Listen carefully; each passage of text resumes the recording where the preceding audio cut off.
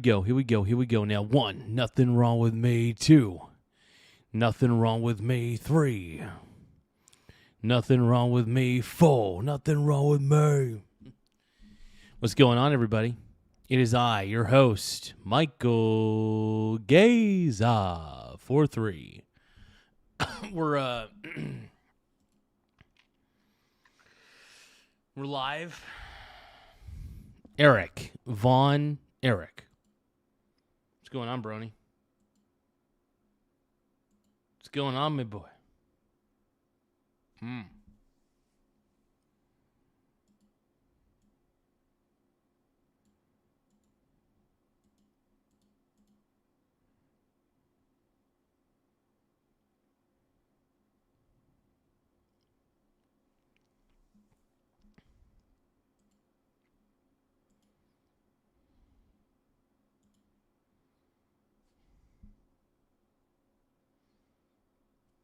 All right, so we're going to react to a little Xi Jinping.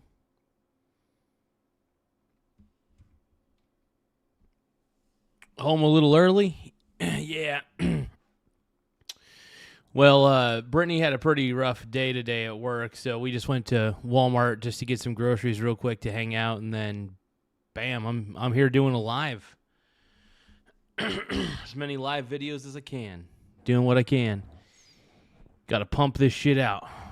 Got to try at least. We'll see what we could do. Oh.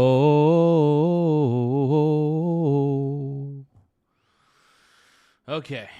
Let's see.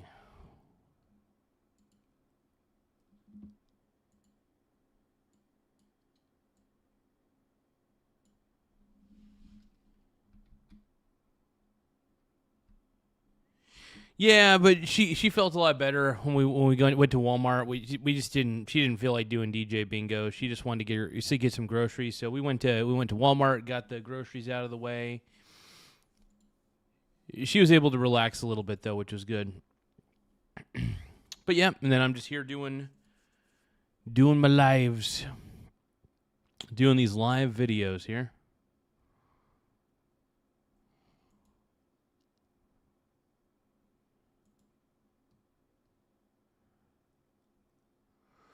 Oh, the China summit.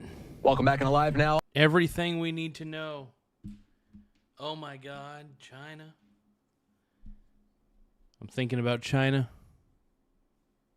I'm thinking about Trump and Xi. Xi? Is it J? Jai? Xi? Xi? Xi? Xi. OMG. All right, let's do this, dude. Now, you guys are probably wondering, why am I creeping out? Why am I creeping?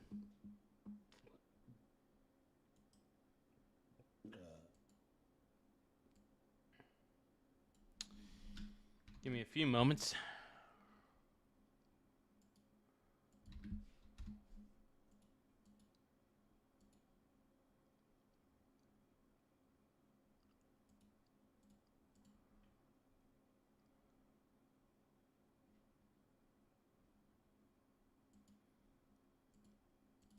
All right, let's do this.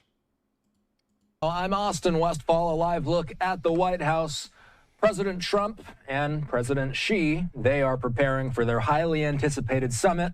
We'll have you covered tomorrow night as their meetings get underway. Trump is en route to China as... So we got Nate Dogg, we got E.T., we got Eric Von Eric. We got this. We speak. Let's check in with Fox's Aisha Hasmi. She's taking a look at the high-stakes summit. She's reporting from China. First off, let me just tell you something. E.T., you know what to expect out of this channel. You need to keep your expectations low, E.T. Keep them low. Okay? E.T., I love you, bro. But you got to keep those expectations of me low, okay?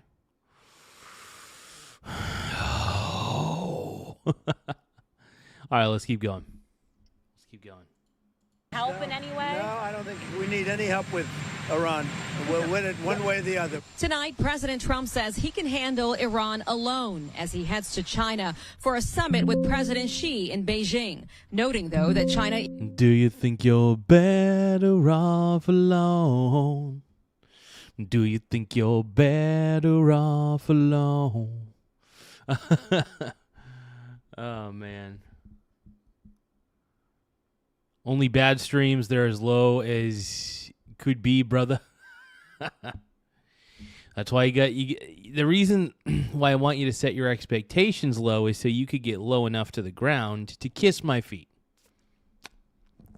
E.T., I'm not going to request that you kiss my feet. Don't do it. Don't do it, E.T. I don't know, dude. We're going to see what happens with... well, we don't know what Trump's going to do with Xi Jinping.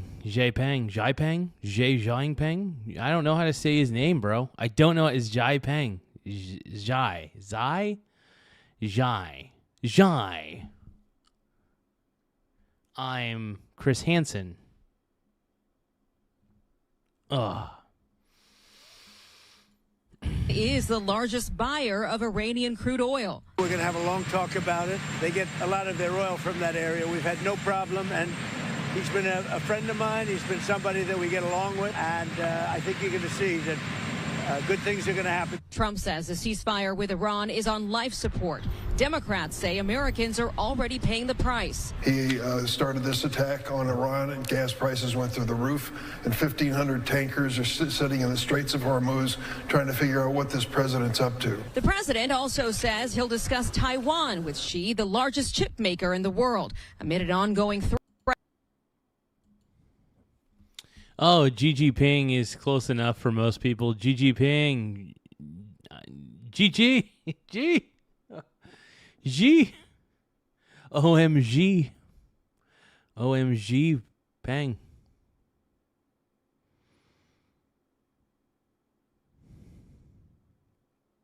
I don't know what's happening anymore, you guys. I don't know what's happening. Oh, my God. I'm sprung. Threat of a Chinese invasion. Tariffs, AI, and rare earth minerals used in chips are also expected to come up, while American farmers hit by higher diesel fuel prices want China to buy 25 more million metric tons of soybeans. They are such a large buyer that if we lose that market, it's going to negatively impact soybean farmers throughout the United States. Trump is also bringing with him 16 tech and business CEOs, including Elon Musk, Apple's Tim Cook, and BlackRock's Larry Fink. A united front, says the U.S. ambassador to China. These people want a level playing field. They're here to echo what President Trump is talking about. And Fox has learned also joining the president on this trip to Beijing is Secretary of War Pete Hegseth, the Treasury Secretary Scott Bessent, the Trade Representative Jamieson Greer, and the Secretary of State Marco Rubio, who was actually sanctioned as a senator back in 2020. That, of course, does not apply to him as he is now the top diplomat for the U.S. In Beijing, I'm Aisha Hasni, Fox News. And we'll be checking in with Aisha's reporting as the summit moves forward. Let's bring in retired Marine Intelligence Officer, National Security Analyst, and the host of the Strat podcast, Hal Kempfer. He's here with me. I've been reading about this a lot lately, Hal. Both China and the United States, they've been saying that their ties have been broadly stable in recent months. Interesting. Is that true? You know, Austin, I think it's been true. I don't know if it's so true because we've been putting so much focus on China as our focus has been diverted elsewhere. Give me that Obviously, China, Iran, the Persian Gulf, Strait of Hormuz, that's certainly taken up all of our attention in the last couple of months. And then if you go back before that, you have Venezuela, you have U.S. Venezuela doing strikes in the Caribbean and dun dun dun dun dun dun dun dun dun and Eastern Pacific on drug boats and semi-submersibles. And so the U.S. has been very busy. And, of course, there's been a lot of back. You guys, don't forget to double tap your screen to like the stream. One more time. Double tap your screen to like the stream. Oh, my God. Double tap your stream. Double Gift, tap your yum, screen. yum. Gift, oh yum, my yum. God. Thank you, Riddler, for sending a gold coin for 10 jewels. My pink brony bro. We all dance at the gay club. Oh my God. I'm just having fun. Back and forth between the White House and various On capitals in stage Europe. in my hooves. Not always I'm wearing a the most positive marathon. bit of rhetoric between the two. So I think... But yeah, don't forget to double tap your screen if you want to like the stream, yo. Oh no. If you think Trump is a total G, top G, top G. He's a top G. You don't even know about me. Top G, top G. If you are a top G, you gotta double tap the screen. You're a top G. Sparkling water. Bugatti. Oh, I got a gold coin. Yum, yum. Thank you for the gold Yum, coins. yum. Appreciate you. when you look at everything going on, yeah, the U.S. Relationship with China certainly much more stable. A heck of a lot more stable than it was a year ago when we're imposing huge tariffs, and certainly last year imposing these massive. Thank you guys for the gifts, though. Yum, yum. Yum, yum. No happy poop. Yum, yum. Where happy poop go? I don't know where happy... I want to know where happy poop yum, yum went, dude. All I now have is a generic gift yum, yum. Gift yum, yum. That's all I got, bro. That's all I got, man.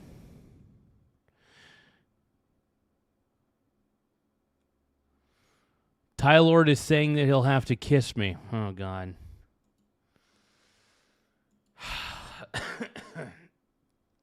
No, you don't get a kiss, Tylord. You want to know why? Because you keep stealing my baby oil, bro. You keep stealing the baby oil.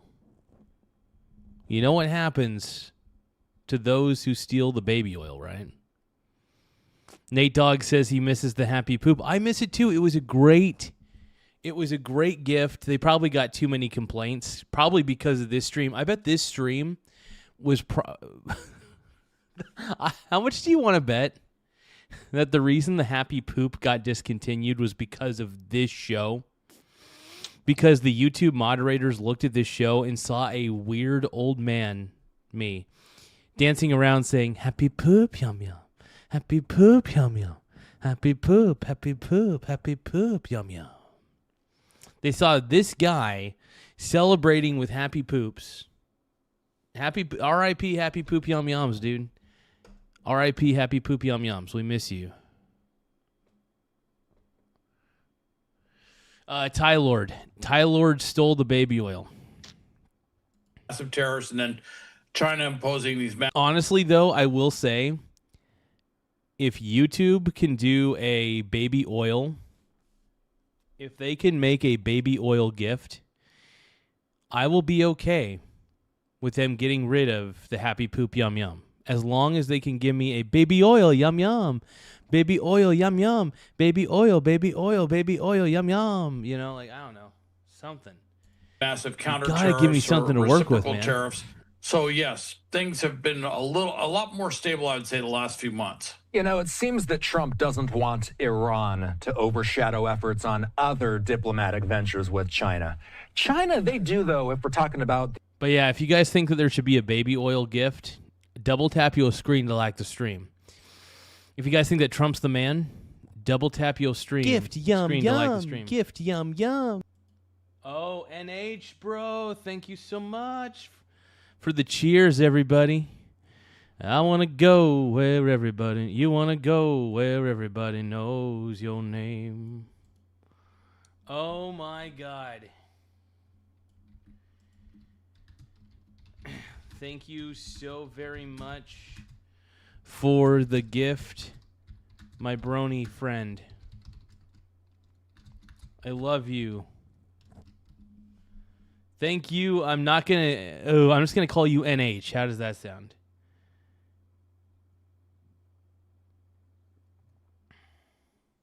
No, but I do appreciate the cheers for 1,000 joules. Really does help the channel grow in more ways than one. In every way. The Iran conflict, China does have a vested interest to get the Strait of Hormuz open, right? Absolutely. 70% of oil in China is imported. Half of that oil goes to the Strait of Hormuz. NH.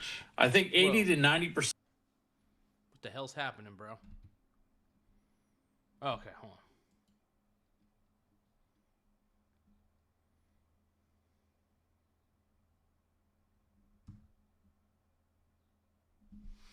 NH is saying, no worries, F them for taking away the happy poop.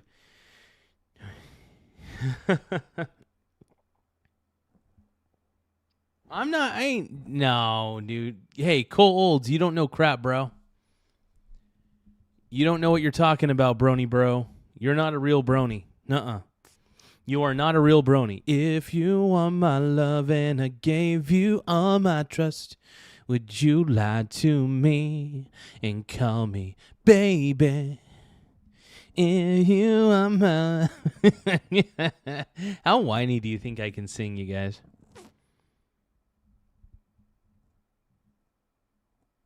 I'm going to do a really, really whiny version of You're Beautiful here. My life is brilliant. My love is pure. I saw an angel, I'm sure. She smiled at me on the subway. She was with another man. But I won't lose no sleep on that. 'Cause I've got a plan. You're beautiful. You're beautiful. God. Okay, no, that's I could do a lot of cringeworthy stuff on this show. I know that for a fact. I'm capable of maximum level cringe. What does the cringe scouter say about his cringe levels? It's over 9,000. It's over 6,700. It's over 6,700. What 6,700?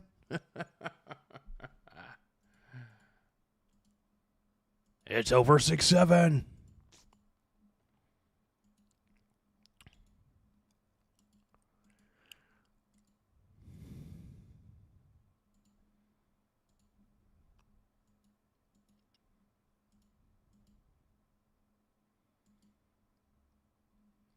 And I can't help myself. She drives me. What? Joe Biden drives me crazy. Ooh, ooh. Like no one else. Ooh, ooh. Joe Biden drives me crazy. And I can't help myself. Of Iranian oil exported oil was going to China. So that gives you an idea of where this all... Oh, the zombies guy. Is he the guy that zombies are cool or something like that, or whatever his name is? Zombies eat brains or whatever. You guys, double tap your screen to like the stream one more time. Double tap your screen. Yeah, if you guys love Trump as much as I do, double tap that screen, bro. Don't tap it with your tip. You got to get a grip. Don't tap it with your tip. Don't tap it with your tip. You got to get a grip. Don't tap it with your tip. Don't tap it with your tip. Please don't double tap it with your tip. You got to get a grip. Don't double tap with your tip.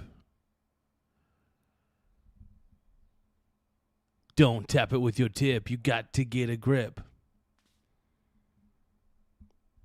Zombies love brains. But I don't know if I've seen that guy. Sense. Yes, China has a huge, they're a huge stakeholder in getting the Strait open. They're a huge stakeholder in getting Iranian oil going again. They're a huge stakeholder in making sure Iranian oil keeps coming. So, yes, they are a big stakeholder. But with it's crazy. In this situation, China actually is kind of screwed in a lot of ways. China is screwed. You know what I mean? Yeah, I think you guys know what I mean. That said, this is part of that calm that was kind of a point pointed out earlier, is that we have not seen China really step in any assertive role to assist Iran. Covertly, yes, assisting Iran. Overtly, no, not assisting Iran. Have not put a military presence into the Strait or into the Persian Gulf at all.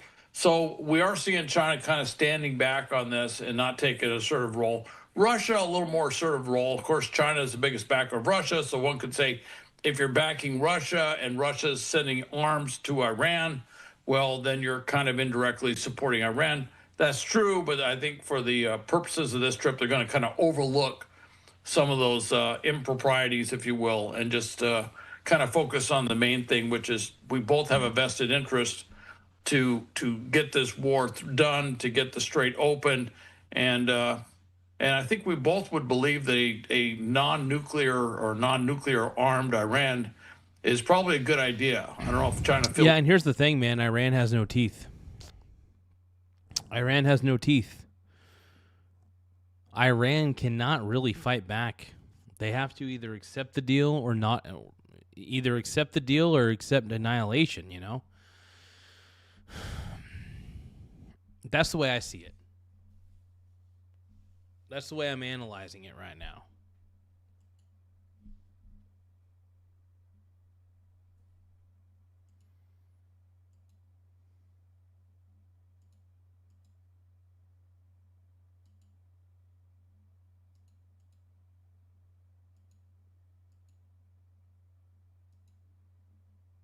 As strongly about that as the U.S., but they don't want to see rampant nuclear proliferation around the world either. A spokesperson for China's Ministry of Foreign Affairs, I believe this would be the equivalent of Marco Rubio on China's end, says President Xi will have in-depth exchanges of views with President Trump on major issues concerning China-U.S. relations and on world peace and development. Head of state diplomacy plays an irreplaceable role in providing strategic guidance for China-U.S. relations.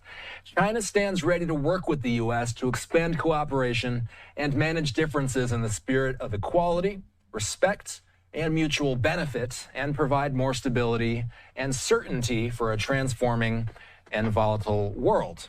A live look at the White House, where it's approaching 8:45 in the nation's capital. Trump is not at the White House. We'll let you know when we hear of him arriving in China. Hal, we know Trump likes deals. If Trump wants to cut a deal while he's there, what kind of deal would he be most likely to make during this short visit? Probably some sort of trade deal. That seems the most likely thing, is you'll see a trade deal of some sort. A lot of things have been talked about. Certainly rare earths are a big deal. I'm kind of thinking he's going to look at soybeans and look at agricultural products. That is such a huge area where U.S. farmers, which is part of, a significant part of his political base, particularly during a midterm, he would love to bring home something, pardon the expression, bring home the bacon, literally. In this case, bring home that bacon. Basically selling meat and other agricultural products over to China. So I think that'll be a big part of it. Rare earths will obviously be a big discussion because of our dependence on rare earths, on Chinese-controlled rare earths around the world. I think those will all be. But I would also throw out something. If you look at we've hit those uranium sites, those enrichment sites in Iran, obliterated them, so to speak, last summer. And we're very concerned about Iran still trying to make a nuclear weapon, and we want to go in there and pull that enriched uranium out. There's only really two countries in the world that have the forces, the rather unusual technical forces that could go in and do that, and that's the U.S. and China. I would not be surprised if there's some sort of maybe a memorandum of understanding or something like that, that if Iran decides to give up its enriched uranium, that perhaps China might work with us to go in there, because we both have the technical expertise to do so, to actually pull that stuff out and believe. I don't know, man. Will China work with us to actually get that uranium out of the ground in Iran? I don't know. Do they have the technical expertise? Probably. They may. And maybe we should give them the benefit of the doubt. Let them do their thing. We'll see. We shall see. We shall know what they're doing tonight. TJ says, don't worry, everyone. The party has arrived. I just love, oh my God, that's awesome, dude. Oh my God. TJ has the chat logs. He knows he knows all the gay crap we're saying on here. Shit. We're saying too many gay things on the chat. We're getting too frisky on the chat, man. Believe me, that is going to be a very hazardous operation because of the state. But welcome aboard, TJ. Welcome to the clown car. Welcome to the clown show, man. Oh man, I am your host. I feel like I'm living in. Sometimes I feel like I'm living in clown world, dude. I want Spencer Pratt to win so bad. I don't even live in L.A. and I hope that Spencer Pratt gets elected. I really do.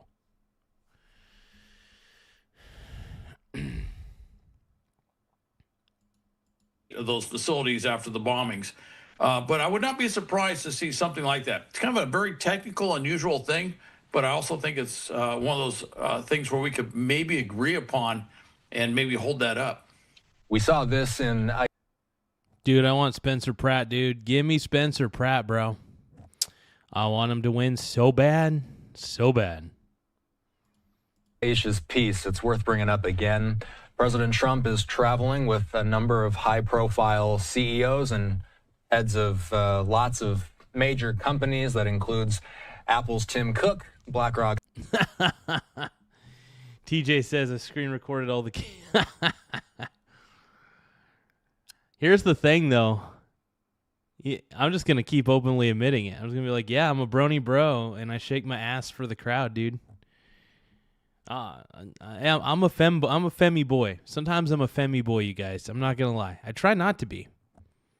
I try not to be a femmy boy, but I can't help it, bro. I can't fucking help it. I'm too flamboyant, man. I got a problem.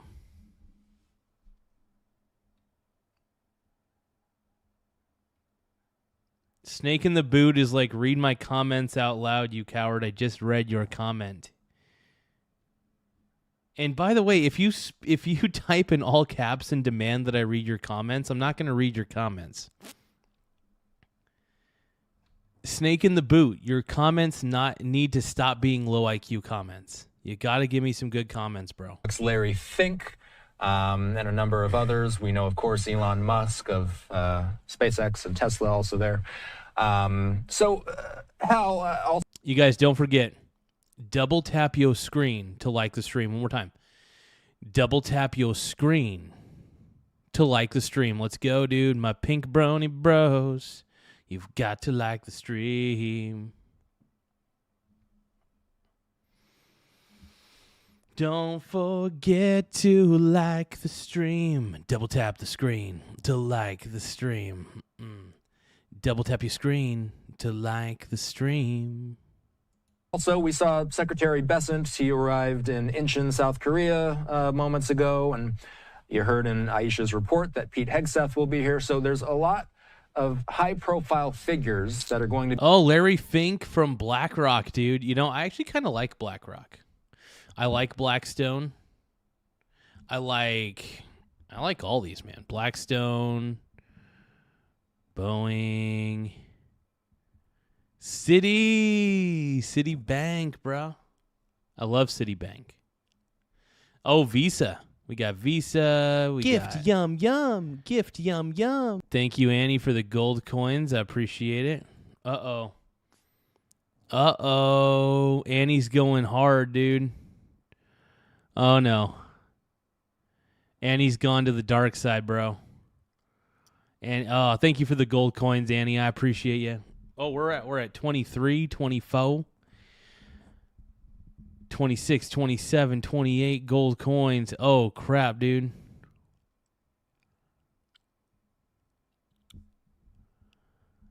Are you saying that Snake's in the boot is sitting in the cuck chair, dude? No. My man, he can't be sitting in the cuck chair. Don't do it, dude. Don't sit in the cuck chair, man. Don't sit in the cuck chair, bruh. What happens if we're all sitting in the cuck chair? I don't want to be a cuck-servative. I don't want to be a cuck. I don't want to be a cuck-servative, okay? God damn it. I don't want to be a cuck. No cuck-servatives. I don't want to be a cuck-servative. No. Snakes in the boot. Snakes in the boot? Why? You're doxing me? Don't let... Dude, okay, so if you're going to dox me, where do I live? Snakes in the boot. Where do I live? If you say that you're trying to dox me, you should know where I live, right? I'll give you a hint. Actually, you know what? I won't give you a hint. Snakes in the boot. Let me know where you think I live, bro. To be a part of this summit. But what about the people that we see on our screen right now? The number of companies, Meta included in this, Citibank included in this as well. Why are so many prolific? Oh, you guys, don't forget to tap the subscribe button in the upper right-hand corner. Once again, do not forget to tap the subscribe button in the upper right-hand corner. It does help the channel grow, and it helps me feel like I get a bigger schlangus than I actually do. And I got a pretty tiny one. It's tiny. My nickname in some circles is Microsoft. So, if I were to name my wang after a company, I would name my wiener Microsoft. Okay? I gave my wiener a name, and it's Microsoft. Companies and the heads of so many prolific companies involved with this trip? Well, many of them have very, very large investments in China, and they have to take every opportunity to secure those investments. Okay, so since Annie gave me a bunch of gold coins, it is my duty. It's my duty to do a few creepy and cringy things live on air.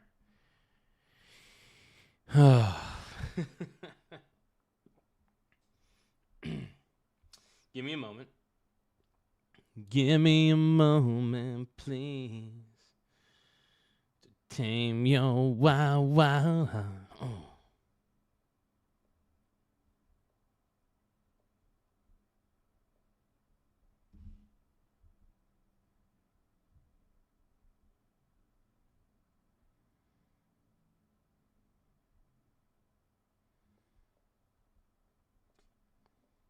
Dude, I'm doing some real e-girl crap right now. I'm becoming an e-girl, dude. I want to be an e-girl, baby. Okay, so ooh-woo, ooh-woo. Trump ooh-woo. Trump ooh-woo. I am so cute. Trump ooh-woo. Trump ooh-woo. Trump ooh-woo. Ooh-woo. Give me an ooh-woo. Everybody loves an ooh-woo, ooh-woo. Everybody wants to ooh-woo on me. Do you want to ooh-woo everywhere? Do you want to ooh-woo in my hair? Do you want to ooh-woo all night long? Do you want to dance on a juicy man thong? Do you know what you're saying to me? Do you know that OMG, you want to dance around like you the number one, but everybody knows that I got nice buns. Gift yum yum, gift yum yum. Thank you, Jesse Talks Truth, for sending a 100. I don't even know why I'm doing this. Thank you for that hundo. It makes me want to say Raymundo. Oh. I don't really know what I'm talking about. All I know is I want to scream and shout. I want to shake my booty all night. I want to shake my booty even though it's not tight. I wish I had a tight old booty today. I just can't. My booty will never be tight. My booty will never be right. Okay, all right, here we go. All right. Thank you, Jesse Talks Truth. I appreciate the gift. Thank you, my brony bro. You're a pink brony bro.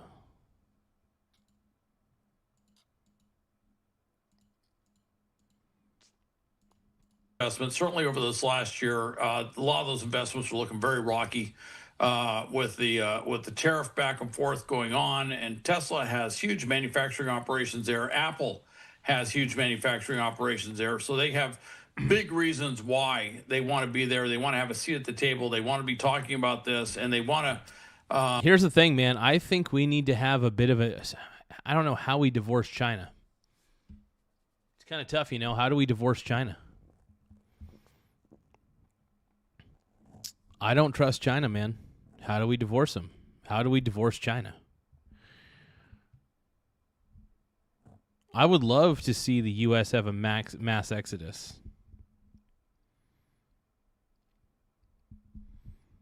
But I think what's going to happen is I think Donald Trump and Xi Jinping,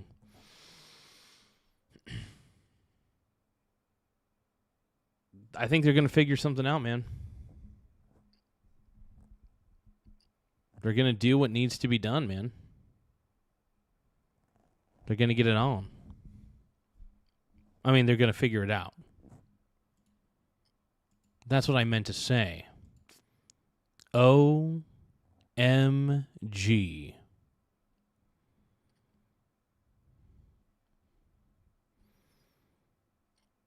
Oh, they moved the local Republican headquarters over by the 7-Eleven on 101? Oh, really? Oh, holy crap. That's pretty dope. So that's... Oh, okay. We're talking about like the 7-Eleven in the Bunker Hill area, it sounds like. Okay, that's dope. So was there any reason that they moved the location? Was it just too much to... Were the rent costs maybe a little too much or something like that for the building? If you happen to know any of that info, but that's crazy though.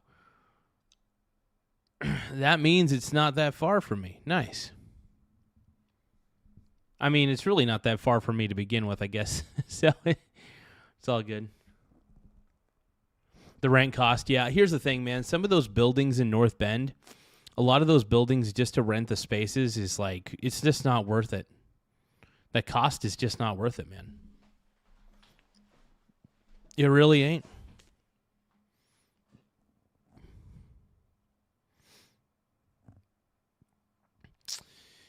Hey, snakes in the boot. I think you're annoying, but I'm not going to ban you. Unless you start spamming. If you really like spam excessively, then I get pissed. Like if you do like really, it has to be hardcore spamming. Like if you do a little bit of spamming, I'm pretty forgiving, to be honest. But if you start like just doing like 20 messages, 10 messages, and like a series of like a minute or two, it's like, okay, come on, quit if you're filling up the screen rapidly with a bunch of bullshit, I'm just like, okay, calm down. Really, my main rule is just don't spam. That's all. Say whatever the hell you want. I don't really give a shit. Just don't spam. I mean, there are limits to what I'll allow to. If you start making threats, I'm going to obviously report those, but, things like that, I don't know.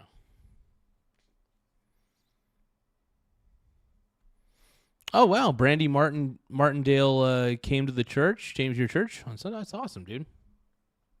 That's badass, bro. I dig it. No, she seems like a pretty cool candidate, man.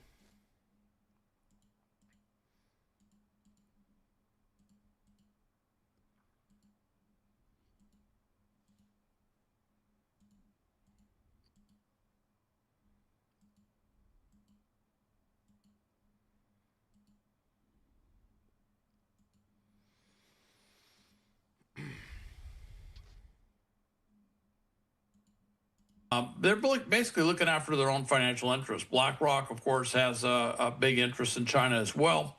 And BlackRock is actually at the center of that deal where they're taking over those two port sites that were previously owned by a Hong Kong company. So that's one of those things that I'm sure is going to be discussed, maybe not first and foremost, but somewhere in there, So we have to replace Sweet? Who's Sweet? Oh, wait, I think I know who you're talking about. The guy who's currently in that position. Never mind. I totally spaced out.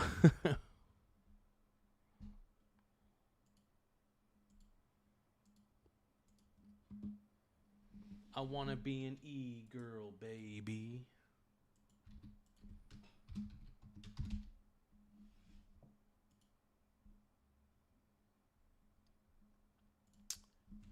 Do you guys think I'd make a pretty cool e-girl?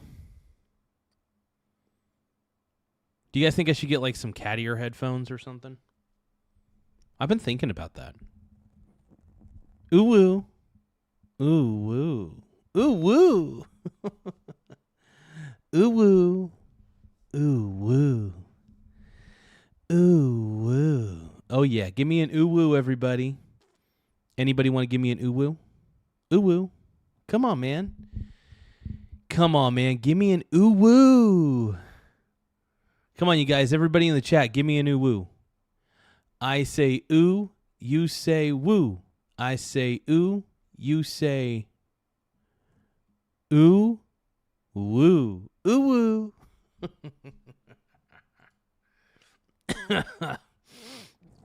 I am a problem for society. I am a problem for society, bro. Is it possible that the Michael Garza show is ruining the internet? I think so. The Michael Garza show is constantly ruining the internet. Panama Canal area, the Panama Port area discussion will be there. And I think that's why BlackRock's there, because they're a key component of that. So there's a lot of very key leaders throughout industry that obviously many of them look at high tech access to rare earth type metals and things like that. So obviously they're all there. You know, it's interesting. I need my damn metals, bro. Give me those. I want those rare earth metals, bro. Thing is, you have certainly a high level entourage of top government officials on Air Force One, and then you have all these top business officials that are flying with them. I actually saw some stuff today where there's actually concerns voiced that about continuity of government and continuity of business, that we had so many top CEOs and top government officials all flying on one plane. The big what if was coming out of that. And I was like, yeah, that's a good point. I mean, it's a very safe plane. They certainly maintain it very well. It's very well protected. But it was certainly the all your eggs in one basket. Yeah, that's a lot of CEOs to have in a single plane. That is dangerous in my opinion, bro. You don't want to do that. You got to have them scattered around, bro. You got to have them in different planes, bro. I know you're trying to save money and stuff, but I don't know if you have that many important people, at least important to the what do you call it? If you have that many people who are crucial to the operation of a specific company, well, I don't know.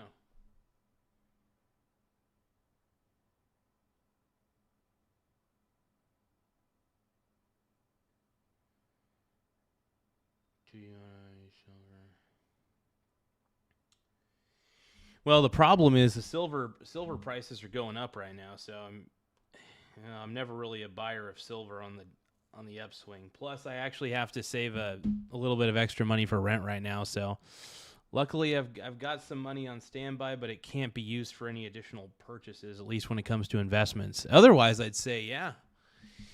Otherwise, honestly, because I've been looking to have more long-term holdings in silver, in physical silver, and not just, doing my swing trading and stuff. But I will say this, though. I know that you don't do Facebook, but one thing you could possibly do is go on Facebook. I know you don't have Facebook, so if your wife has Facebook or something like that, I don't know what the legalities are, but I think you could probably maybe like go on Marketplace or something like that and request and maybe sell some silver or something like that. That's the only thing I could think of at the moment. At least that's the only part I could think in my head.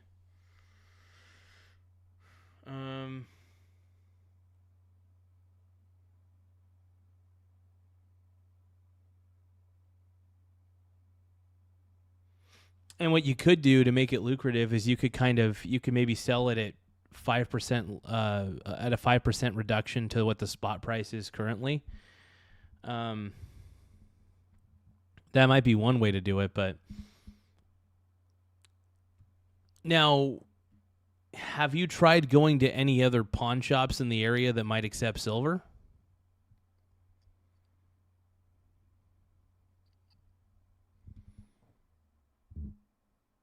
I was going to say, I don't know how many other because I know there's a couple pawn shops besides the North Bend one. Because Okay, so there's the one in North Bend. I think there are a few places that accept silver. Actually, you know what? This is a good time to use ChatGPT. All right, I'm going to use a little AI to do some research for me. My buddy has some silver he wants to sell in Coos Bay / North Bend area.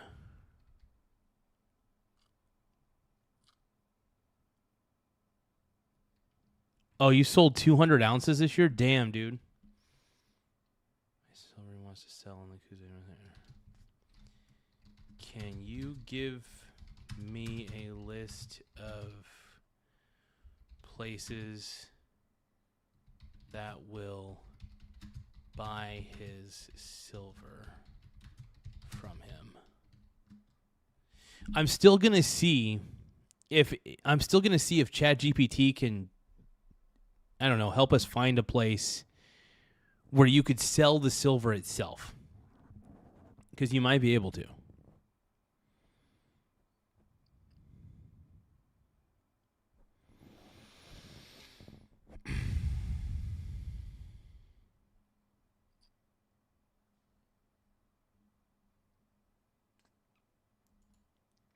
Ounces.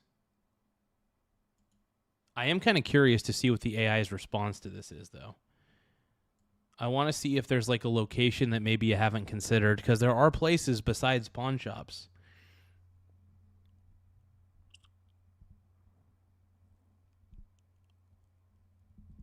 Oh, okay. Hold on.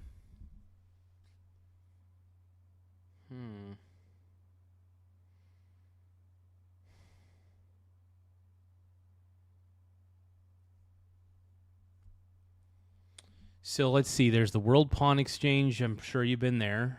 Gold. Now I'm going to give you a list and let me know. Let me know if any of these you haven't been to. Give me a second.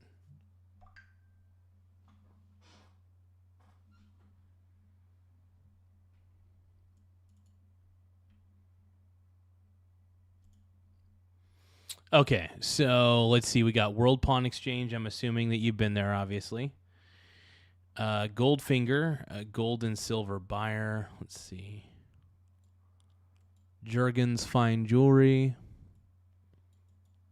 So we got Jurgens Fine Jewelry in North Bend. We got Goldfinger, gold and silver buyer. Have you been to any of those? Jurgens Fine Jewelry, Goldfinger, gold and silver buyer. Let's see, the Little Mint. That one's in Reedsport, though. The Little Mint is actually in Reedsport, just as an FYI. And then there's Past to Present Emporium. Don't know specifically. Bayside Emporium, but the top 3 recommendations would be World Pawn Exchange, Goldfinger, and Jurgens Fine Jewelry. I'm assuming that you've probably been to all 3 of those already. But I figured I would, look at a couple different ones. Oh, Little Mint is closed. Got it. Okay.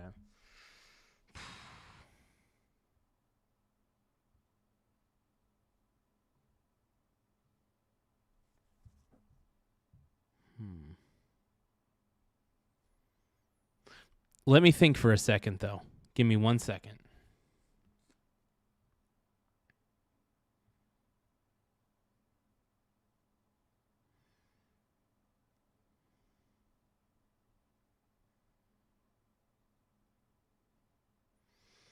I will say another reason that there's probably another reason they don't want to buy silver at the moment is because silver's price is skyrocketing a bit, or at least it's been going up quite a bit.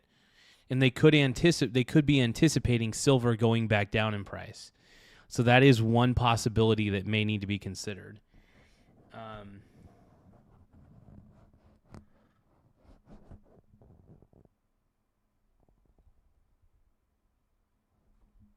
I see. So you need somebody to sell for you or a private buyer. Got it.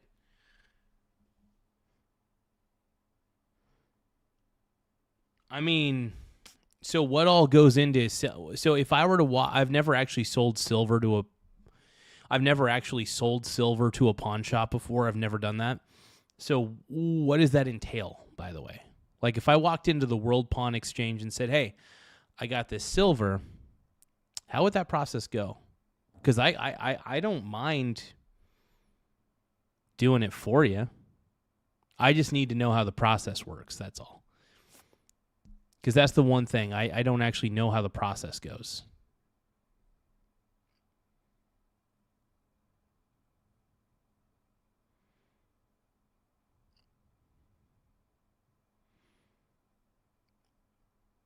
Because I will say, if I know how the process goes, I could probably be the middleman.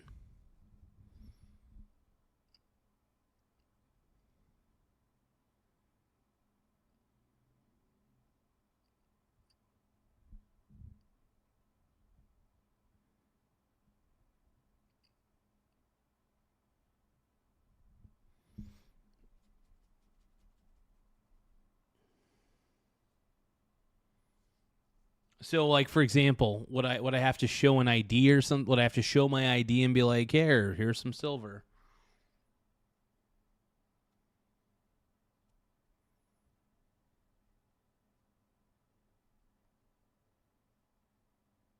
Got it.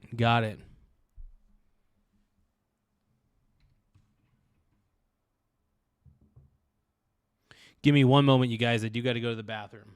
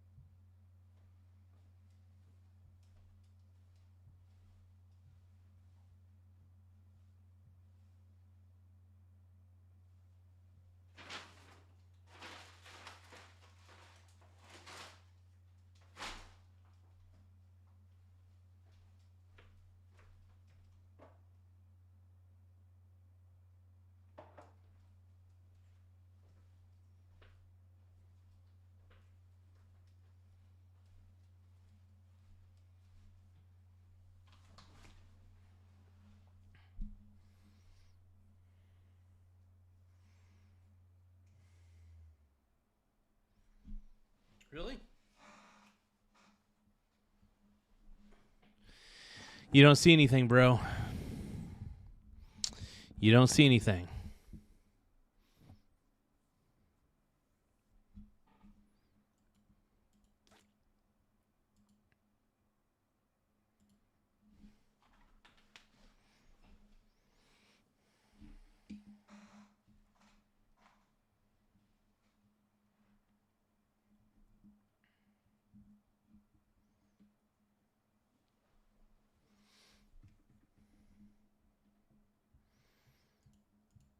Analogy did come up because of just the number of top leaders that were on that plane, both in government and business. And you got to wonder if this will be one of the last times we see Apple's Tim Cook participating in a high-profile event like this, since he recently announced he'll be stepping back as CEO. I believe he'll still be on board as he'll be the head of their board, I believe. A couple more things I got to ask you about. Yeah, I think having Tim Cook a part of Apple is still going to be a good thing, but yeah, he seems like he's in retirement mode. We've done so much coverage about fentanyl, and you often hear about fentanyl precursors coming from China. Is there a discussion to be had there?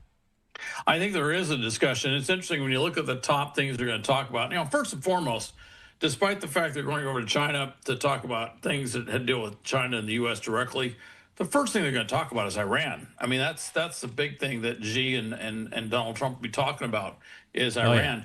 Now, is fentanyl on the list? Yes. I mean, you look at what we're doing with Southern Spear, and right now we're hitting boats that are carrying cocaine out of South America. But certainly fentanyl is an epidemic in the U.S. It is one of the reasons everyone's really focused on illegal drugs imported from Central South America, south of the border. Yeah. And so it is almost impossible 100%. To believe that at something like this there would not be a fentanyl discussion. Yes, and I don't think it'll be first. It won't be high on the list of things. There's other things they want to talk about first, but I can't believe they're going to walk out of there and not talk about fentanyl. And that may be something where certainly China would say yes, we want to stop drug exports, fentanyl precursor component or chemicals. We would like to do stuff on that. And they've said that many, many times before. What they say and what they do doesn't always completely match, but at least from an overt political standpoint, I think they would like to say something about that. That may result in some sort of agreement as well. Is Taiwan too thorny of a topic to bring up on a short visit? Thorny, but they're going to talk about it. All right. They kind of have to at this point. Taiwan. Look, I don't blame Taiwan for saying, hey, we don't want to be ruled by China. It makes perfect sense for them to say, hey, we don't want to be ruled by them. And why should they want to be ruled by them? You know what I mean? They want their sovereignty. And I can't say that, you can't really say that you blame them.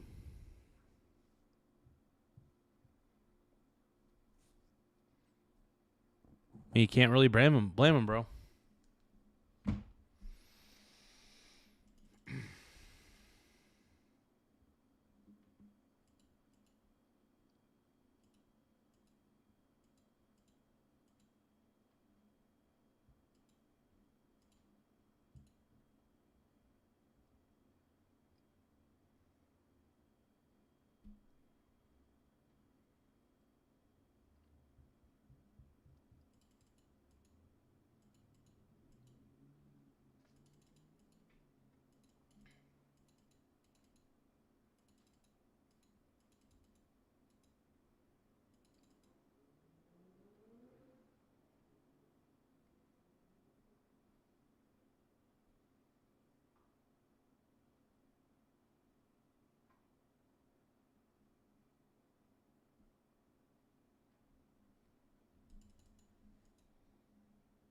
See. It kind of goes without saying that is on the list of things. That's like in the top, maybe not the first thing, but the second or third thing.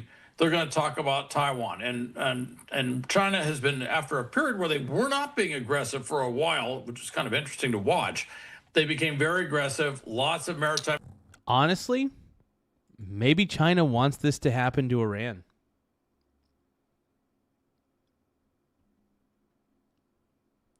Devin Wooten. Gift won. yum yum. Gift yum Gift yum. yum yum. Thank you for the gold coin. Yum yum.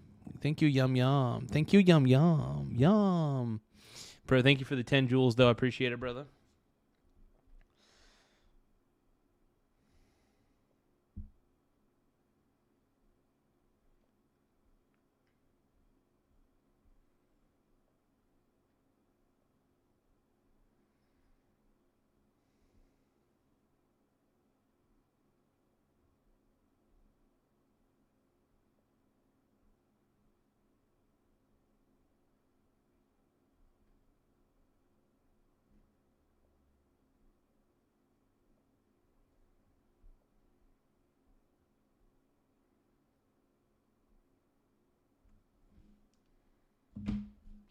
But Nate Dogg is saying, Mike, quit hiding and pay your rent. Look.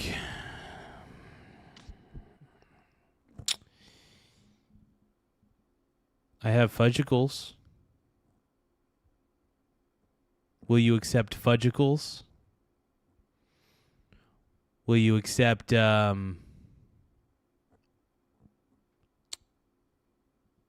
don't, bomb pops, microwavable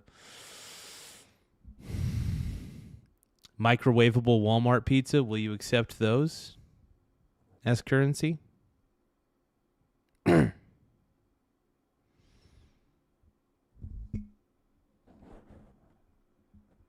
don't think he's going to accept it. I don't think Nate Dogg is going to accept my microwavable $1. ET says he's got EBT. Actually, I should probably sign up for that. But yeah, no, it's like no, I'm not hiding. I do got I got Walmart microwavable pizzas. If you're lucky, you can get some of my microwavable pizzas. If you're lucky.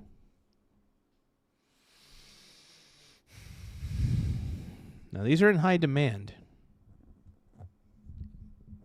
I don't know if they're good for you, but they're in high demand. Okay?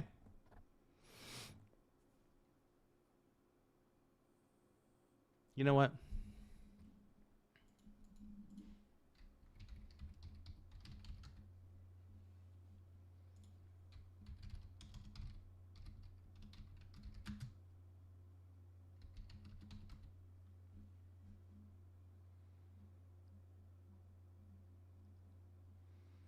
Where's my microwavable pizzas?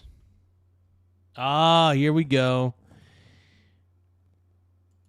So, Nathan, this is all I can give you.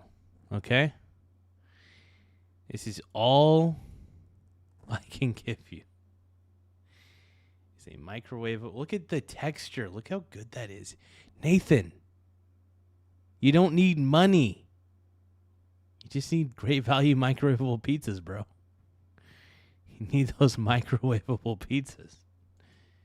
All right? You don't need money. You don't need me to... If you want me to pay rent, fine. I'll pay it in these microwavable pizzas.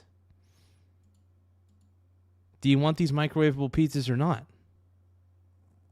You have an option.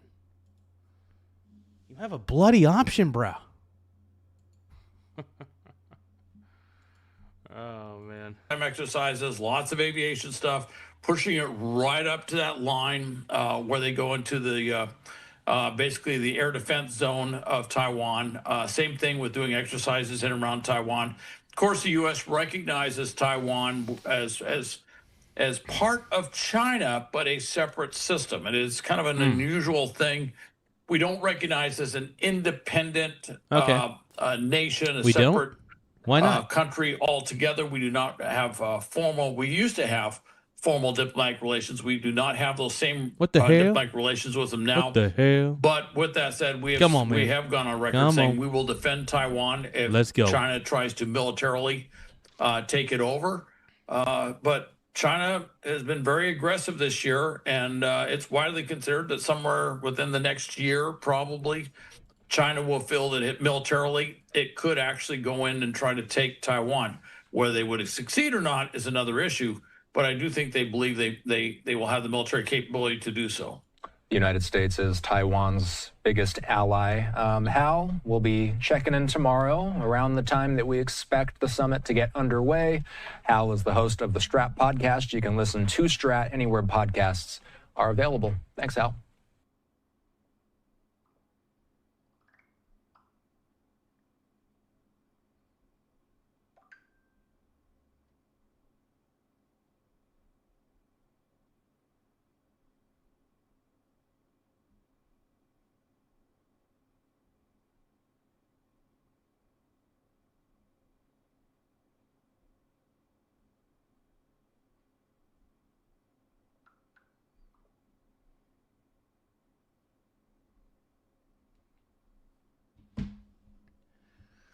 Okay.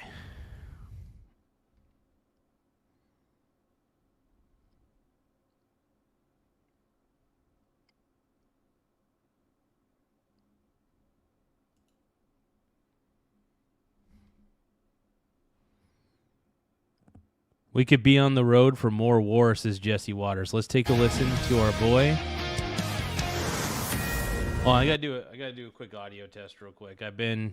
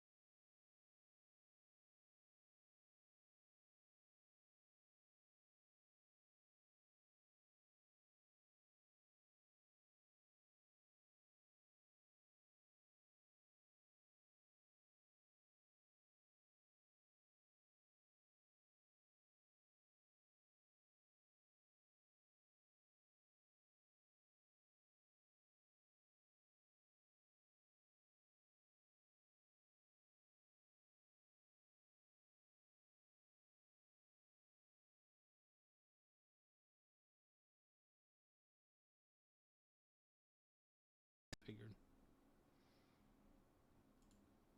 Hold on, I want to try something real quick.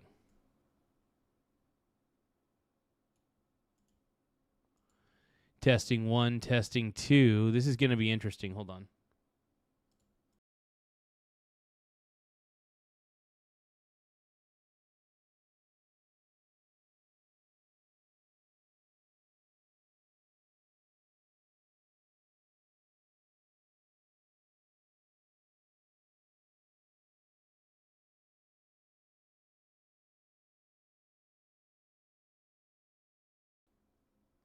So we're going to go back to 14.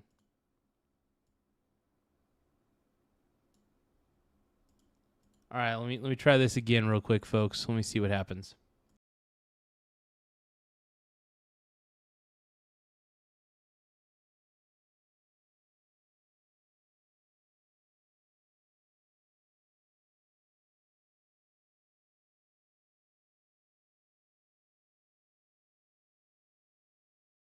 Perfect. All right, it is working. Cool.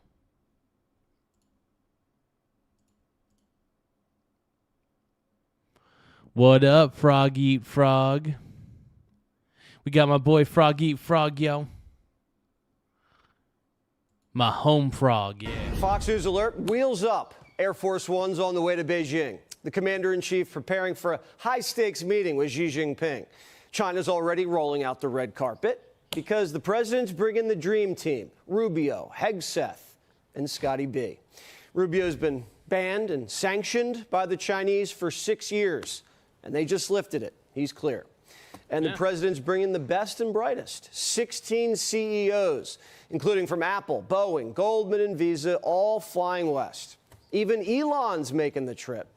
Should be just like the good old times. Yeah. POTUS says we make a lot of money with China and is using the trip as a big business opportunity. But the two will have a lot to talk about. AI, Taiwan, and obviously Iran. We're going to have a long talk about it. I think he's been relatively good, to be honest with you. You look at the blockade, no problem. They get a lot of their oil from that area. We've had no problem, and he's been a friend of mine. He's been somebody that we get along with. Frog Eat Frog is saying POV goons. We doing a POV? Wait, what kind of POV we talk? Point of view? Why are we doing POV videos, bro?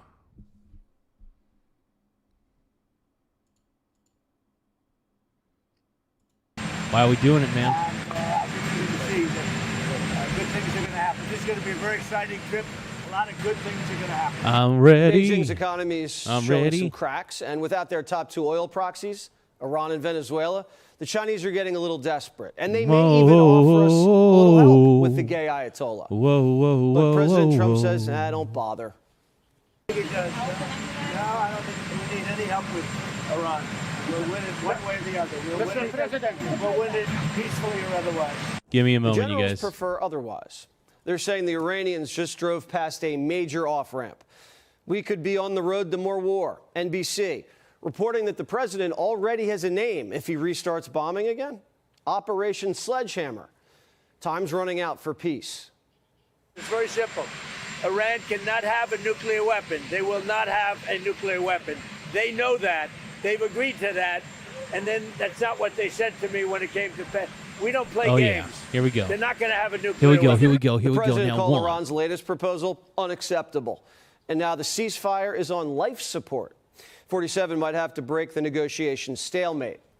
According to regional sources that I talked to this morning, the domestic pressure on the regime is increasing each and every day, and they view this broadly as something called death by a thousand cuts. They believe that President Trump has a variety of options on the table moving forward that could damage the Iranian regime further on a military level that would make it even more difficult for those in Tehran to rebuild after the war. Reports say the president's considering. So, Frog Eat Frog, how would we pull off this POV sesh? How are we doing this, Brony? I don't know. I'm nervous. It's my first time. Be gentle. Please be gentle. Be nice to me. A resumption of major combat operations. The Pentagon says they are locked and loaded. We have a plan to escalate if necessary. We have a plan to retrograde if necessary. We have a plan to shift assets. Certainly in this setting, we wouldn't reveal what the next step may be, considering the gravity of the mission that the president is undertaking to ensure that Iran never has a nuclear bomb. On the menu, a special ops mission to snatch Iran's uranium. In the last 48 hours, both Trump and the Israelis have toyed around with the idea. How do you envision the highly enriched uranium will be removed from Iran? Okay. No blinking? Okay, so I'm gonna make a love song for Frog Eat Frog, okay? He is so brilliant. He is so pure. His name is Frog Eat Frog. He's gooning for sure. He was gooning at me on the subway. He was with a lot of men.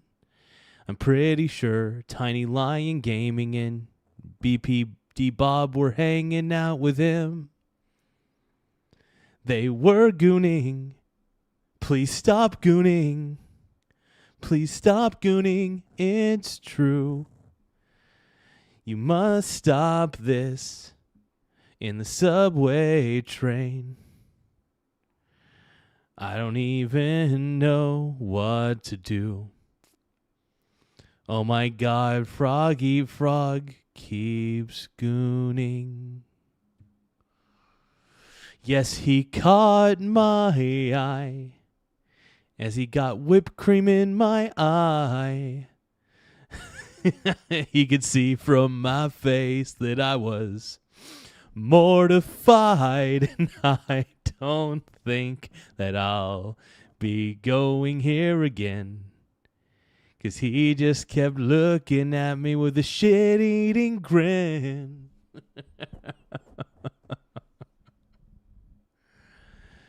He was gooning. He is gooning. Oh, Frog Eat Frog, stop it. I know that I can't handle this, and I gotta get out of here. I'm covered in whipped cream. I'm 42.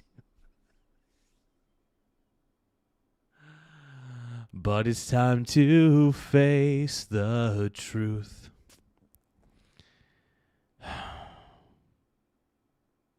He will never stop the goon.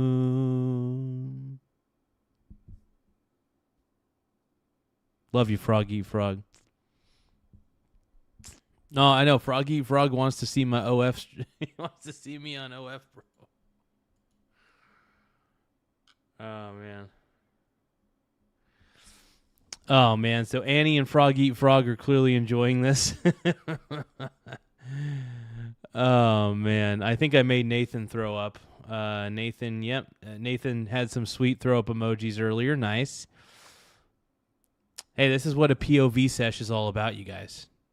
I get to look you guys in the eyes and sing you love songs.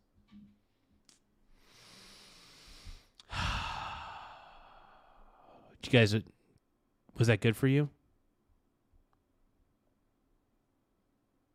E.T. says that was beautiful. It was.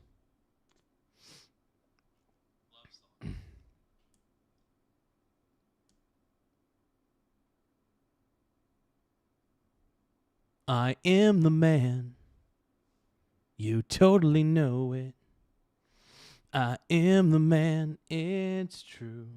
Oh, God, dude. What the freak is going on here? Frog Eat Frog says he's pricked AF. Oh, my God.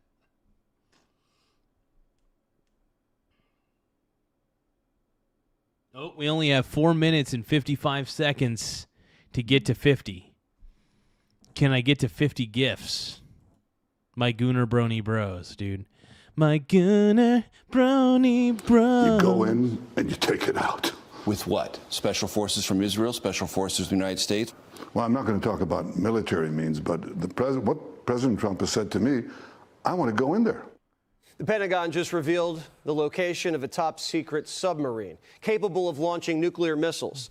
The Ohio-class sub's docked in Gibraltar, and its Trident II ballistic missiles can hit targets over 4,500 miles away.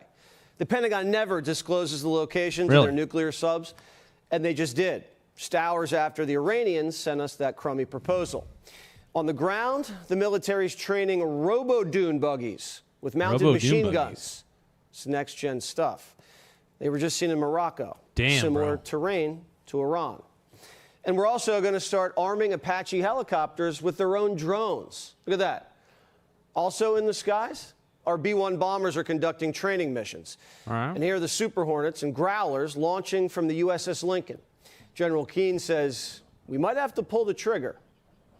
We know the regime is likely going to survive even if we return to combat operations, but we would want it to be so weakened that it's vulnerable to collapse. I think we've given negotiations truly General Keen's onto something, test bro. of time to see General if it King, would work, and it's not going to work.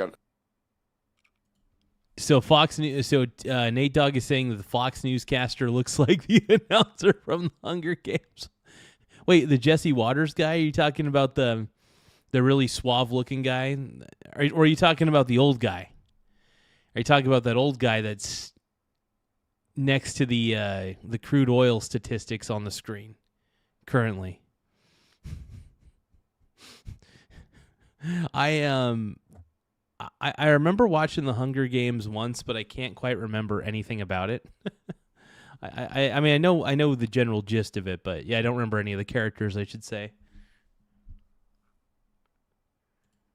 And my judgment is the best thing to do is go back and finish what we started. The UAE's jumping in too. Reports say they've been carrying. This man right here. You know, he kind of does have that, like, very suave, like, kind of I don't know, maybe Jesse Waters and that. Maybe Jesse Waters. Yeah, I could see that. Hold on.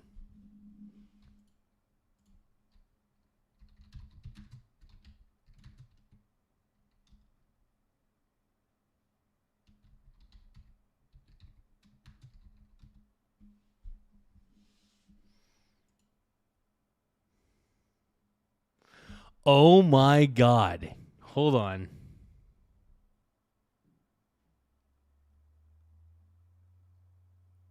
Wait a minute.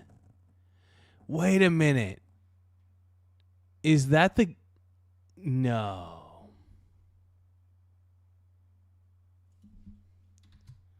Who plays him? Is that the dude from Rammstein? He kind of looks like the dude from Rammstein. A little bit. Johnny Weir is trying to look like Caesar Fleck.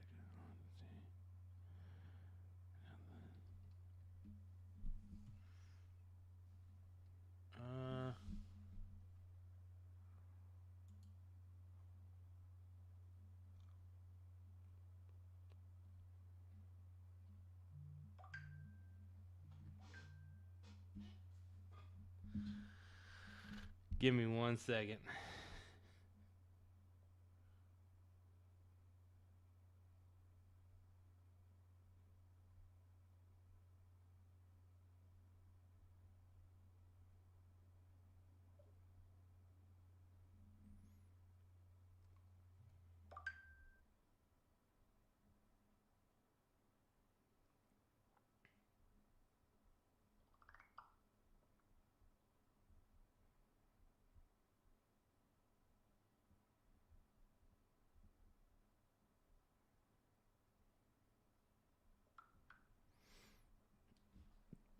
Okay.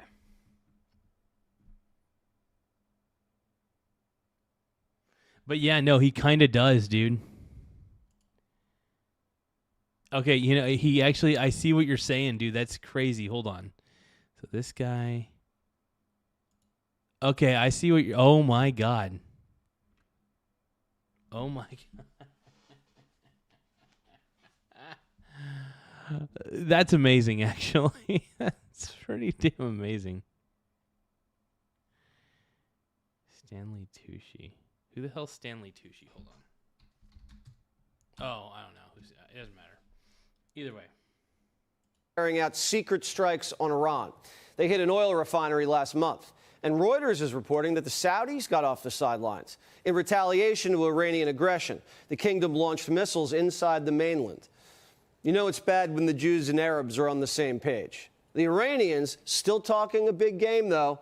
The parliament speaker says this: our armed forces are ready to deliver a well-deserved response. Mistaken decisions will always lead to mistaken results. The Iranians still haven't even broken through our wall of steel. Shit. The embargo's already turned around 65 ships. And economic fury is squeezing the IRGC's oil pipeline to the Chinese. Besant just slapped on more sanctions. Damn, dude, I'm gonna eat a donut real quick. I need a donut.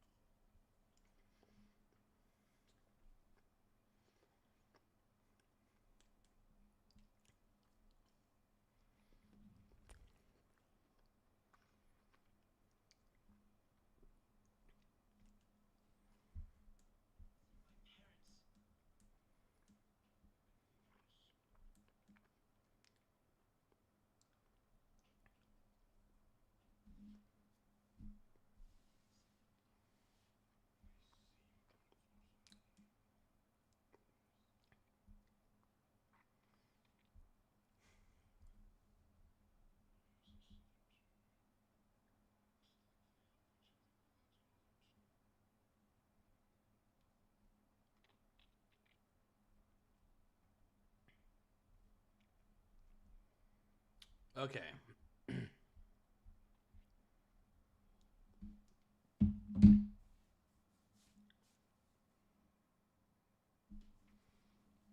All right. All right, partner.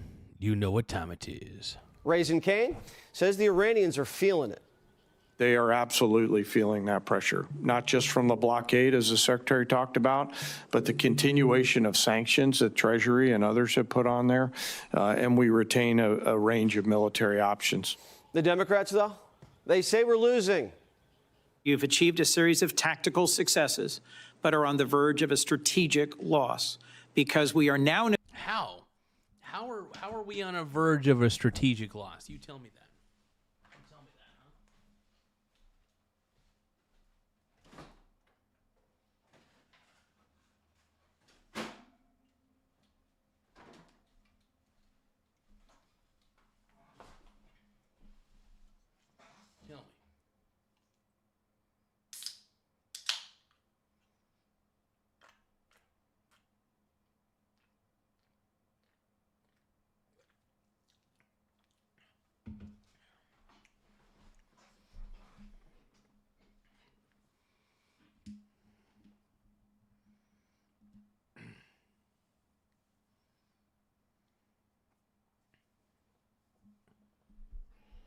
negotiating. I just think it's so foolish. Here we are in a committee in the United States Senate, 74 days in, and you're talking about strategic loss.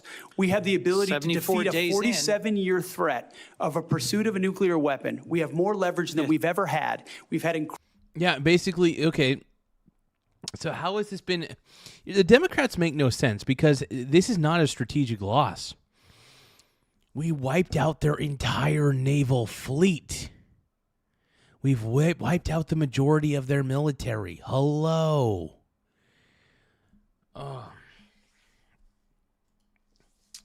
How do I reach these keys? It's crazy, dude. It is honestly insane, man. It's insane.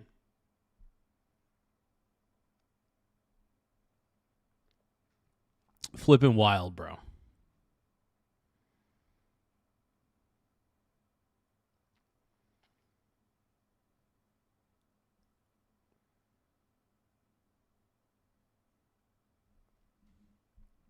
But no, based on what I've seen here, look, it's clearly been a success. And honestly, the U.S. military is amazing. So they're great, man. They're great. Incredible battlefield successes. And you're talking about a strategic loss? Democrats, like the Iranians, are begging for a stalemate. And the media, well, they just can't keep up. Why would there be a stalemate?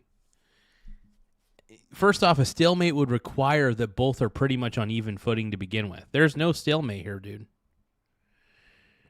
There's no stalemate, dude. There is zero stalemate on this one, bro. Zero. None. Mr. President, you promised to bring inflation down. It's now at its highest level in 3 years. Are your policies not working? No, What's my happening? policies are working incredibly. If you go back to... Yeah, dude, Trump's policies are working, bitch. Just before the war, for the last 3 months, inflation was at 1.7%. Now, we had a choice. Let these lunatics have a nuclear weapon. If you want to do that, then you're a stupid person, and you happen to be. I mean, I know you very well. The markets are stomaching all of this. Trump is the man, by the way. Dude, Trump is straight up just calling reporters stupid. I love it. I love it. As he should. These reporters ask the lowest of IQ questions. They're bullshit. Yeah. The problem is, the reason the left hates this is because Trump is very successful in this war effort. Trump has been extremely successful at that. And it is a tough pill for the Democrats to swallow. They're having trouble accepting it. They're just having a lot of trouble. They don't want it, man. They don't want to accept it. All right. Okay. The Dow is up today. Wages are up even after that hot inflation report because Iran closed the strait. but the price of crude is still down from 2 weeks ago, and the president says this all ends soon, and it only ends in one way.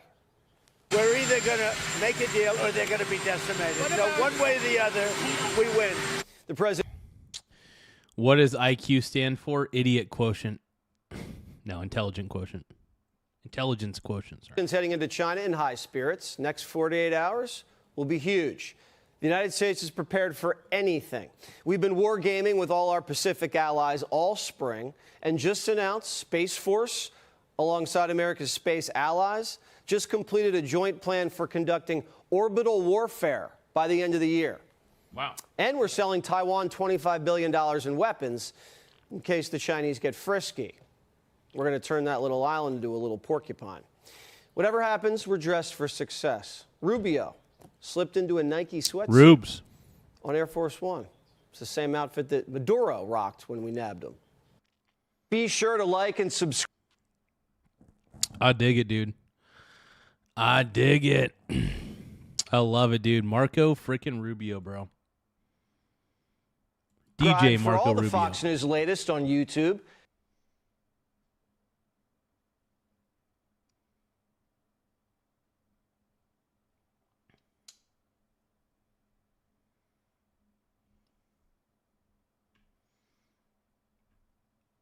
Oh, that's right. I got to react to something, you guys. Hold on. So there's a new Adam Livingston video that my buddy Tim Smith sent me. And, oh, God, this guy sucks. Good day, everyone. So Annie specifically hates this guy. I don't blame you, Annie, for hating this guy. He's terrible. Every time I bring this guy up on the channel, Annie almost throws up every time, from what I could tell. But we're going to watch him. We're going to watch, and we're going to learn. My name is Adam Livingston, and I am the Bitcoin Wizard. All right, we are doing this 25 reasons why Bitcoin absolutely obliterates gold. And I know somewhere right now there's a 68-year-old man named Gary in his little polo shirt tucked into his khaki shorts. He's loading up on his I feel personally attacked by this. I feel personally attacked by this. How does he know how I dress in private? How does he know? How does he know? My God. fourth bowl of bran cereal, watching Kitco on a tube television, and he's getting ready to email me about the petrodollar. Gary, I love you. Gary, you are going to die in a Tempur-Pedic adjustable bed, surrounded by maple leafs that you bought at a 14% markup from some guy named Rick, who advertises on AM. Oh, God. This guy's delusional. This guy's delusional.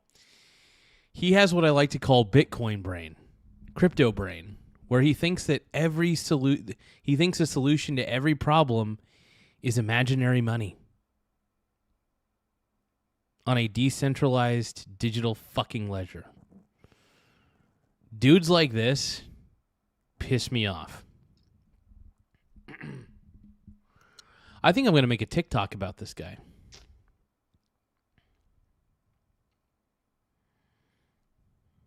Oh my God. Radio, between segments about prostate health, and of course the impending collapse of the dollar, but that we can't agree on. Digital scarcity beats analog scarcity, and it isn't even close. The gold bugs are dying out in the street. Everything else is footnotes, but I have 25 more slides for you today so I can totally obliterate the gold bugs once and for all.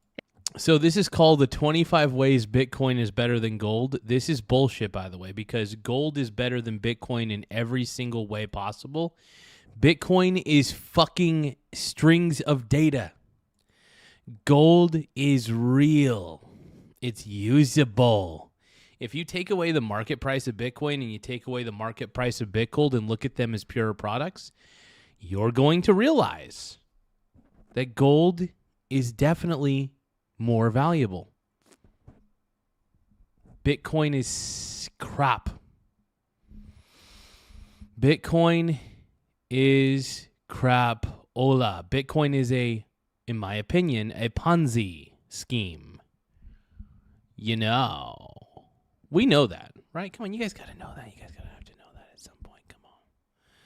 Come on. So who here believes that Bitcoin's a Ponzi scheme? Say I. You know it is. Dude, it is a Ponzi scheme, but we're going to listen to this Ponzi artist named Adam Livingston tell us why Bitcoin is the greatest thing in the world. Let's take a listen. Let's get edumacated by this guy. This chud. And we never have to bring this up ever again. Bitcoin is the apex monetary asset, and the gold bugs are clowns. But before we get into it today, really want to... Oh, okay, so let me get this straight. I'm a clown for owning gold. Yet this clown is telling people to convert part of their home equity into Bitcoin. You're the clown. You're the one in the clown makeup telling me that I'm a clown? Are you serious? Bitcoin's a Ponzi scheme, and dude, Adam Livingston makes my... This guy's an idiot. This guy's stupid, but let's watch him. I want to take a brief moment to thank Horizon for sponsoring this video. By the way, this is a scheme. This has to be a scam. I'm going to say allegedly, but allegedly this is a scam. It says diversify your wealth. You know what? Let's take a look at this scam. What's this called again? If you guys are interested in taking your trapped home equity to buy Bitcoin, this team of Bitcoin maxis is standing by to help you every single step of the way. I could not eye roll any harder. Dude, his voice is terrible. It's not just a matter of his voice being terrible. It's the matter of he sounds snooty. And don't get me wrong, I sound a little snooty too when I do my show. Don't get me wrong. But he sounds bitchy. He sounds bitchy and annoying. And it does piss me off. But he's also promoting Bitcoin, which is even worse. He's a bitchy, annoying person who's promoting a Ponzi scheme. Let's keep watching. Trapped home equity value to buy Bitcoin, the apex asset. Go to joinhorizon.com. Link is in the description below. I will talk more about good old Horizon every single step of the way. Okay, they're called Horizon. Okay, let's take a look. So Horizon Bitcoin.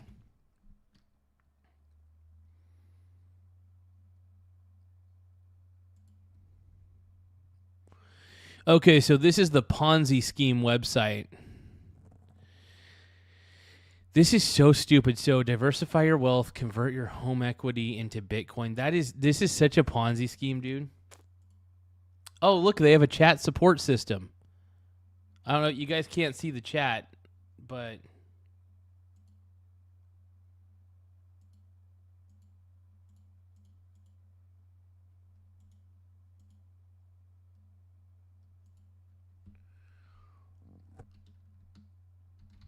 Why are you telling people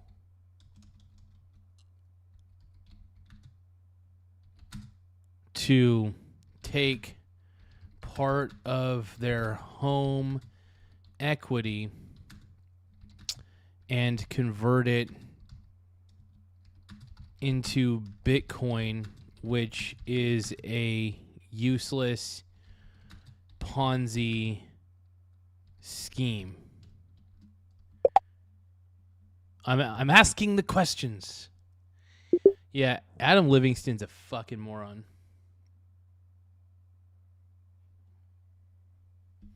And anybody who thinks that Bitcoin's going to outperform real estate in the long term is an idiot.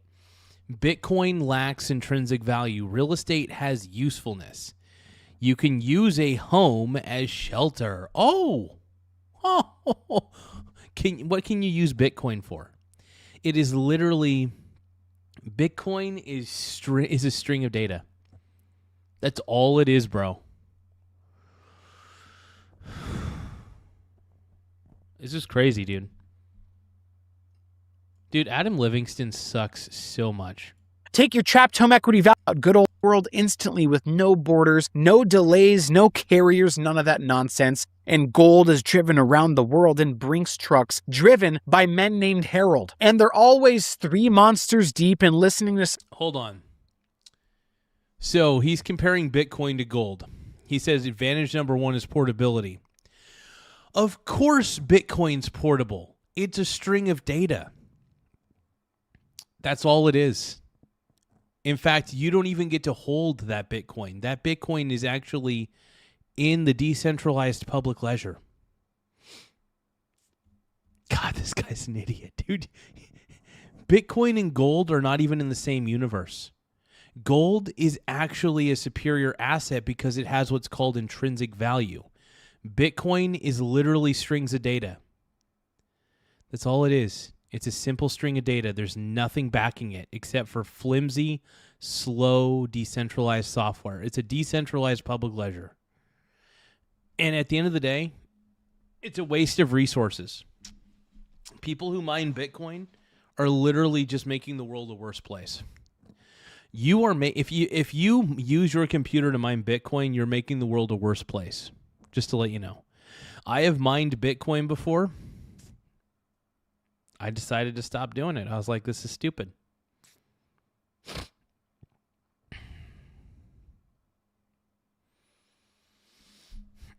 But look at this. So he's saying that Bitcoin moves across the world instantly, no borders, no carriers, no delays. $1 billion in value can be sent in minutes. But here's the thing. Bitcoin isn't really valuable. The price of Bitcoin can go from $100,000 in value all the way to zero in a second if it wanted to. Gold, on the other hand, he's saying that gold is heavy, slow, and expensive to transport, requires armored logistics, insurance, and physical handling at every step. But here's the thing about gold. Gold will always be valuable because of its utility for what it can do, what it can be used for in real life. Bitcoin is literally strings of data. That's it. There is no underlying value to Bitcoin. There is zero underlying value. Bitcoin is intrinsically worthless. Bitcoin should have a market value of zero. That's one of the reasons why I bet against Bitcoin so frequently. I use the Biddy. This is not an endorsement of the Biddy and not financial advice, but I do love betting against Bitcoin using the Biddy because, one, the Biddy's a little safer than the S-Bit. I like the S-Bit, but it's a minus 2x, whereas Biddy's minus 1x. And sometimes I do like to play it safe, even though I do like the volatility. The volatility's always tempting me. But leverage products, you have to kind of be careful. Some podcast about how the moon landing was filmed in a warehouse next to a Cinnabon. You want to move $1 million worth of gold from Dallas to Singapore? Cool. I hope you like insurance forms. I hope you like... Here's the thing, though. I got to keep telling you this. Bitcoin, it's not gold. It's not digital gold. It's literally strings of data. Of course, strings of data are easy to transfer. Oh, my God.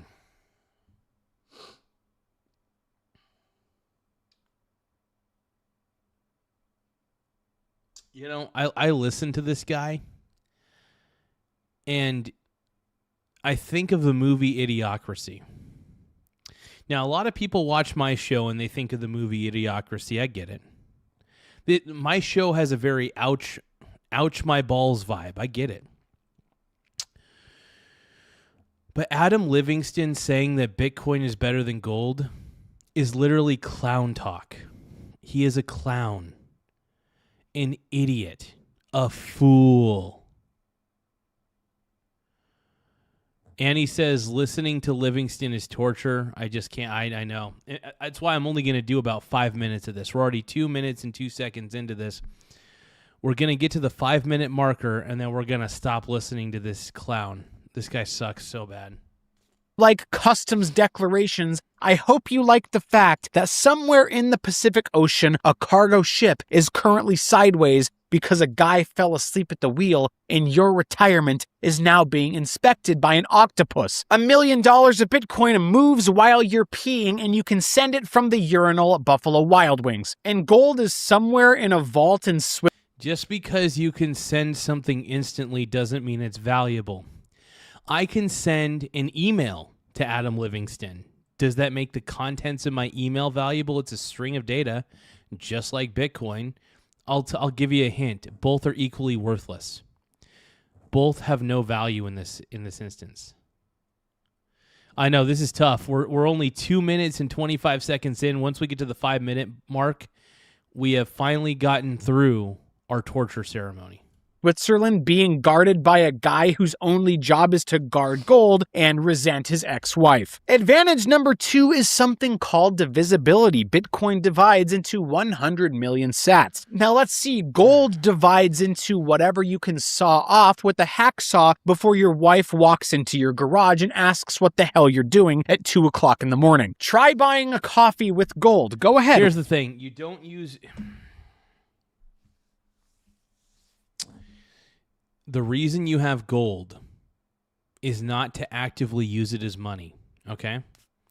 The reason you have gold is to protect yourself from currencies. Is to protect yourself from the inflationary nature of currencies, including Bitcoin, by the way, because Bitcoin's worthless. So Bitcoin technically suffers from inflation as well because it's not backed by anything. And anything that has an intrinsic value of 0 eventually goes to 0. So Bitcoin will eventually go to 0. The dollar will eventually go to 0. The yen, the yuan, all go to 0 because they're not backed by anything of real value. This is one of the reasons why my portfolio is loaded with assets that the government can never print. Bitcoin, however, though, Bitcoin is utterly useless. It is utterly useless. I own Bitcoin. I'll admit it. But just because I own Bitcoin does not mean I endorse Bitcoin. In fact, if anything, I loathe Bitcoin. I loathe it to the core. Bitcoin is the dumbest idea ever created on the face of this planet. Walk into a Starbucks in Scottsdale, slide a 1-ounce American Eagle across the counter, and ask for a venti caramel macchiato and $3,412 in change. The barista is 22, and her name is Madison, and she's going to call the manager, and the Where does he come up with these flaming scenarios? He just comes up with all this bullshit, dude.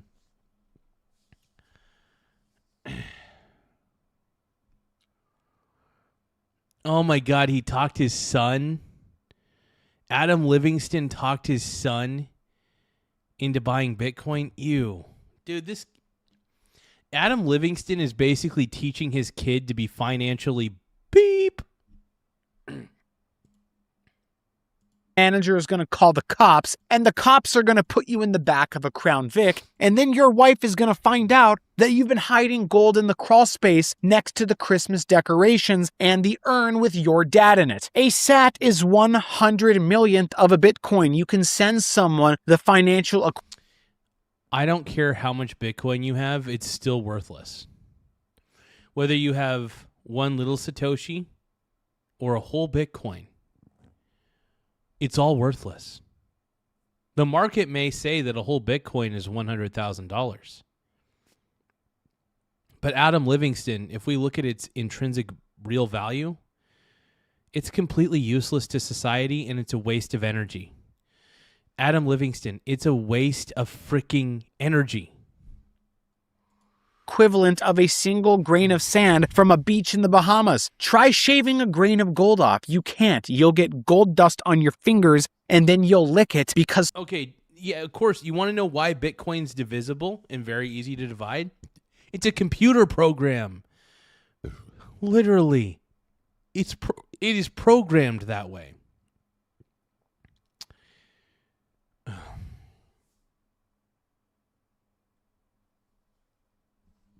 Bitcoin has one characteristic that makes it worthless. It has one characteristic that makes it worthless.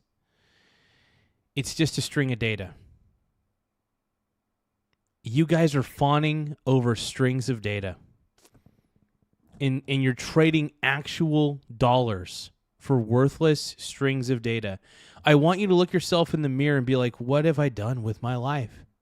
What am I doing with my stupid frickin' life? Some part of your boomer brain thinks that that's how you absorb wealth. You know what's worse is you have Gen Z brain rot brain, Adam Livingston. You have, I'm going to say allegedly just to cover my ass, but you have Gen Z brain rot brain. Allegedly. Oh my God. And now you have gold poisoning, and then you're hallucinating. I will admit it's very fun to watch Adam Livingston because I get so mad listening to the bullshit that he's spewing because it's absolute BS that he's spewing. That Peter Schiff is reading you. He's literally promoting a Ponzi scheme, and everybody's okay with it. Well, Daddy's not okay with it. Right. Advantage number 3 is verifiability. Bitcoin can be verified by anybody with a node. A node costs less than the monthly subscription that Gary has. You're a chode. Okay, so Bitcoin is open to anyone. Run a node. Verify every transaction and every coin in real time. No credentials. No trust required. The math proves it. Okay, that's fine. You could verify it at any time, but it's still just a string of data. You're not getting this, dude. It's still not valuable. Even if it has all these really interesting software features that are baked into the code, it doesn't matter. Now, gold, you know what's funny, by the way? In order to get Bitcoin, you have to do proof of work, right? So it actually it uses a lot of energy. The Bitcoin network uses a lot of energy just to keep it going, right? And this guy's saying, but gold requires assays, spectrometry, and certified professionals to authenticate. Trust in the institution holding it is unavoidable. Here's the thing. Gold is gold. If gold could be verified by whatever institution or third party or whatever party, then it's good. Then it's good. Crazy.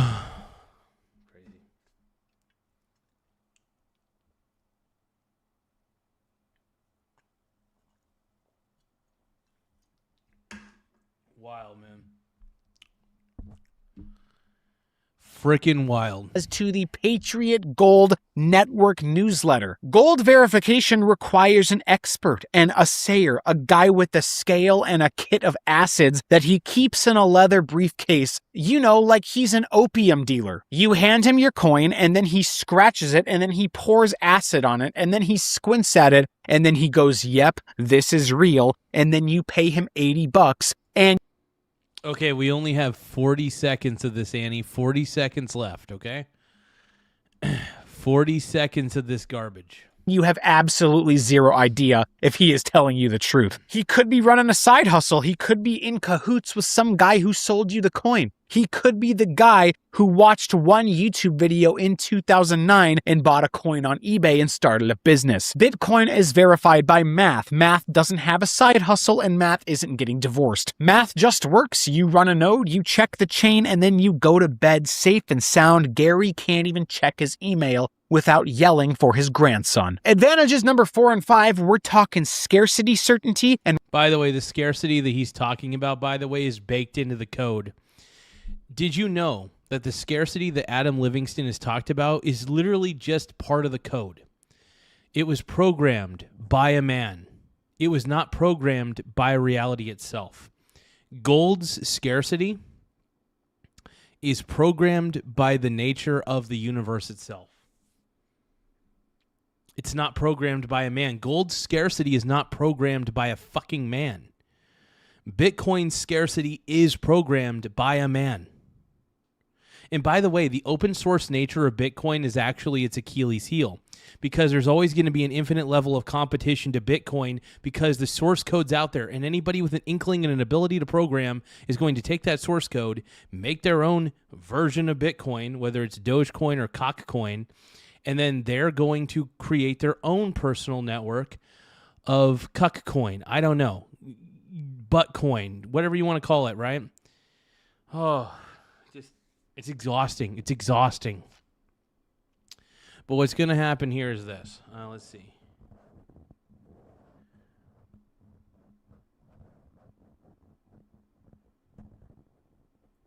TJ says, you and the girlfriend need to come camping to the farm Memorial Day weekend. Well, that's the thing. Memorial Day weekend, I'm actually going to be helping my mom and Byron, my dad. I call him my second daddy. But yeah, no, I'm going to be all the way in what the hell do you call that place? Elkton. I'm going to be in Elkton on Memorial Day weekend, unfortunately. But hey, that's pretty cool though. You get to hang out with Greg. Oh man.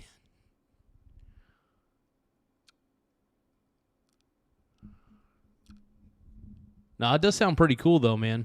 That does sound pretty dope. But yeah, I'm gonna be all the way in Elkton. I'm gonna be helping my my mom and my I guess you call him stepdaddy, but stepdaddy Byron. I gotta make sure everything's good out there. They're gonna be using my my caveman frame to be digging holes. I gotta dig some holes out there. Frog Eat Frog says that he's my first daddy. But yeah, no, I unfortunately will not be able to, because I'm going to be staying out in Elkton basically and helping Byron with one of his Byron and my mom with one of their properties basically, because they're trying to put a portable bathroom out at one of the places, so it's going to be pretty interesting. It's going to be a little bit of work, but it'll be fun to get it all squared away. And we're talking supply auditability. 21 million, that's it. That's the whole thing. 21 million Bitcoin ever and forever until the heat death of the universe. Gold supply is inflating at 2% per year, but Bitcoin supply is going down over time. The dude acts like Bitcoin is not like... Dude, I can't.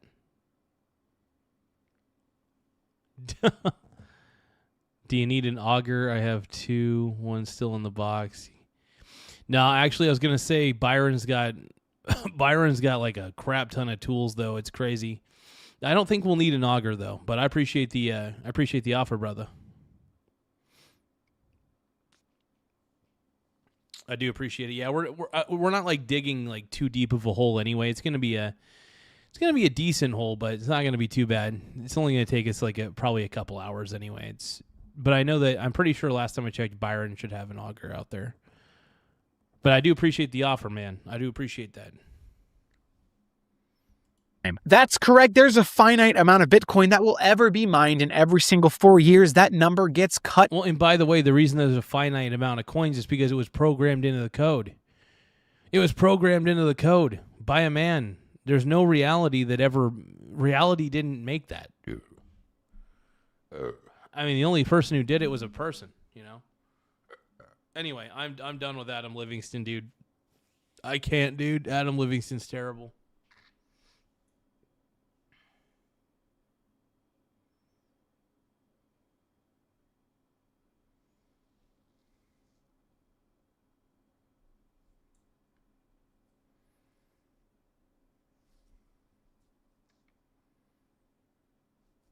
Oh, shit, dude. Piers Morgan. All guns blazing, ready for next Saturday. 7 days to go, and then the stress can end. The credibility of Tommy Robinson and the damage that he does in America about the reputation. Wait, what's wrong with Mr. Robinson? What, dude? Piers Morgan is always bitching about somebody, dude.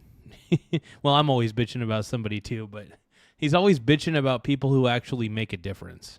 Of this country and London all being overrun by Muslims, and everyone swallows it in America. I'm fully 100% behind these rallies. I think that they need to remove the Muslim element from the UK altogether. Remove the Muslim.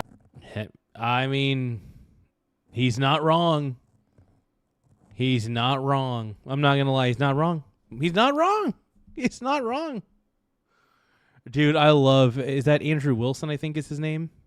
I think it's Andrew Wilson, I think is his name. He's so funny, dude. And he's spot on most of the time, dude. My man is spot on most of the time. Majority of the time, dude, my man is on it. He is on it. Oh, my God. What I would advocate What are you talking for. Yes, about? that's correct. If you don't think that Britain has a Muslim problem today, you're an elite and you don't travel and you don't know working class people and you've never been. You've no idea who I hang out with. Oh, Piers Morgan's such a fucking dude. Gavin's the man, by the way. If you guys don't know who Gavin McInnes is, Gavin is a stud, and he's actually truthful, and he's actually funny.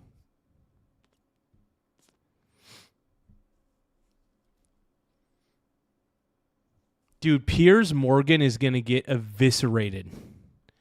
Piers Morgan is a woke elite. He's a woke elite. He's going to get eviscerated. Let's watch woke Piers Morgan get his arse handed to him. You haven't got a clue, man. Go there, use your eyeballs. What we've got in the United Kingdom is lots of different cultures imported into this country, not homegrown. Ben, am I right in thinking that all your family then were all homegrown, going back centuries? No, I'm not suggesting that for a moment. Where were they from? My father's Pakistani, my mother is English. So none of your family are homegrown? Why are me and Ben fighting right now? What's happening? That makes sense. I feel like I want to fight Ben right now. Sod off.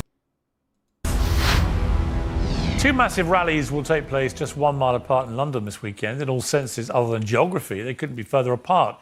Tommy Robinson's Unite the Kingdom March is, he says, a fight for national identity. The March for Palestine, on the other hand, says it's fighting racism on the far right. It's an extreme representation of the growing division in the country, which feels like it's becoming more extreme. The two big winners in last week's... You know, honestly, there's nothing wrong with division. There's nothing wrong with division. Let me tell you why. Sometimes you just got to avoid. Sometimes you got to avoid that crazy shit. All right? I don't really care to hang out with crazy woke people. All right? I mean, if you're woke, fine, but if you're like unhinged and like constantly trying to like be a piece of shit to me, then I'm not going to hang out with you. I'll avoid you. But yeah, there's nothing wrong with a growing division. I really believe that there's nothing wrong with it. Let it happen. It happens. These regional elections here were populists on the far right and far left. Nigel Farage's reform made historic gains, but so did the Green Party, which doesn't talk much about the environment anymore, but is the loudest voice against what it calls Israeli apartheid and genocide. Several Green candidates were suspended for spreading anti-Semitic conspiracy theories. A victorious Reform candidate said Nigerians should be melted down to fill potholes. Both parties, nonetheless, delivered such a crushing blow to the Prime Minister that he might not survive, and both parties will be very well represented at the two competing rallies on Saturday. Previous pro-Palestine rallies have resulted controversially in hundreds of arrests. This time the Prime Minister's focus appears to be on the other side. And you'll see it again on Saturday at a march designed to confront and intimidate this diversity and this... God, it's people like Keir Starmer. Keir Starmer is just such a cock. Diverse country. That is why this Labour government will block far-right agitators from travelling to Britain. I can't stand people like this guy. People like this guy just piss me off, dude. For that event. Because we will not allow people to come to the UK to threaten our communities and spread hate on our streets. Well, Tommy Robinson spent months courting support from many MAGA organisers and influencers, as well as making high-profile trips to Israel. Broadcaster Glenn Beck will be joining the rally, while others, including Colombian racist Valentina Gomez, have been denied entry. You might ask why, on both sides of this apparent battle for the soul of Britain, there's such a fixation on everywhere other than Britain, from the Brits marching against Israel to the Israel-backing Americans telling us how to be British. And that's always been my suspicion about extremes, whatever side they're on. They say they're fighting for your interest, but they're often fighting somebody else's. Here to debate this is the host of Crucible, Andrew Wilson, Ava Santini, the political editor at Politics Joe. Oh, thank you for the sparkles. Oh, Nate Dogg, man, that gift ended already, man. That gift goal ended. I appreciate the sparkles, though. The only problem is the gift goal ended already, brother. You're not going to... Hold on. Let's see. I do appreciate the sparkles, my man. I need to start a new gift goal.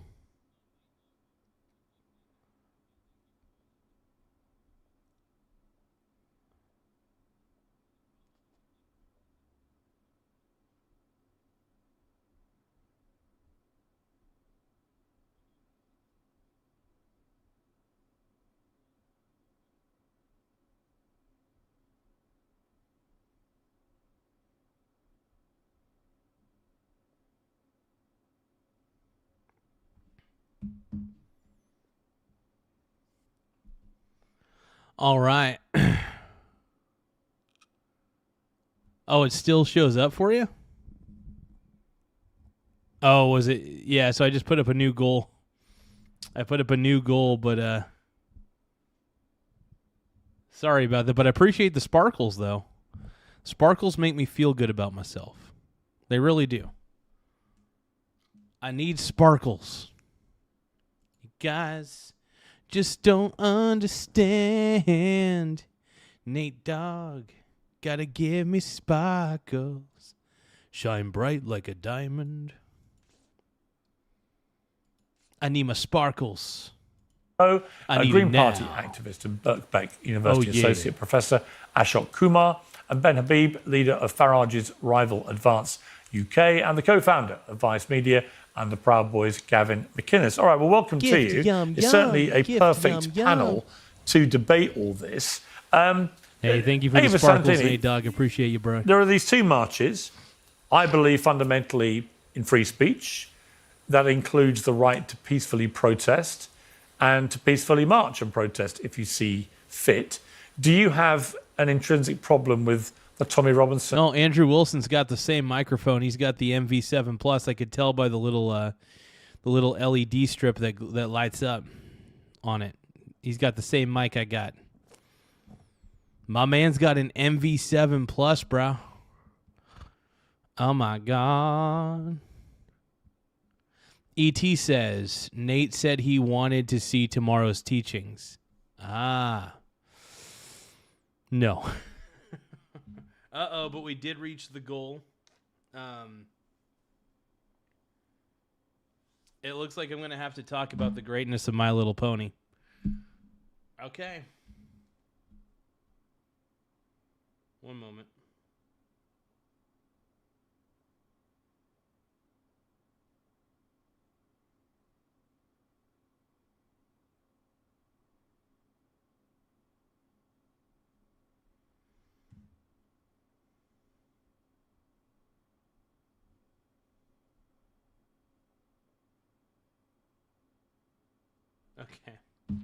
Okay, so I got to talk about how cool My Little Pony is, all right? So we're just going to watch a video about how why My Little Pony is cool. Oh, God. Oh, God, no. Oh, no.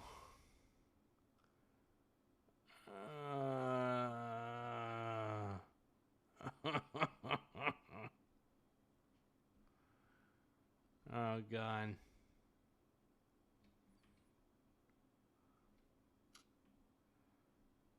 Oh, no. I'm afraid to click on any of these. I'm afraid to click on any of these. Oh, no. Oh, no.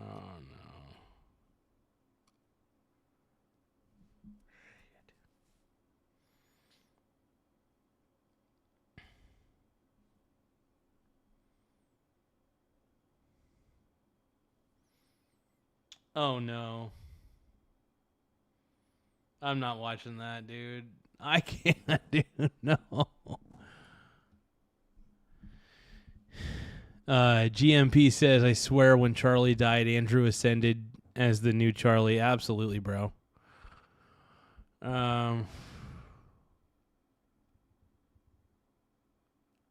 Yeah, we're actually going to be real bronies for once, and we're going to talk about My Little Pony. What has this show come to, man? What has this show come to?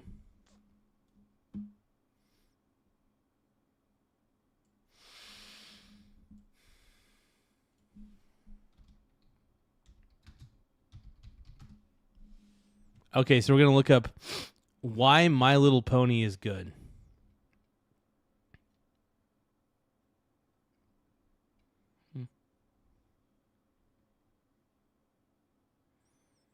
Oh, God. Oh, no.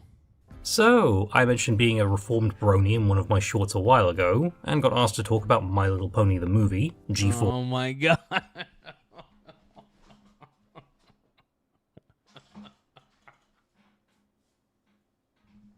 We're going down a dark path. we're going down we're going down a dark path, everybody. Are you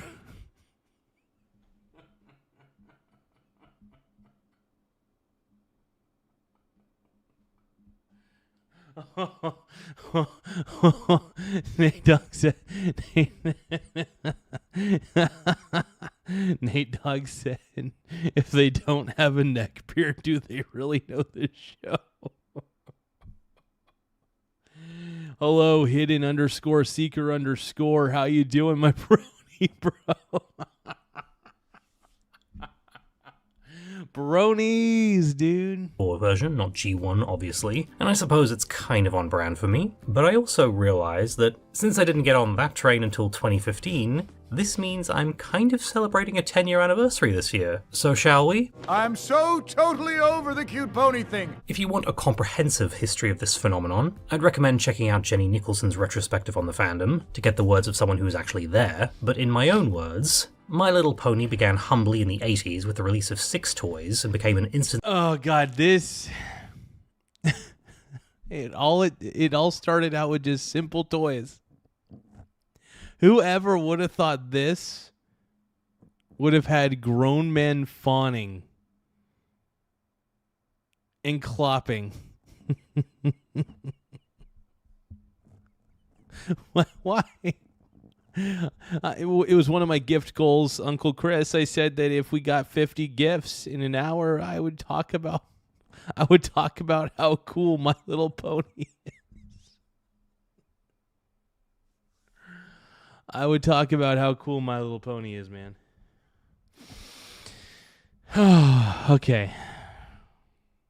Success, accompanied by 2 TV specials, a feature film, and a spin-off series, some of which I have also watched and, yeah, can understand the appeal. Rainbow of darkness that darkness sends, now begin the nights that never end! Contrary to the franchise's reputation as being what girls in the 80s were into while boys played with Transformers, the initial toys were intended to be gender neutral, and likewise the cartoons were very adventure-themed, and had the same air of trying to appeal to multiple demographics like the Disney Renaissance films would later emulate. So there was already a precedent. The franchise got rebooted every few years or so, with designated generations based around what style and characters were being used. Generation 4 started in 2010 with the subtitle Friendship is Magic, and was an internet sensation, which, again... Oh, God. Yeah, the bronies, bro.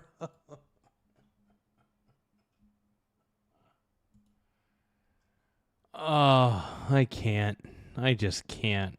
Oh, man. Refer to Jenny Nicholson's video to get a scope of the magnitude. 4 seasons had already aired by the time I got into it, and believe me, I was hooked. Christmas that year, I legit sent so many friends hand-drawn cards with themselves as ponies, which I think they liked against their will. Love for the franchise and frequent listening to interviews with the actors is what led to me finally giving acting a go after wanting to do it for years. And thanks to that, I eventually got my dream of being in an animated film, playing Mark Zuckerberg of all people, and have a listen to this. Winter wrap-up, winter wrap-up. Director told me to do that after I talked his ear off about the winter wrap-up, which I ranked as the #1 song of them all.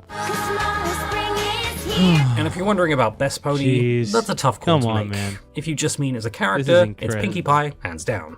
Can I still wear the mustache? No way. If you mean as waifu, Please. Sunset Shimmer. Yes, I was Wait, also what? obsessed with Equestria Girls, but we're getting Oh, off topic. God. The franchise was such a hit that there was soon a feature film in the works, and not just a direct-to-video or made-for-TV one. A proper, theatrically released movie, not just with token celebrity voice actors, but featuring Broadway talent like Taye Diggs and Kristen Chenoweth. And during a My fatigue has fatigue. period where we were saturated with My fatigue CGI has animated movies, fatigue. it was a rare high-profile My release to fatigue actually has be fatigue, truly everybody. two It words, just does. artistic Okay? integrity. And even though it would mean walking into a cinema without shame and asking to see it, that's exactly what I did, and I loved it. Others didn't, but we'll get to that. I'm a kid of the 80s, so My Little Pony was the most exciting thing at one point in my life. Since the mid-2010s was a time where 80s and 90s IPs were getting reboots left, right, and centre, My Little Pony would have gotten a movie even if it didn't have a series currently airing. But anyway, Sony were interested in being distributors, and according to the infamous email hacks from 2014, the story they were pushing for involved a retread of the recent Smurfs movie, where ponies would come into the real world and interact with humans. Amy Pascal likewise was very critical of another treatment that relied heavily on the show's lore and continuity, and worried it would alienate casual audiences. Eventually, Hasbro opted to finance the movie themselves to keep it faithful to the spirit of the series, and even if Sony pulled out of the distribution deal, they took their advice and opted for a more self-contained. Oh, God. All right. Just, this is what I get for calling... This is what I get for saying Brony Bro is a joke. We're now watching an entire history of My Little Brony, dude. We're now watching an entire history of My Little Pony. I don't know what to say anymore. I don't know what to do. Just say it wasn't you. Oh my God. Oh my God. The Brones, dude. The Brones. The Brony Bros, dude. The Pink Brony Bros.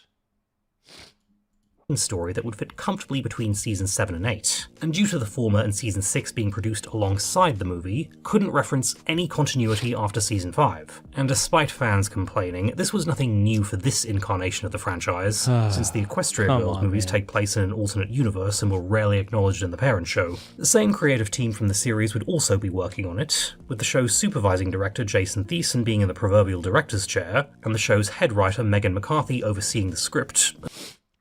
Annie says, true bronies will see this through. Oh, jeez. Oh, Annie. We'll try. I'm a fake brony, dude. I'm like, when it comes to being a brony, I'm the fake tits of being a brony. I mean, Annie is the real tits of being a brony. I'm the fake tits of being a brony. Just saying. I'm not a real brone, dude. I'm not a real brony bro. All right?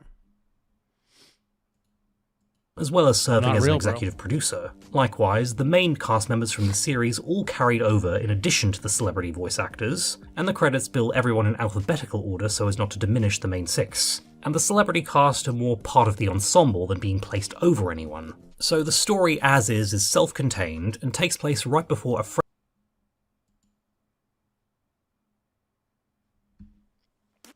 Tim Smith says, just created an Adam Livingston My Little Pony using AI. Dude, did you? If you did, if you actually did, dude, please send that to me. I mean, don't get me wrong, I'll be scared.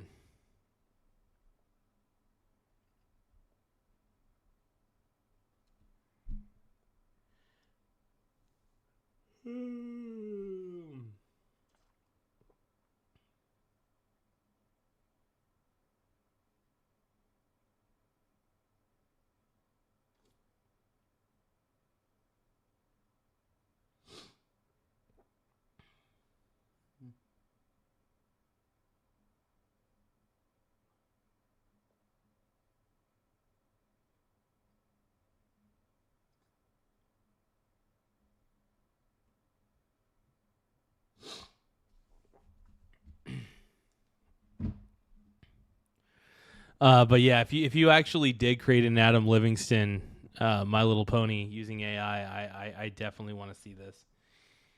I'll be ashamed. I'll be sad. Oh God. I hope it's real. I hope Tim Smith is. I hope it's real. Oh man. Friendship Festival in Canterlot, where a pop star called Songbird Serenade will be performing, and that is Sia in pony form. Oh God. Every celebrity under the sun.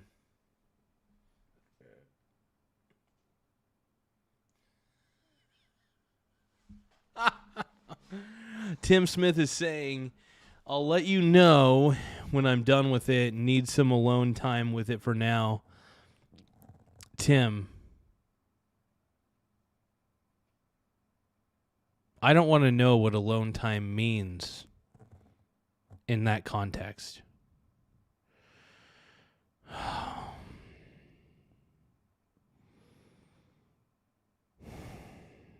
Tim.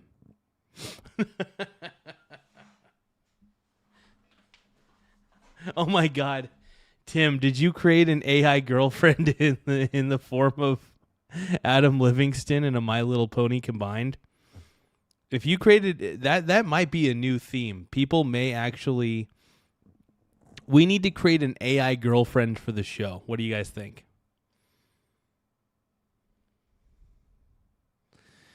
Adam Livingston, My Little Pony, you do the math. Do you guys think that we should make an AI girlfriend for the show? For the show itself? For all of you brony bros out there? I think we need to make an AI girlfriend for this show specifically. And we all need to interact with it.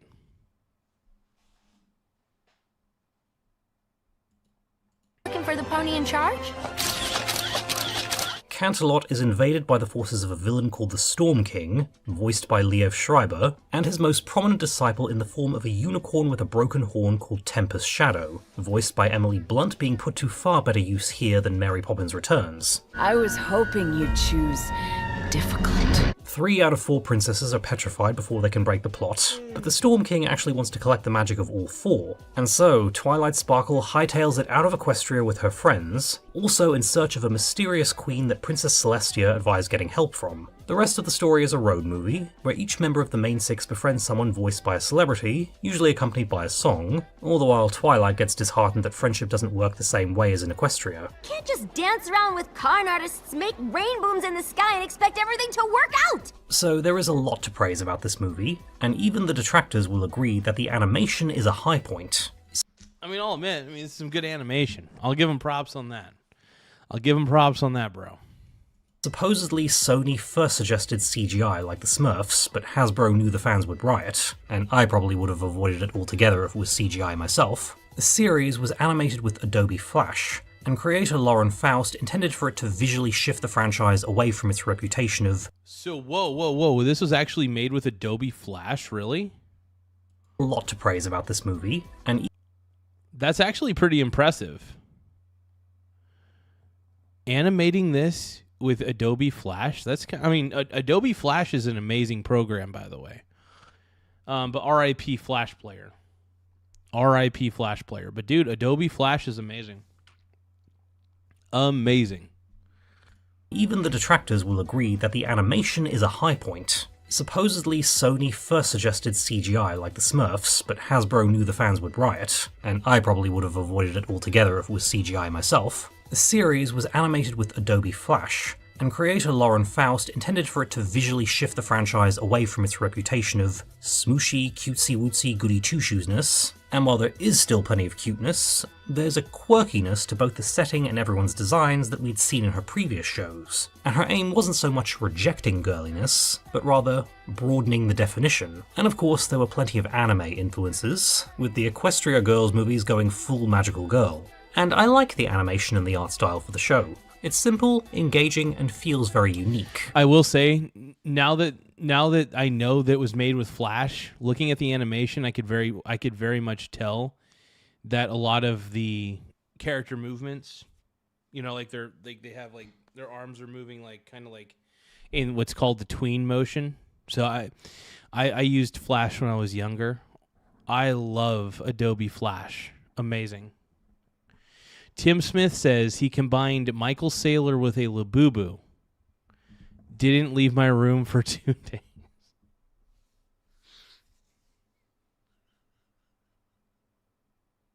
Dude, Tim, please stop. Oh, Tim, man, that's fucking great, dude. Oh.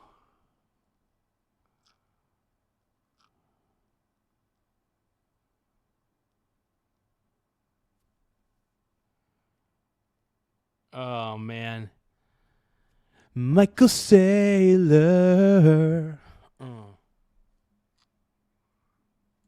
So a feature film would also need to preserve the essence of that, while bumping things up for the big screen to make what we were watching feel like an upgrade rather than visual infidelity. The animation for the movie was done with Toon Boom, which is what Disney had been using before their complete switch to CGI, such as in The Princess and the Frog, which I don't love as a movie, but we can all agree that it is gorgeous to look at. Among the improvements in My Little Pony include the characters now getting these extra details, like glittering irises on the ponies, and they now each get their own personalised walking styles, and even a whole sequence where they're transformed into sea ponies, complete with new character designs. There's also a lot more CGI used for the vehicles and the buildings, which does stick out and can get somewhat distracting, and I would have preferred an entirely 2D look like The Princess and the Frog, but hey, that's the difference between a movie made by the biggest animation studio for $105 million and one made for $6 million knowing it has a very niche audience. And that's a minor nitpick when you take into account how fantastic the animation in this movie is. From the very first shot in the clouds following Pegasus... I'm not gonna lie, this animation is really good. This animation's actually really, really good. All things considered. Oh my god, I'm becoming a real brony, you guys. Oh my god. Flying towards Canterlot. Canterlot itself also gets a big upgrade with all these extra details, and the throne room especially is beautiful to look at. And fun fact for any Lord of the Rings fans, Canterlot's design in the series is brony, and everybody doesn't really know me. I'm just a true brony. Everybody knows it. Everybody knows that I'm a real brony, brony. Everybody knows that I'm the brony. Everybody knows. Garza, help me. Oh my God, no. Uncle Chris, you're our only hope. You can stop me from becoming a brony. Brony baloney. If it is real, I need my bronies and all my balonies. Oh God, dude, this show's gone too far. It's gone too far. Too far. Based on Minas Tirith. And being an adventure film, we get all sorts of new locations, starting off with a city in the desert that feels very Mad Max, and I mean that as a compliment. It can be hard to make a setting made up of multiple shades of brown visually interesting, but they succeeded. And in the pirates section, we of course get to see the show's famous sonic rainboom, which naturally looks 10 times better as a Toon Boom rainboom, or to be lowbrow, 20% cooler. Mount Aris also has a fun design based on the Giant's Causeway just up the road from me. Oh my God, I wonder if there's like a what My Little Pony are you? What My Little Pony character are you? Oh my God. Oh no. My Little Pony personality test. Which character are you? Oh God. Oh, there's 35 questions. I love reading books and learning new things every day.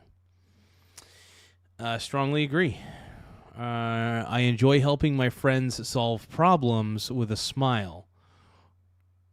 I enjoy helping my friends solve their problems. Well, am I always smiling? I would say yeah. I won't say strongly agree, but I'll say agree. Hell yeah. I believe friendship is a special kind of magic. Yeah, I could say so. I don't know if I'd put it like that, but I'll say agree. I agree with that. I like organizing things and making plans for fun adventures. I'm not really that organized sometimes. And I don't really make plans for a lot of stuff except for the goals. So I'm going to just say, I'm not going to say strongly disagree. I'll just say disagree. I feel happiest when I'm surrounded by my loved ones.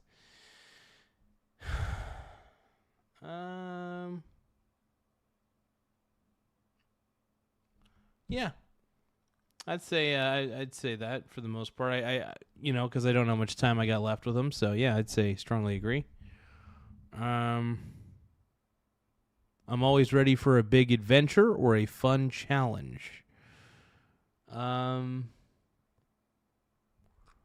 Let's see what My Little Pony do you guys think I'm going to be? By the way, it says I'm always ready for a big adventure or a fun challenge. Let's see. I like a fun challenge. I'm kind of neutral on that one, though. Let's see. I love moving fast and feeling the wind in my hair. I do enjoy feeling the wind in my hair, but I'm going to say neutral. It's a nice feeling, but I'm not going to I'm super loyal and would do anything for my friends. I would say I'm loyal. I can't say I would say anything within reason, I'd say strongly agree with that. Yeah, I enjoy showing off my skills and making every pony cheer. Oh God.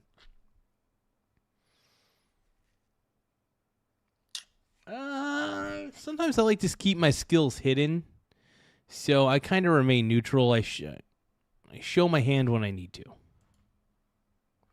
I dream big and believe I can achieve anything I set my mind to. Yes, strongly agree with that. I love throwing parties and making every pony laugh. Strongly disagree. I don't like throwing parties. I like going to parties, but I don't like being the one hosting, I'm talking about where there's a DJ. I don't mind having small get-togethers, but when it comes to throwing hardcore parties and making every pony laugh, I gotta say strongly disagree. I'm full of energy and always bouncing with excitement.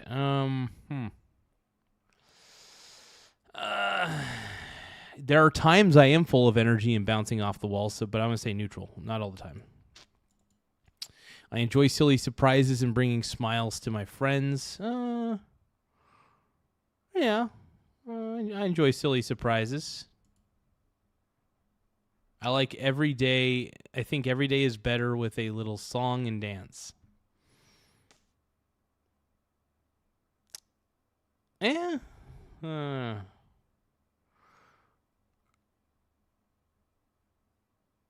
I want to say, I don't know. I'm neutral to that. I don't know. I believe there's no problem a big hug can't fix.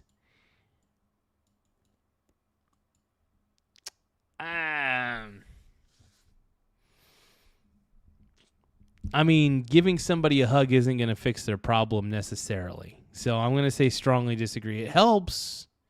It helps them feel better about their situation, a hug, but it's not going to fix their problem.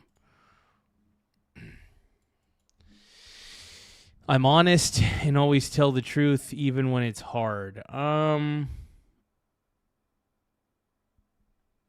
Normally I do tell the truth. But I will say this. If somebody's about ready to rob me, I will lie to them. My boy Jim from Yager's Farm says, who the hell is Chris Rule? That's Uncle Chris. Chris Rule is my boy Uncle Chris. Total stud, by the way. Sexy man. But he's saying, no, run. What are you talking about, Uncle Chris? We're doing my little brony, bro. The Pink Brony Club. I'm gonna keep on fapping at the Pink Brony Club. We're at 16 of 35. Shit, this is taking too long. I'm honest and always tell the truth. I'm gonna say, yeah, I'd say agree for the most part. Yeah.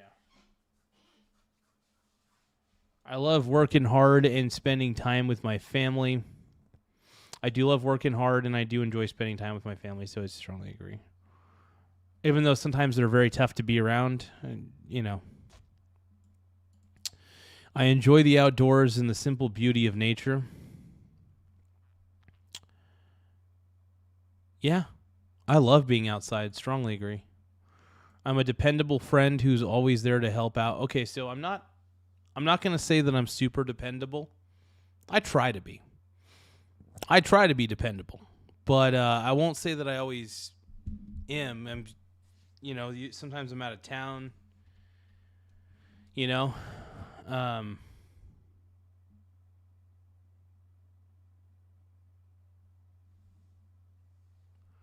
So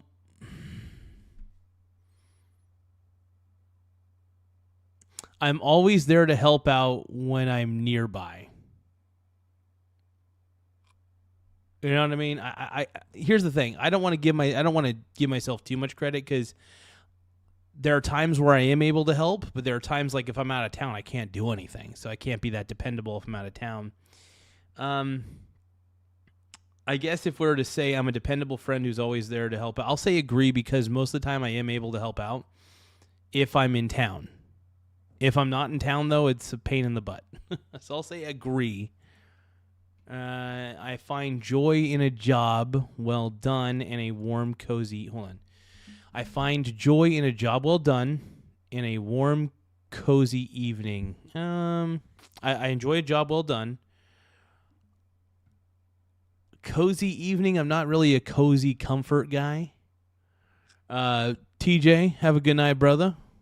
Talk to you soon, man. So this is going to sound really gay, but we're doing a My Little Pony test, trying to see what pony Michael Garza is. We're trying to see what kind of My Little Pony. This is so sad, dude. This is so sad. I find joy in it. Okay.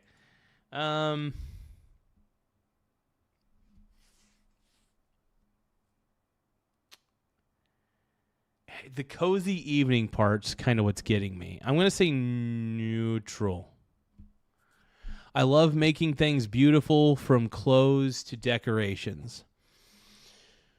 I don't really focus on beauty at all. I focus on functionality, so I really don't care about that, so I'm going to say strongly disagree. I enjoy sharing my talents and helping my friends shine. Yeah. Yes. I actually do enjoy sharing my talents, and if it can make somebody look good or do better, yes. Preferably do better. Strongly agree, yeah. I have a big heart and love giving thoughtful gifts. I am pretty cheap when it comes to giving gifts, but I do try to get creative, so I'll say agree. I feel happiest when everything around me sparkles. I'm going to say neutral. I believe kindness and generosity make the world prettier. Yeah. No, yeah, kindness and generosity. No, if people are as generous as they can be, to their ability, of course, you don't want to stack yourself to zero by being too generous. But yeah, kindness and generosity make the world prettier. Yeah, I agree with that. Strongly agree. I adore animals and love taking care of them. Absolutely. Strongly agree. I'm quiet and shy, but I open up to my closest friends. I wouldn't say I'm quiet and shy. I can be. But I do tend to have no filter and give people more information than they care to know. So also, I used to be quiet and shy when I was younger, but now I'll say disagree on this. I enjoy peaceful moments surrounded by nature's beauty. Yes. I actually do feel comfort, believe it or not, even though I'm not much of a comfort seeker. I guess if we're to define what my preferred comfort is, it is nature. Just simply having the window open is very nice to me. Yeah, so by nature's beauty, yeah, I strongly agree. I'm always ready to listen and offer a gentle hug. Yeah. If somebody needs me to hear them out, yeah, sure. I'm not going to say strongly agree. I may not give a hug. But I'll say agree because usually I do give at least a little, give 'em a little pat on the back or something, or say agree. I believe every creature deserves love and kindness.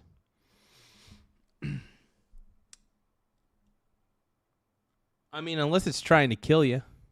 So, I mean, every creature?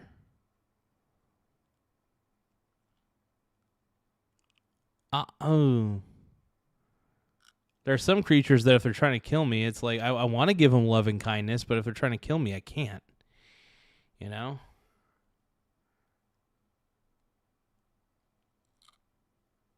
I mean, I try. Let's do strongly agree.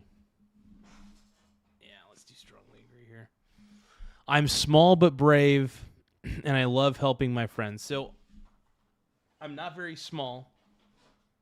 I'm kind of a tall guy. I'm like 6'1", 6'2". I do enjoy helping my friends, though, but I'm not tall. That's the problem. I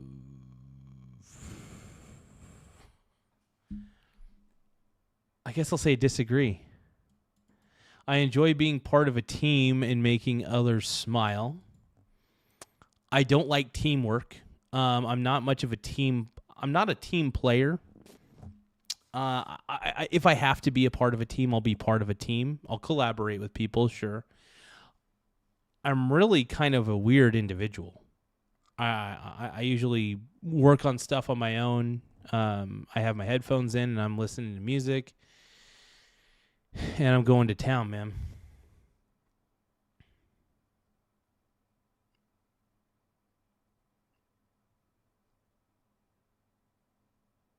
But yeah, I enjoy being part of a team and making others smile.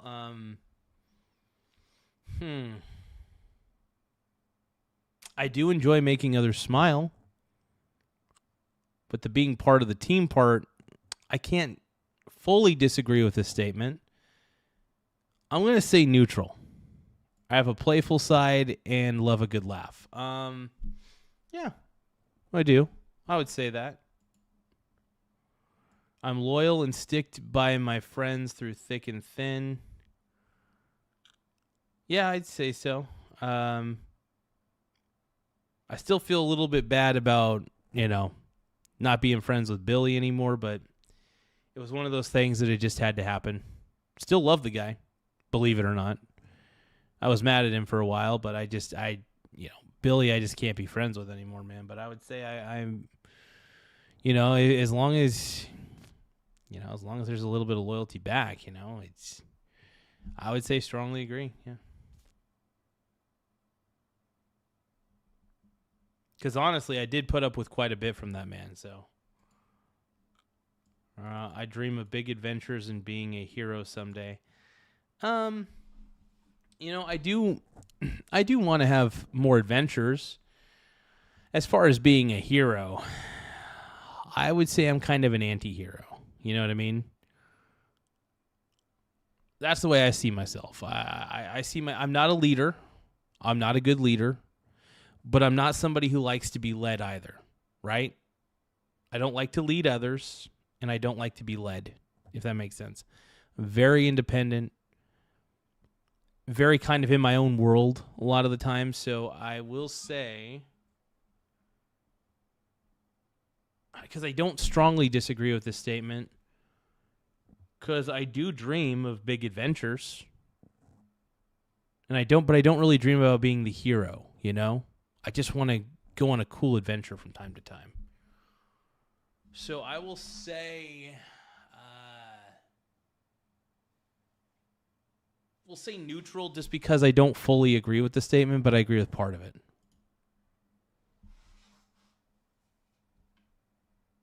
Oh, shit, dude. Oh, fuck. These are my results, guys. So your My Little Pony test results are in. Applejack is the father. Applejack, you are the father. Applejack has to pay child support. Applejack is the father. So wait, which one's Applejack? Gift yum yum. Gift yum yum. Oh, thank you, Yoggers. I appreciate it. Mr. Jim from Yoggers. I appreciate you, Brony. Oh, we love our boy Yoggers. Let's take a closer look here. Okay, so I'm 80% Applejack. I'm 77% Fluttershy. Dude, I'm not gonna lie. I gotta screen cap this. I'm gonna screenshot this and I'm gonna send it to everybody I can. Oh my god.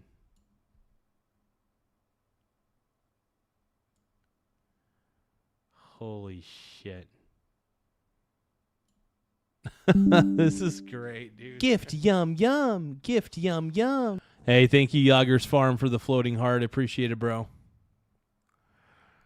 Holy shit. Holy shit.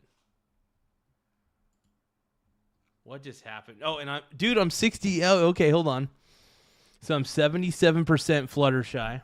I am 70% Twilight. 68% Rainbow Dash. Hey, thank you for the star, Yoggers. Appreciate that, Brony. Gift yum yum. Gift yum yum. Thank you for the thumbs up, my man. Appreciate you. Gotta love the stinky pinkie pie. All right, you guys. I'm 63% Spike. I'm 50% Pinkie Pie, but I'm definitely 80% Applejack. Hell yeah. Gift yum yum. Gift yum yum. Oh, thank you for the chili, my man. Thank you, Yoggers. I love you, bro. Love you, man. It's a cool chili, by the way. Oh my god. I'm a brone, dude.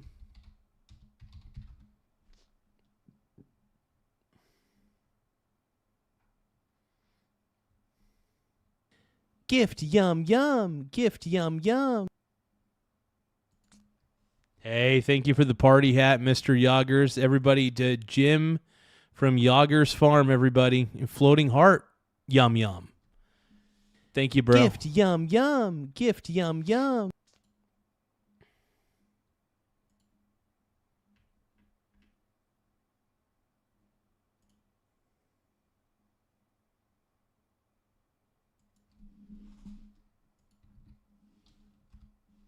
There we go. I officially sent. Gift yum yum. I officially sent the results to Nathan. Applejack is the father.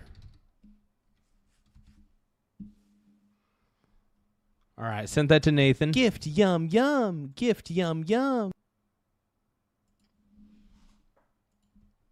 Hey, thank you for the gold coin, Mr. Jim, and the flowers, the float. Dude, I'm getting virtual gifts from all over. From Jim is bathing me. Jim is scrubbing me with gifts. I love this, by the way. Thank you. I appreciate the flower for 30 jewels, the gold coin, the floating heart, the party hat, the chili, the thumbs up. Thank you for the gifts. My pink brony bros.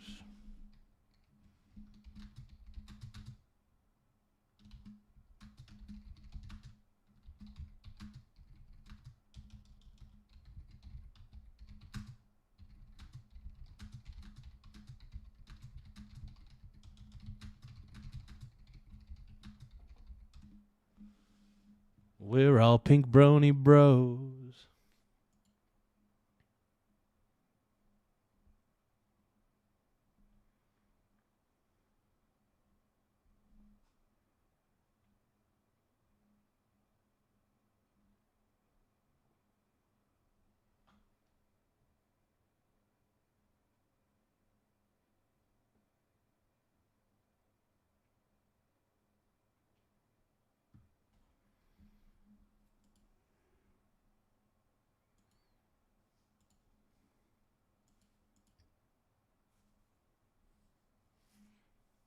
Man, Yoggers like got me like all sorts of gifts, man. I appreciate it, Brony.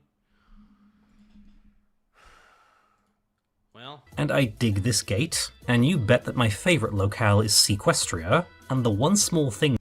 Hey, thank you, Yoggers, Gift for yum the yum. Gift yum yum. Thank you for the high five, my brony bro.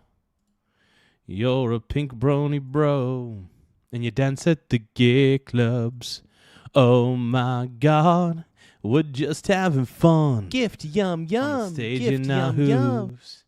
I'm wearing my man thong, hanging out with yoggers at the Pink Brony Club. I'm gonna keep on fapping at the Pink Number is easily the most striking animated Gift sequence in the yum entire yum. thing, Gift in a film yum yum. full of gorgeous animation. Trust me, it was great to see on the big screen. I was someone lamenting Disney's switch to CGI, with Moana being the only remotely beautiful looking film they'd released since Princess and the Frog, and seeing cinematic Gift 2D yum animation yum. was Gift just yum really yum. nice. And I felt like I was watching a film released during the Renaissance, when all studios wanted a piece of that pie. Now, the Brody fandom was super critical of everything back in the day, to the point that the show itself caricatured them in the episode Fame and Misfortune, Gift which yum they complained yum. about too, Gift but by yum all yum. Oh damn, dude, Yoggers is hooking me up, bro. Holy crap.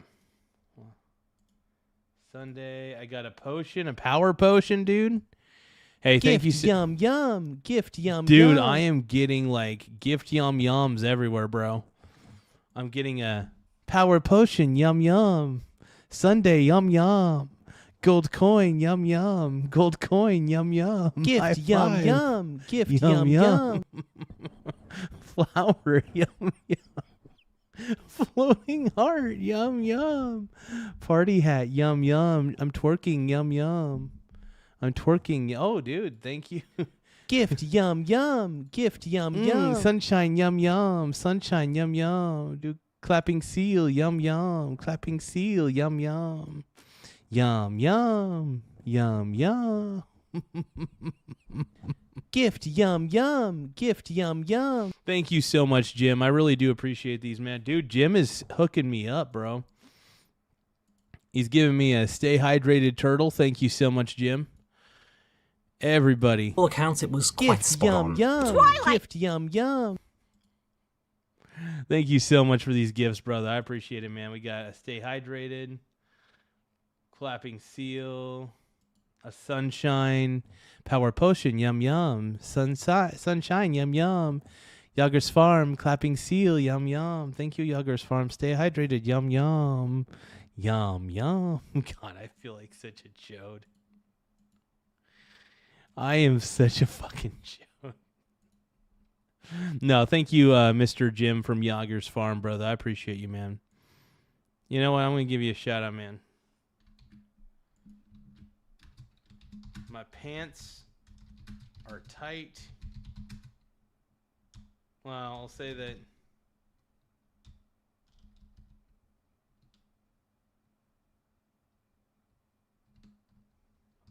Thank you for the gifts. My pink brony bro, dude. Love you, Jim. You are a stud. You're a stud. Hell yeah, dude. Dude, Jim from Yoggers Farm is a stud, though, dude, by the way. Thank you for those gifts, man. I do appreciate it big time. It does help the channel in a lot of ways. In more ways than one, as I always say. It helps the channel in more ways than one.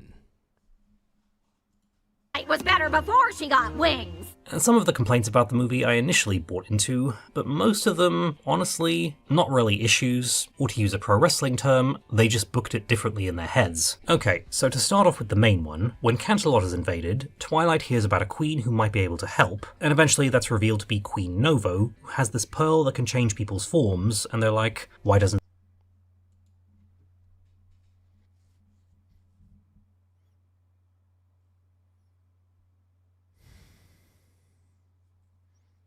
But yeah, how you been doing, Yoggers, Mr. Jim? How you been doing, brother? I just want to make sure you're doing good.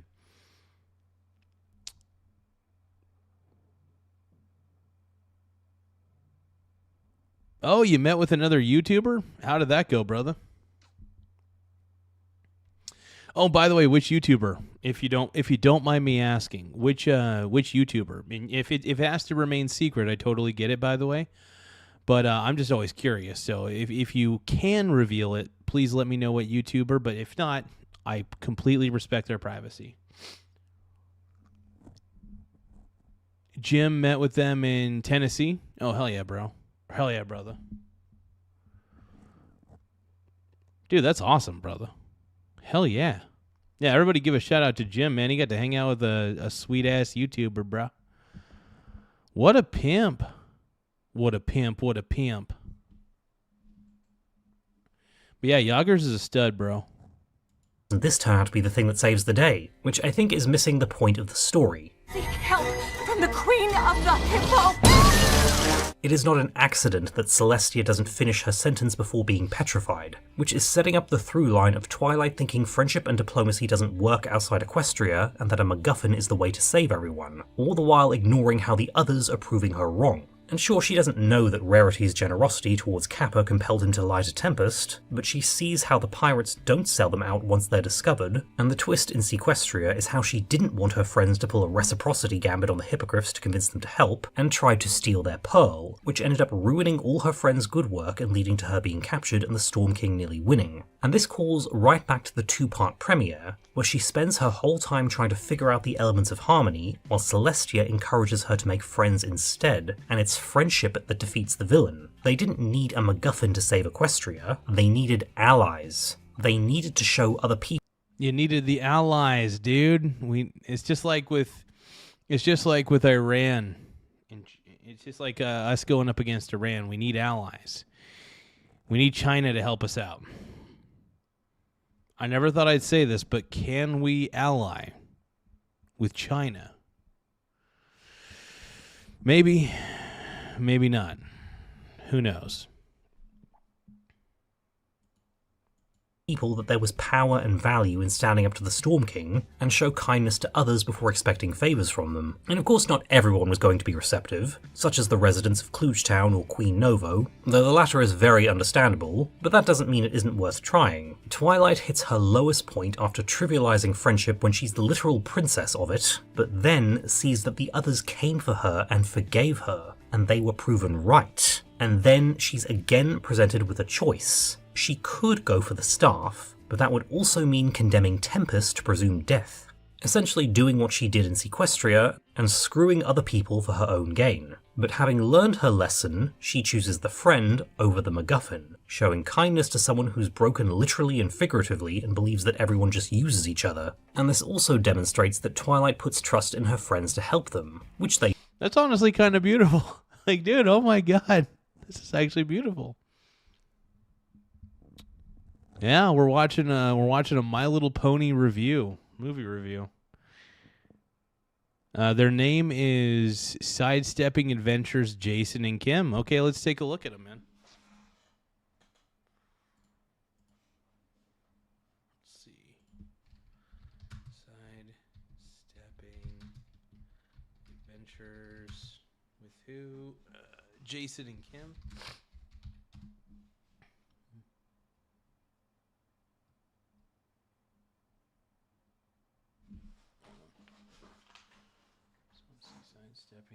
Sidestepping. Maybe it's all one word. Hold on.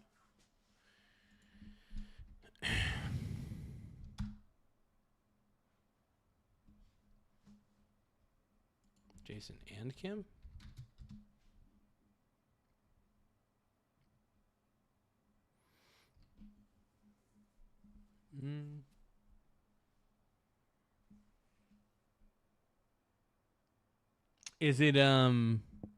Is it Jason and Kim Evers? Try Sidestepping Adventure. Okay.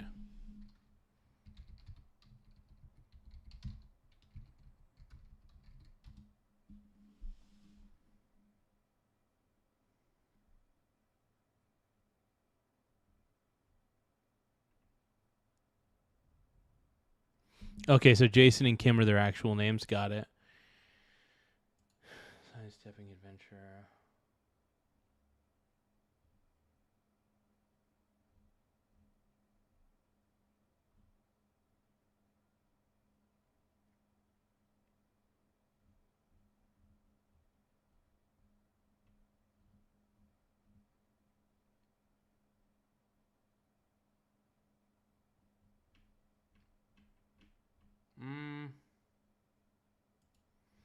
Maybe I'll just look up Sidestepping Adventure. Hold on.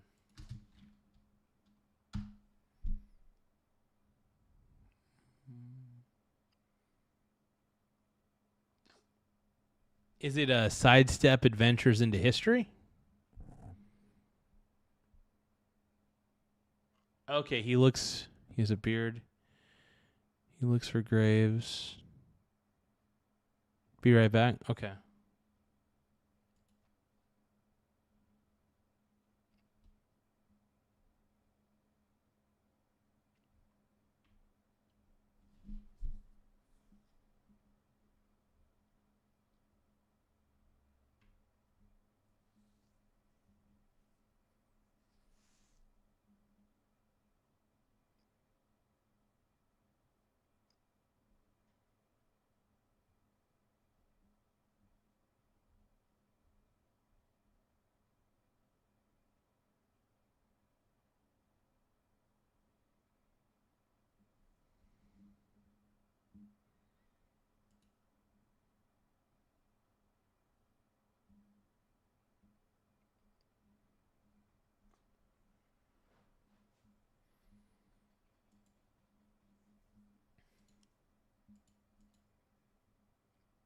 Okay, so we've already been doing enough My Little Pony crap, so let's get back to this real quick. Unite. We'll wait for Yoggers. We'll wait for Jim from Yoggers Farm to get back real quick, and he'll probably give us more information. But the Kingdom March. I'm going to surprise you and say no.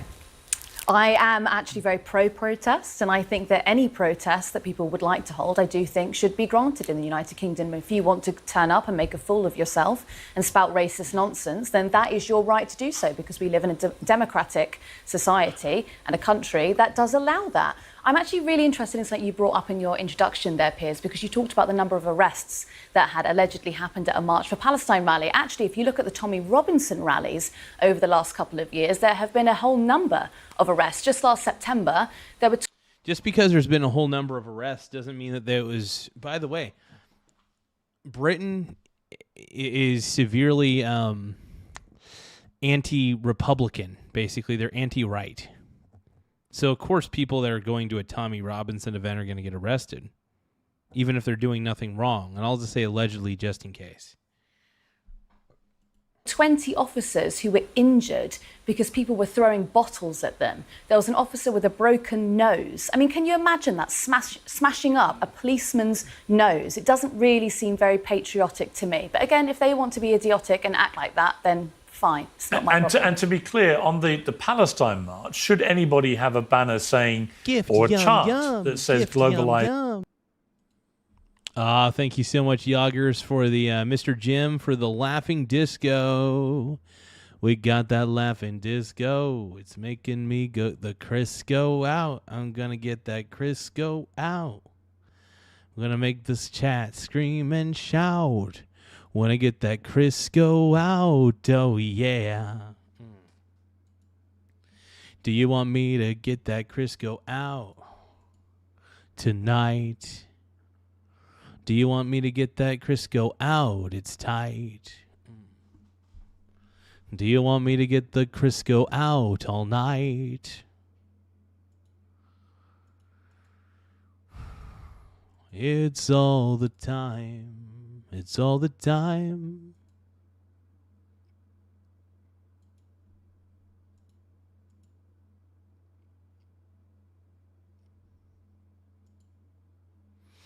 Thank you again for that laughing disco, man. I appreciate it, bro.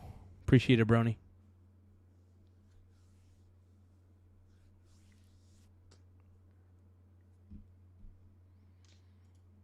As Intifada, for example, what would you feel about that? I'm not a theologian, so it's not something that I can really speak to. I understand that the Jewish community have expressed upset when that phrase is being chanted. I actually think there are much bigger things to worry about on those marches at times. I think there have been a couple of people who have showed some anti-Semitic tropes, and actually, thankfully, the March for Palestine group have kicked those people out and have been very forceful about them not attending. But that those phrase, the marches. globalised But I intifada... would say, I think we get really distracted by this phrase. You know, people who go on these marches are not going on these marches because they don't like Jewish people or because they do actually want to see, I don't know, an Islamic regime in the United Kingdom or whatever ridiculousness the right wing are peddling now in this country. They go because they do not like Britain. She's kind of got Karen vibes, but she seems like a surprisingly calm Karen. A calm Karen. Interesting. Okay, so Yoggers is saying Tennessee adventures into history. Okay, interesting. Let me look at that. Tennessee adventures to history.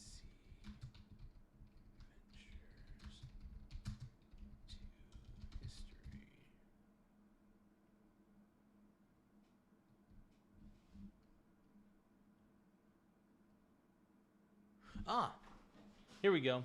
Sidestep and Adventures, a mid-Tennessee adventure. I'm going to hit subscribe because I do want to support them. I love supporting other channels. It's really fun. I'm assuming that these are the people. Now that do they do live videos, or is it just all like? Oh, okay. They do like actual live videos too. That's pimp. Huh. Let's take a look at their most recent video. Sidestepping. Well, we're waking up where it's not no adventure yet. So when you come on, chat with me, talk with me, let me know what's going on with you. I'll try to do the same. I like this guy. While I see you. So when you come on, hit that like button. That way it lets me know you've come on. And thank you.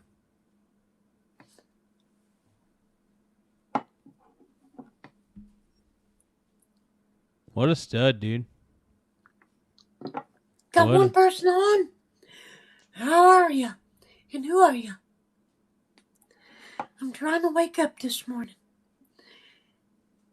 My mind's kind of like in a fog. Just. He lives in the Appalachian Mountains. What a pimp, dude.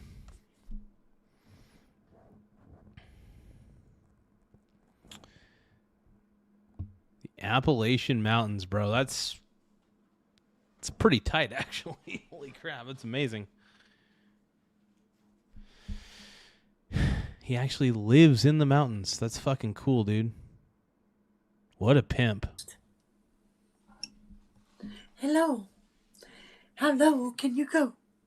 I ain't going low this morning. You doing okay?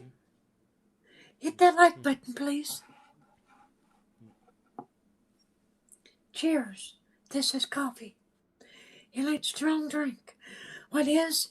It gets you started in the morning.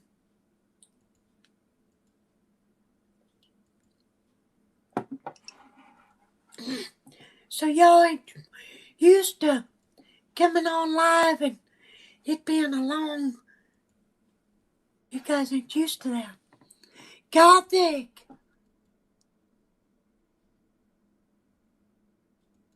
Yeah, I mean, I did public, so So Mr. Jim is saying he's kind of sensitive with cussing and nasty talk. That's understandable. You know, some people don't like nasty talk. Some people don't like cussing, and that's completely reasonable. That's absolutely reasonable. Hey guys, make sure you guys subscribe to this guy. He seems like a it seems like a very wholesome channel, by the way. I like it. So make sure you guys subscribe to Sidestep and Adventures, a mid-Tennessee adventure. Please subscribe to this channel. Looks like a really cool dude. I like the fact it's very wholesome content. Complete opposite of what this channel is, though. This channel is the complete opposite of wholesome content. My channel is not. He looks taller too.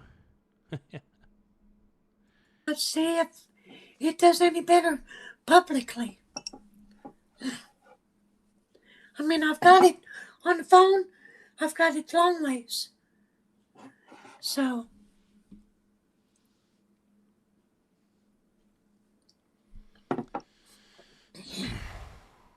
No, it seems like really good wholesome content. Exactly.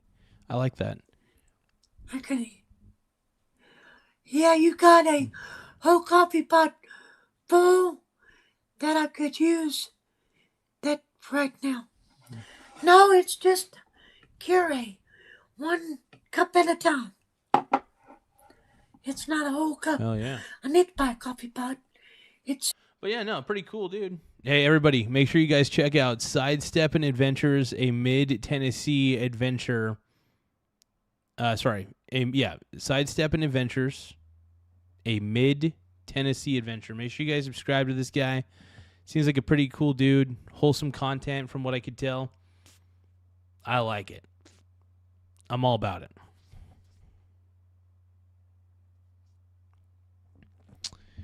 Mr. Jim says he's my little buddy. Hell yeah, dude. Freaking stud, dude. Freaking stud. Now, I'm kind of curious to see what Gavin McInnes says on this video, though. I'm very, very excited. British taxpayer money being spent on bombs that are being sent to Garza and potentially killing children. That's what they don't like, and that's where our focus should be. Okay, Andrew Wilson, your response to that? Well, that's not really true. They're not. It is true in a sense that they are anti-Israel and anti what's going on with Gaza and all that, but they're not really turning out for that reason in the UK. They're turning out because they're saying that the other side is racist. They're saying that Tommy Robinson's protest is a bunch of racists. I mean, you can read article after article of the opposition saying this. So I'm fully 100% behind these rallies. I think that they need to remove. Go Andrew Wilson, dude. What a stud. I mean, remove them. Remove the Muslim element from the UK altogether. Remove that's the Muslim that's what I would element. What are you advocate for. talking Yes, about? that's correct. What are you talking about? Remove the Muslim element. Well, hang on, just to clarify. It means no more mass migration from Muslim nations to the UK. That's insane. But we have about 5 million Muslims in the UK. What would you do with them? Well, the ones that are there, you can't do very much about, but you can do something about continuing the immigration policies. It's suicidal empathy. What you don't need to do it. So just to be clear, Andrew, you wouldn't let any Muslims into the country? Yeah. Well, people have a right. They have an autonomous right to determine who comes into their nation and who doesn't. If the people of the nation don't want a people group to come into their nation, that is their right. Yeah. Just like it's the right of people in Muslim nations to make those determinations for themselves as well. I just find that whole thing totally ludicrous. No, every single nation does have the right to refuse immigration to anybody on any grounds. It's true. Muslim countries do it all the time. Well, all countries do it. All countries do it, bro. You guys know I'm right. You know I'm right. Come on, Brony. Brony. My brony. So, I mean, if you knew anything about net migration to the United Kingdom, it doesn't come from quote-unquote Muslim countries. There are not Muslim people who are breaking into the country and trying to turn it into, I don't know, some sort of Islamic state. Like, it's simply not happening here. And I really worry about the sort of talking points that you are spouting and potentially you are reading. I mean, I live in London. I've always lived in London. This is not a reality. Who's your mayor? Who's your mayor in London? What's actually incorrect, though, about... Yeah, Sadiq Khan. And what about it? Let's look at some more of your leaders. Well, hang on, Gavin, I will come to you.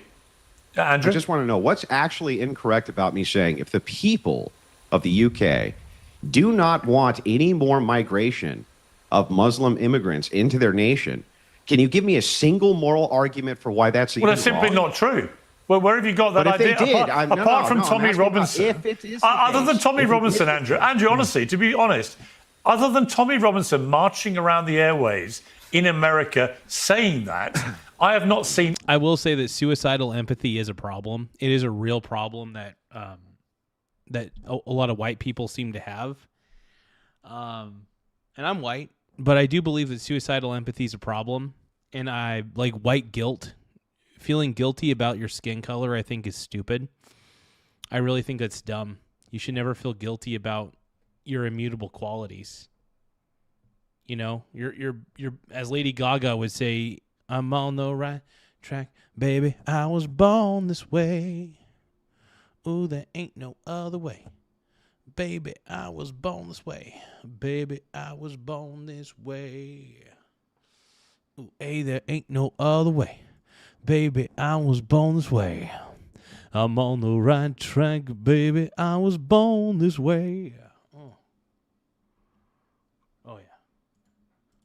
any poll in the UK which says the UK people don't want any Muslims coming into the country. Yeah, I understand. It's not but true. That's not my question. My question is, if it were the case that the people of the UK no longer wanted Muslim migration into their nation, what is even the moral argument against that? What? I am very concerned about actually. Yeah, I don't even know. What would the moral argument be? Let's say they didn't want any migration of a specific group. That's up to them. That's up to them as a nation to make that decision. If they want to make that decision, they shouldn't be punished for it. It's their nation, it's their law, it's their immigration laws. They have a choice. They could do what they want. If they want to let suicidal empathy get the best of them, have at it. It's your country to ruin. It's your country to ruin. UK, it is your country to ruin. Straight up. You know it, I know it, the American people know it, but it is your country. It is your country to ruin. Christian evangelicism that's seeping over into the United Kingdom from the United States. And I think that that is actually a source for much of our discontent. I've always lived in London, and we don't have a single problem with integration between religions in the country. I've never experienced that in my life. Right, May I finish the Go point to as well? Harrods I and would tell me if just it's like right. to stay on Sadiq Khan for one moment there. Sadiq Khan has won a landslide victory on his third term. That's 3 times he has been elected as mayor of London. Now, if there was a huge problem with Sadiq Khan, why on earth, with such a huge proportion of Londoners from all creed, all race, why would they continue to Because vote him London's in? gone. London isn't Britain anymore. Where's it gone? When was the last time you were here? Where has London gone? 60% of Londoners gone. weren't born in London. They weren't born in the United Kingdom. I think that's the point Andrew's making. Where's where has London gone? I live in London. has gone to the myth I live of in London. I diversity. don't think it's gone anywhere. I see one of the most vibrant, dynamic cities in the world. It may be vibrant. Pierce, it go to may be Harrods. dynamic. Go to Harrods but after this and tell me what country you're in. Where? it may be. It may be. Well, hang on. Harrods. What was I that? wouldn't Go go there. where? Harrods? Yes. Well, actually, that you've now reminded me to play a clip, because you came on my show last week. You then went on, I think, Glenn Beck, and you said this. Piers is an elite. He's never been to Luton. He doesn't understand the working class. You know, he probably doesn't go to any football matches with these people. He's got his own little box. And they don't understand that the Muslim problem is within the working class. They're not in, Cheddington. They're not in the West London. Yeah. They're not in South England. They're all concentrated in Birmingham, in Rotherham, in Luton, and those towns are gone. Just to clear up, I've been to Luton many times. I go to football all the time. I often sit with regular fans. Have you been to a Luton match? Hang on. No one in the stands at a Luton match is from Luton. I often go. Well, I wouldn't go to a Luton football match because the leader of the Luton football hooligan firm for a long time was a guy called Stephen Yaxley, who's now Tommy Robinson. In fact, he has multiple criminal convictions for running. Why is no one in the wait a stands at a second, Luton Gavin. match Wait a from second. Luton? I'm Not one responding. person I'm responding in to the what you stands told is from Glenn Luton. Beck. If you ask why I don't go and watch Luton Town, A, I'm an Arsenal fan and we're about to win everything. But secondly, Luton Town had a big hooligan problem caused by Tommy Robinson under his real name, Stephen Yaxley. He was the leader What's the matter with of the hooliganism? hooligan mob. What is the problem with hooliganism? It's mutual combat. It's a sport. Yeah, Piers Morgan, exactly, doesn't realize that Tommy Robinson has a real following. True. Piers Morgan, man. Every time I think Piers Morgan can't get any dumber, I just listen to just a little more Piers Morgan, and I feel like I get dumber every time I listen to Piers. Piers Morgan is he blows my mind. Blows it. Sport It's in not and of mutual itself. combat. You're It's a bunch tough. it's a You're bunch of posh. Neanderthals And you told beating Glenn each Beck other up and not dragging to in go to civilians. this rally. But let You me finish my told him point. Not to join Tommy Robinson. Gavin, that's anti-Britain. Gavin, I'm going to Tommy come Robinson to your. is pro-Britain. Gavin, I'm not. Yeah, he's Britain. Honestly, yeah, Tommy Robinson appears to be Britain first. If anything, I don't know. Piers Morgan though is such a chud. He's such a chud. The more Piers Morgan I watch, the more I don't respect this man. The more I watch this guy, the more It's just like when people start watching my show for a long period of time, they start respecting me less, and I'm happy about that. But Piers Morgan, the more I watch him, I understand how some of my viewers feel about me now. But I watch Piers Morgan, and I just like, dude, I can't respect this man. Oh, man, it's funny, dude. This is making my gut hurt, dude. You've done it. I'm laughing too hard. I haven't even asked my view yet. My point is I'm responding to what you told Glenn Beck. I go to football all the time.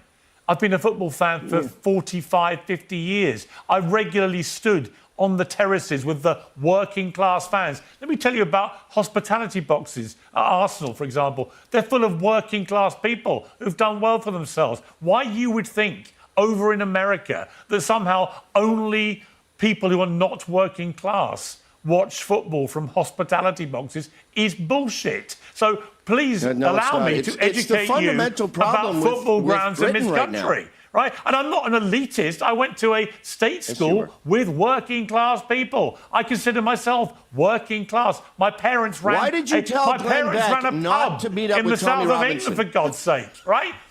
I am a working class man. Why did you tell Glenn Beck to avoid Tommy? I'll tell you why I avoid Tommy, because he's an absolute charlatan with a string of criminal convictions. He's an absolute charlatan. Charlatan. God, dude. The more I hear Piers Morgan speak, the more sick to my stomach I get. I cannot stand Piers Morgan for the life of me, man. As long as his arm. Dude's insufferable. Piers Morgan is insufferable. Tried to defend him. I got to do a thread, you said last year, on all Tommy's crimes. They showcase Britain's madness. Let's go through these crimes. Assault, 2005. Common assault, 2011. Leading a 100-man football brawl in 2011 using a false passport. 100-man football brawl? That's actually kind of impressive. To enter the US, and mortgage fraud. Repeated jailings. I feel like some of these are probably made up, allegedly. So, I don't know.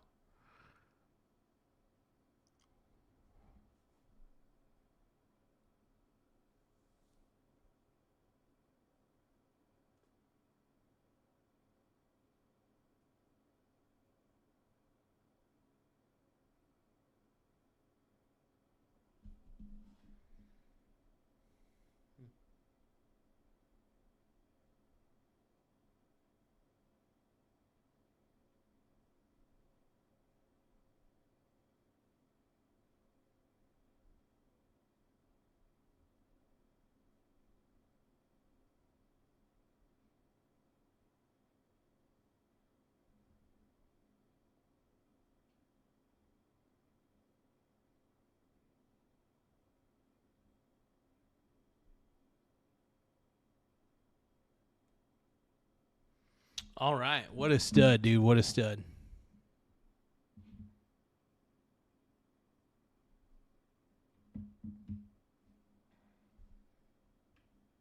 I don't know the background of these crimes. The I've studied him more than you have. Example. Yeah, I've studied him more than you have. Let me finish my point, then you can respond. Repeated jailings in 2017, 2019, most recently in October 2024, not because of his free speech being suppressed, because of his ridiculous film he pulled out that you all fell for, but because actually he lost a high-profile libel action and was ordered to pay £100,000 in damages after falsely accusing a 15-year-old Syrian refugee of being violent. And then he lied about it in his film, and that was a repeat of the defamation, a breach of the contempt of court, and he went to prison for it. You're all being taken for mugs in America by Tommy Robinson. I've got to intercede.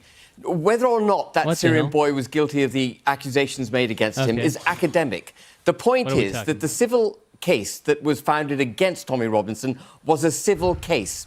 And Lord Hermer politicised the whole thing. Lord Hermer being the Attorney General. So did Piers. A political appointment. No, it didn't. A political appointment ennobled in order to get him into the cabinet, decided to elevate the importance of that civil case to a criminal level. And he can only do that if he can convince himself that that is a matter of public interest.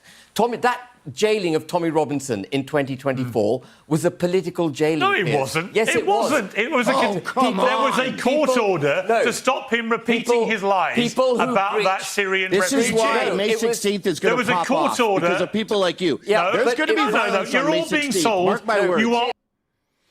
Dude, this is insane, dude. This fight's getting hard, dude. I love Gavin though. Gavin's like Gavin's like just too awesome, man.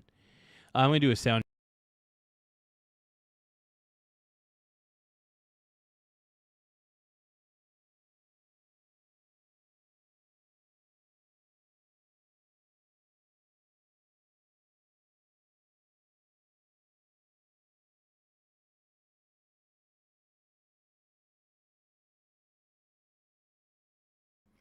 Not too low, not too high. All right, we'll do it. We'll do 12 decibels. Stick to 12. You're all being completely duped by Tommy Robinson. And by the way, just call him Stephen. His real name is Stephen. I've studied He's the not case. even called Tommy Robinson. I've studied the case. Wow. I've studied the case. It's got nothing to do with whether or not that Syrian boy was rightfully or wrongfully accused of what he was doing. What it's got to do with is Tommy Robinson refusing to take his film down and What it's got to do with is why he didn't take his film down. A political appointment, interceding, and instead of the punishment typically for breaching an injunction in a civil action is a slap on the wrist, a bigger fine, Herma took it to another level and threw Tommy Robinson in jail. Okay, all I can tell you is that Tommy Robinson has a standing invitation to come on this programme, which he's consistently bottled it and refused to do. And I can tell you the reason why. He knows that if we do it here in England and I ask him to repeat his lies about that Syrian boy that you've all swallowed in America, if he repeats them, he goes back to jail. You've believed his lies. And It's illegal for him to talk about that boy. It's not illegal. Yeah, so he can't. Illegal for him. He lost a defamation case. Has made it illegal for him to discuss the case. He lost a defamation case. But that was a civil case, Piers. You It's a literally defamation silenced case. him. And you don't go to jail over losing civil cases. Let me bring in Ashok here. Ashok, look, we're getting slightly sidetracked, but I do think the credibility of Tommy Robinson and the damage that he does in America about the reputation of this country and London all being overrun by Muslims, and everyone swallows it in America. They believe this bullshit that comes out of his mouth. I'm from England, by the way. I was born in Hitchin. Really? Yes. So have you ever been next to Tommy. Have you ever been to I'm British. Have you ever been to a Luton Town match? Of course, yes, I have. When? With Tommy, and Which not one person in the stands lived in Luton at the time. They were all expats because they were driven out by Muslims. Which game did you go to? Luton is a Muslim town today. Which game did you go to? I don't know. Well, what year was Some it? game. What I year with was Tommy. it? What year was it? It was 7 years ago. Yeah. Which league were they in? I don't like soccer. I'm a baseball guy. I don't think you went, But did I was you? there visiting Tommy, and I was alarmed I think you're talking you lost your sport. I think you're talking claptrap. You never went to a game at Luton with Tommy Robinson. All right, Ashok. Look it up. It's on the internet. I'm there with him. I was born and raised in America. I don't lie. I lived there for decades. I've lived in London for 17 years now. This bizarre obsession with Americans have with London and saying it's overrun with Muslims is because America has... This is crazy, man. This is wild. And, dude, I love Gavin, dude. Gavin's totally my hero. Gavin's the man. He's the most misunderstood man on the internet, in my opinion. Gavin is the most misunderstood man on the internet. And I think most people would agree with me there.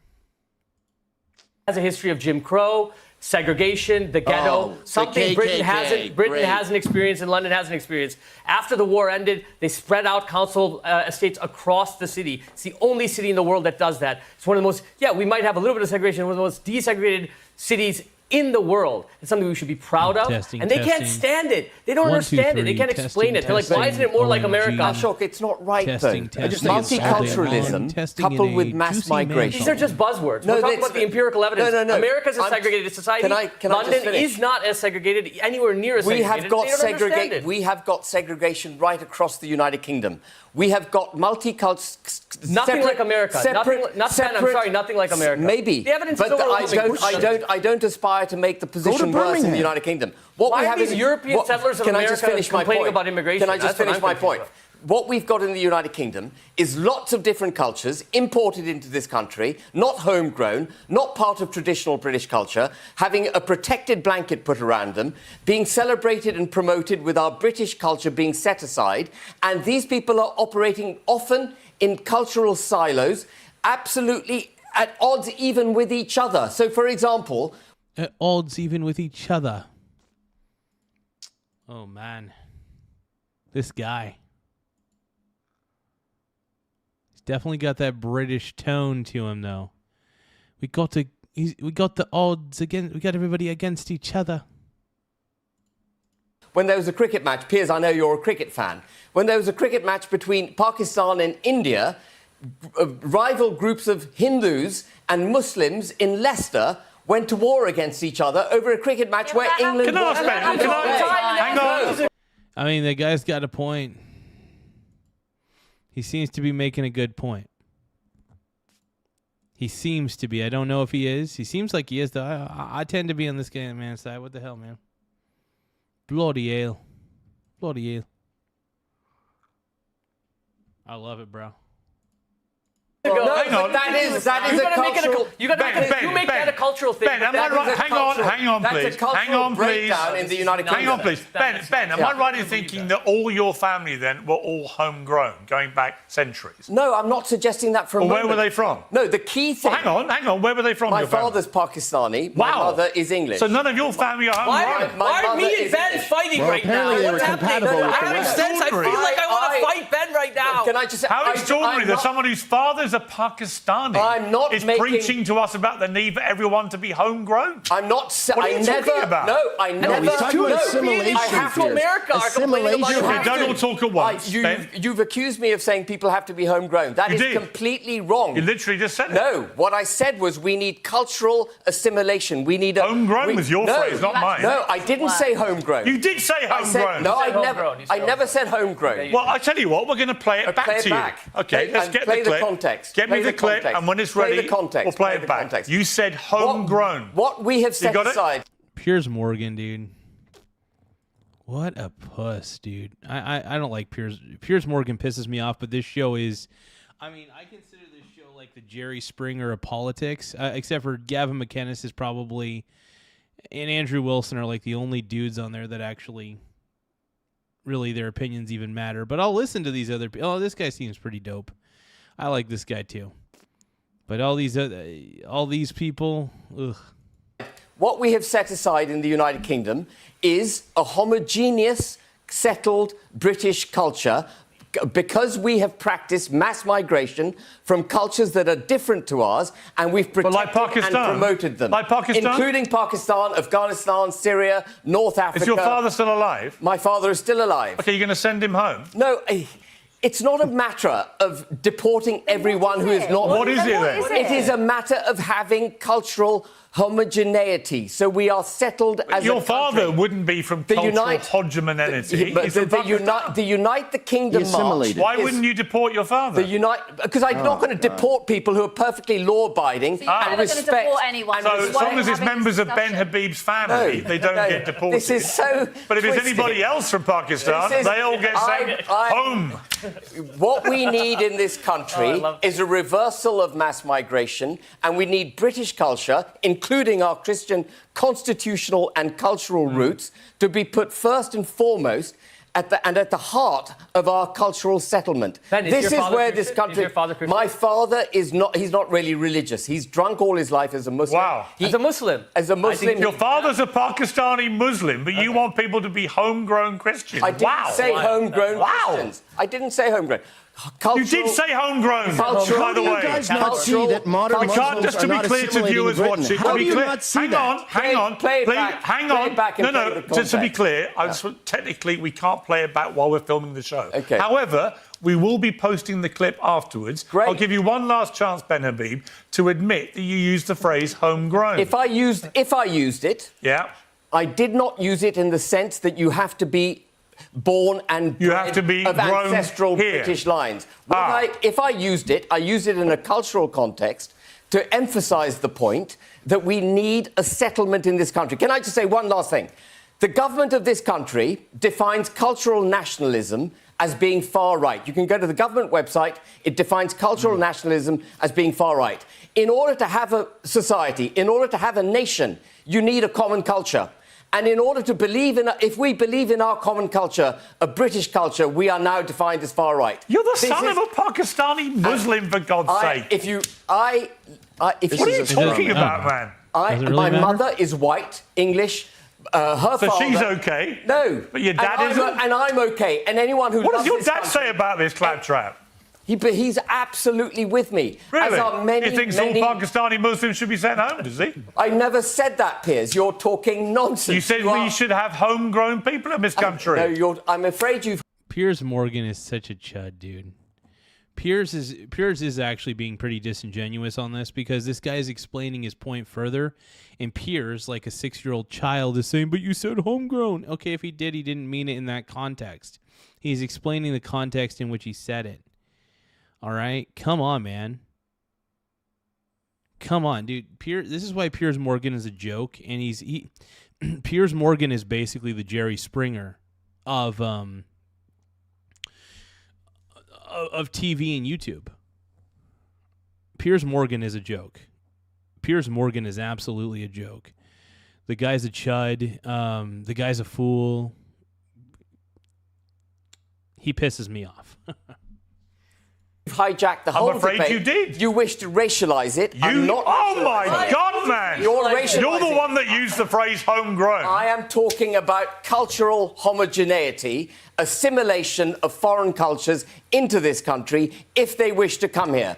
Otherwise, if you don't buy into what it means to be British, you don't like what it means to be British, you don't like Christianity, leave the country. It's fine. But this is what's been said for going on a century now. This is what they said to the Italians who first came here in the 20s. This is what they then said to the Windrush generation who came here in the 60s and built the entire underground network in London, That's a might I myth. just add. What? That's not true. What? They did not build Britain. They were temporary laborers. They did not build Britain. That's an old trope So they that's got to didn't- go. what Look, do you you mean? If they morons, built the you think we're underground, then racist. they did build it. Blend in beautifully with Britain. Hindus assimilate beautifully. Every other culture assimilates beautifully, but modern You just Islam said that the Hindus is got not into a row assimilated. over cricket. And Luton is a So- perfect example of that. You elites don't go to these countries. And May 16th What do you is mean by anti-you. elite, by the way? May What do you 16th mean is by elite? anti-peers. Who's elite here? I mean you. If you don't think that Britain... He's talking about Oh, man. Piers Morgan is kind of an elitist, though, if you think about it. Garza was assimilated. Garza is Borg. Borg is Garza. It says vacation time. Hell yeah. Hell yeah. has a Muslim problem today. You're an elite, and you don't travel, and you don't know working class people, and you've never been to You've no Luton Town, idea and who you've never I been hang to out Birmingham, with. and You you've haven't never got a been to clue, Rotherham. man. Go there, use your eyeballs. You haven't got a clue what I do or who I see. Have you? Oh, You're I just know. spouting, If you don't think you're that just Luton is spouting gone, nonsense. you haven't been.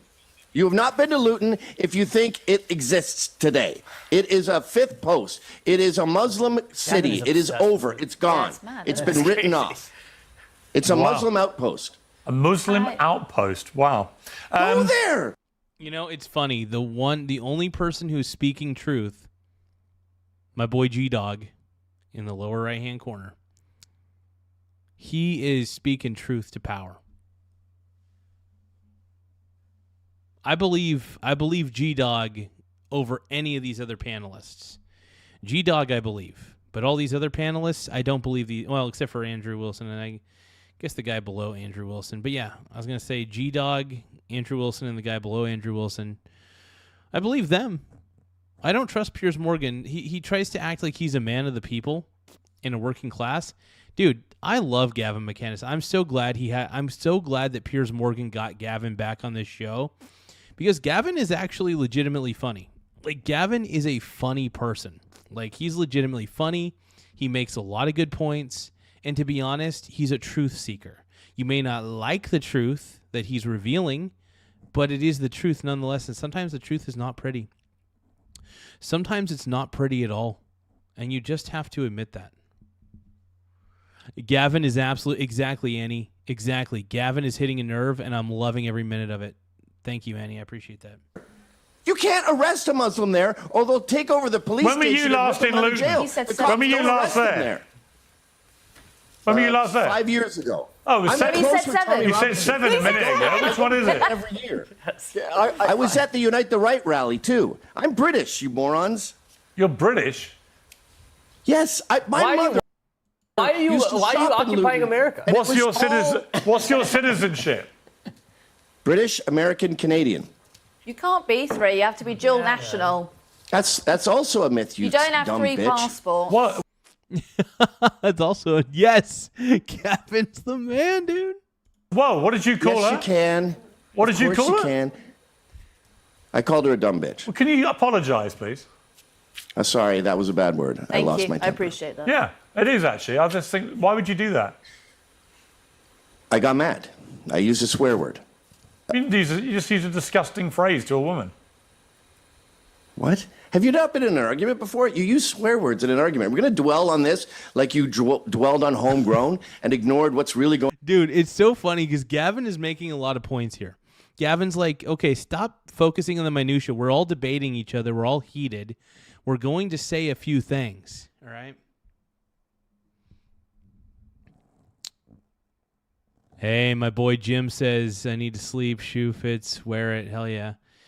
Hey, Mr. Jim, man, thank you for popping in, man. I haven't seen you in a bit on here, and I just, honestly, whenever I see you on here, man, I get fired up. I get pumped.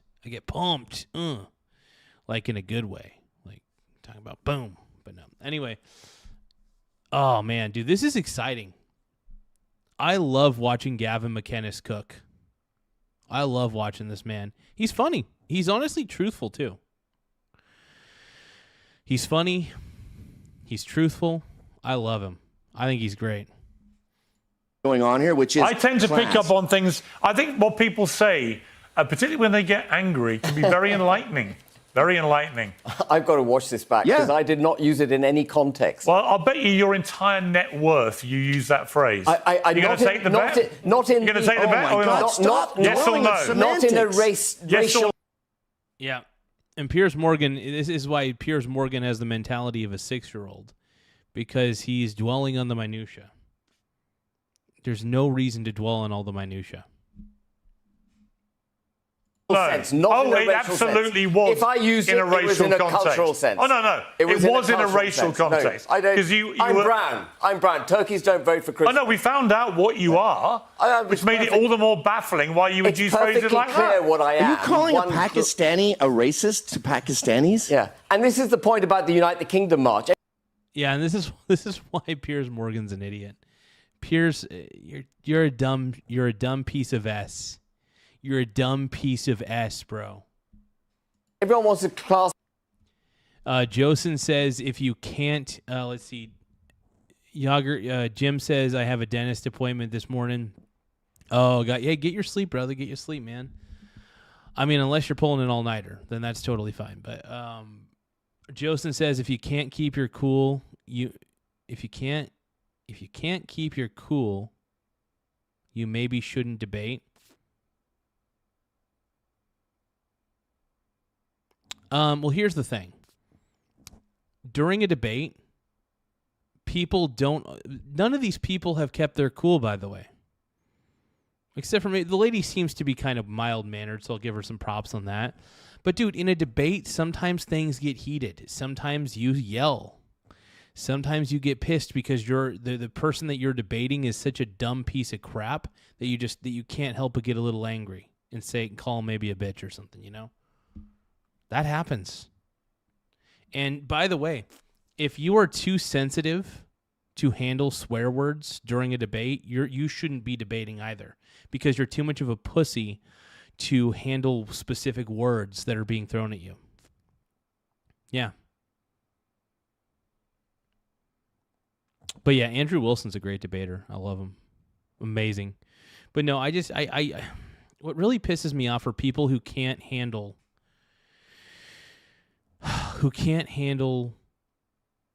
words, who can't be in a debate and just get shit done. You say what you mean.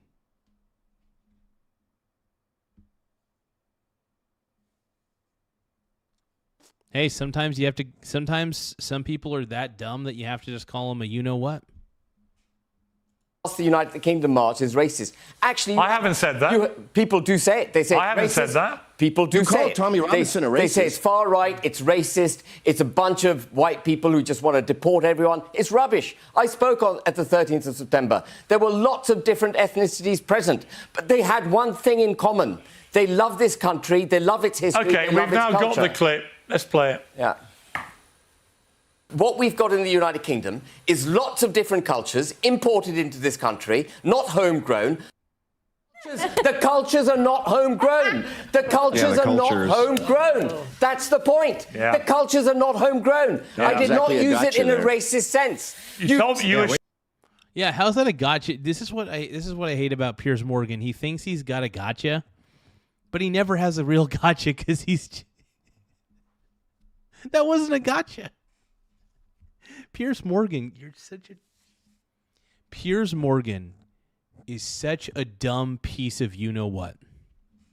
You told me you didn't use it at all. Yeah, but you've taken the cultures were go and play the clip again. Yeah, the cultures were not homegrown. Play it again. I didn't say Hang on. play White it people again. calling a Play it brown again. guy If- racist. if That's the- what Britain if has the powers become. of Let me go to Andrew. Let me go to Andrew Wilson. Yeah. Andrew.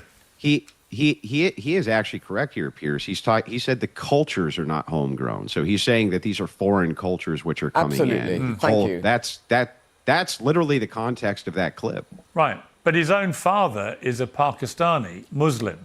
So his culture is not homegrown. So my point is, Well, he's a there's two- flaming hypocrite.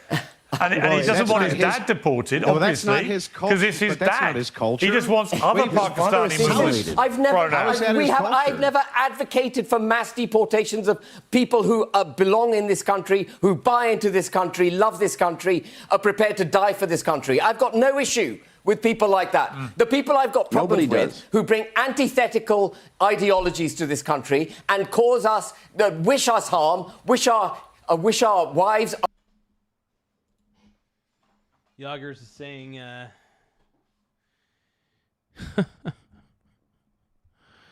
oh, Yoggers, man, you're the man, bro. Everybody loves Yoggers on here, bro. Yoggers is the GOAT. Our daughters harm and wish to set us aside. I've got a real issue with that. And what cultures are they? Their cultures, they are muscular. Name one. Well, let me tell you, it's far more nuanced than you might like to think, because you want to have a head-on, absolute head-butting Well, just name one. exercise. Name one. But Name one. if you take lots of people in, for example, Name as one. this country, From where? if you take lots of people in from places like the depths of Punjab, the depths of Swat, the depths of Kashmir, and who haven't had they haven't had a brush. So from where your father came from, They haven't had a brush. My father is an educated man. He got a PhD at King's College, King's College in London. So which part of Pakistan is he from? He's from Punjab, but he was educated. So the depths of But if you Punjab, go or- to the depths of Punjab, you So might is he find from this the dep- funny, is he but from if the depths of Punjab? If you import barbarians who are not even from the barbarians if you from the are- depths of if you- Punjab, where your own father you're comes from. determined to overspeak me and not let me finish my point. If you import barbarians from the depths of Punjab, who are not even welcome in polite Pakistani society, if you welcome them into British society and you put a protective blanket round them like we have with progressive discrimination. God, I just like I said, the more I listen to Piers Morgan, the less I respect him. I do not have an ounce of respect for Piers Morgan. He is such a buffoon. He is such a moron, dude. Piers Morgan is the dumbest man on television. I mean that. I mean every word of that. Piers Morgan does not deserve even an ounce of respect. So done with it. I mean, I only watch the show because of the guests. I don't watch it for Piers Morgan because Piers Morgan is the definition of mentally you know what. But like Piers is a fool. I'll just say that. Nation. All right. You are going to damage this country, and that is what we But have done. there is something utterly ridiculous about you taking this strong principled stand against people coming from the depths of Punjab and being barbarians when your own father comes from Pakistanis that don't Punjab. assimilate. His father assimilated. This is a How red do you know herring. his father We're assimilated? talking about assimilation. You don't know his father. Modern Islam is not assimilating in Britain. It's incongruous. Actually, in fact, it's in the business plan. It's in the Quran. It says don't assimilate. Actually, and I'll bring Ashok in here. My understanding is that the vast majority of the 5 million Muslims in our country do assimilate quite happily. And there are some who don't. And there are some, by the way, from the ones who don't are raping your daughters. every So we other should prevent form that. of immigrants in our Piers, country do you agree that don't assimilation assimilate. is important? Do you agree that assimilation I think it would be nice if everybody assimilated, yes. And I would we're like not. everyone That's to the get point. on. We're not. But We're not assimilating. You're not going to get to assimilation by branding people who come from where your father comes from a bunch of barbarians. The ones that we are language you use importing is important. No, it is, and I'm using it advisedly because we are taking people who are barbarians into this country. But Ben, if you think I don't know that your dad's not a barbarian, and the people who are going You on that don't. Unite the Kingdom I want to rally interview will your be father. barbarians. They will be racist. Gift yum yum. Gift yum yum. Oh, thank you, Alex Clark, for the high five for 100 joules. Let's give a shout out to my boy, Alex Clark. 4-3. Trifecta. I'm going to give it a love. I just gave the high five a love. Thank you so much, Alex. Mucho apreciato.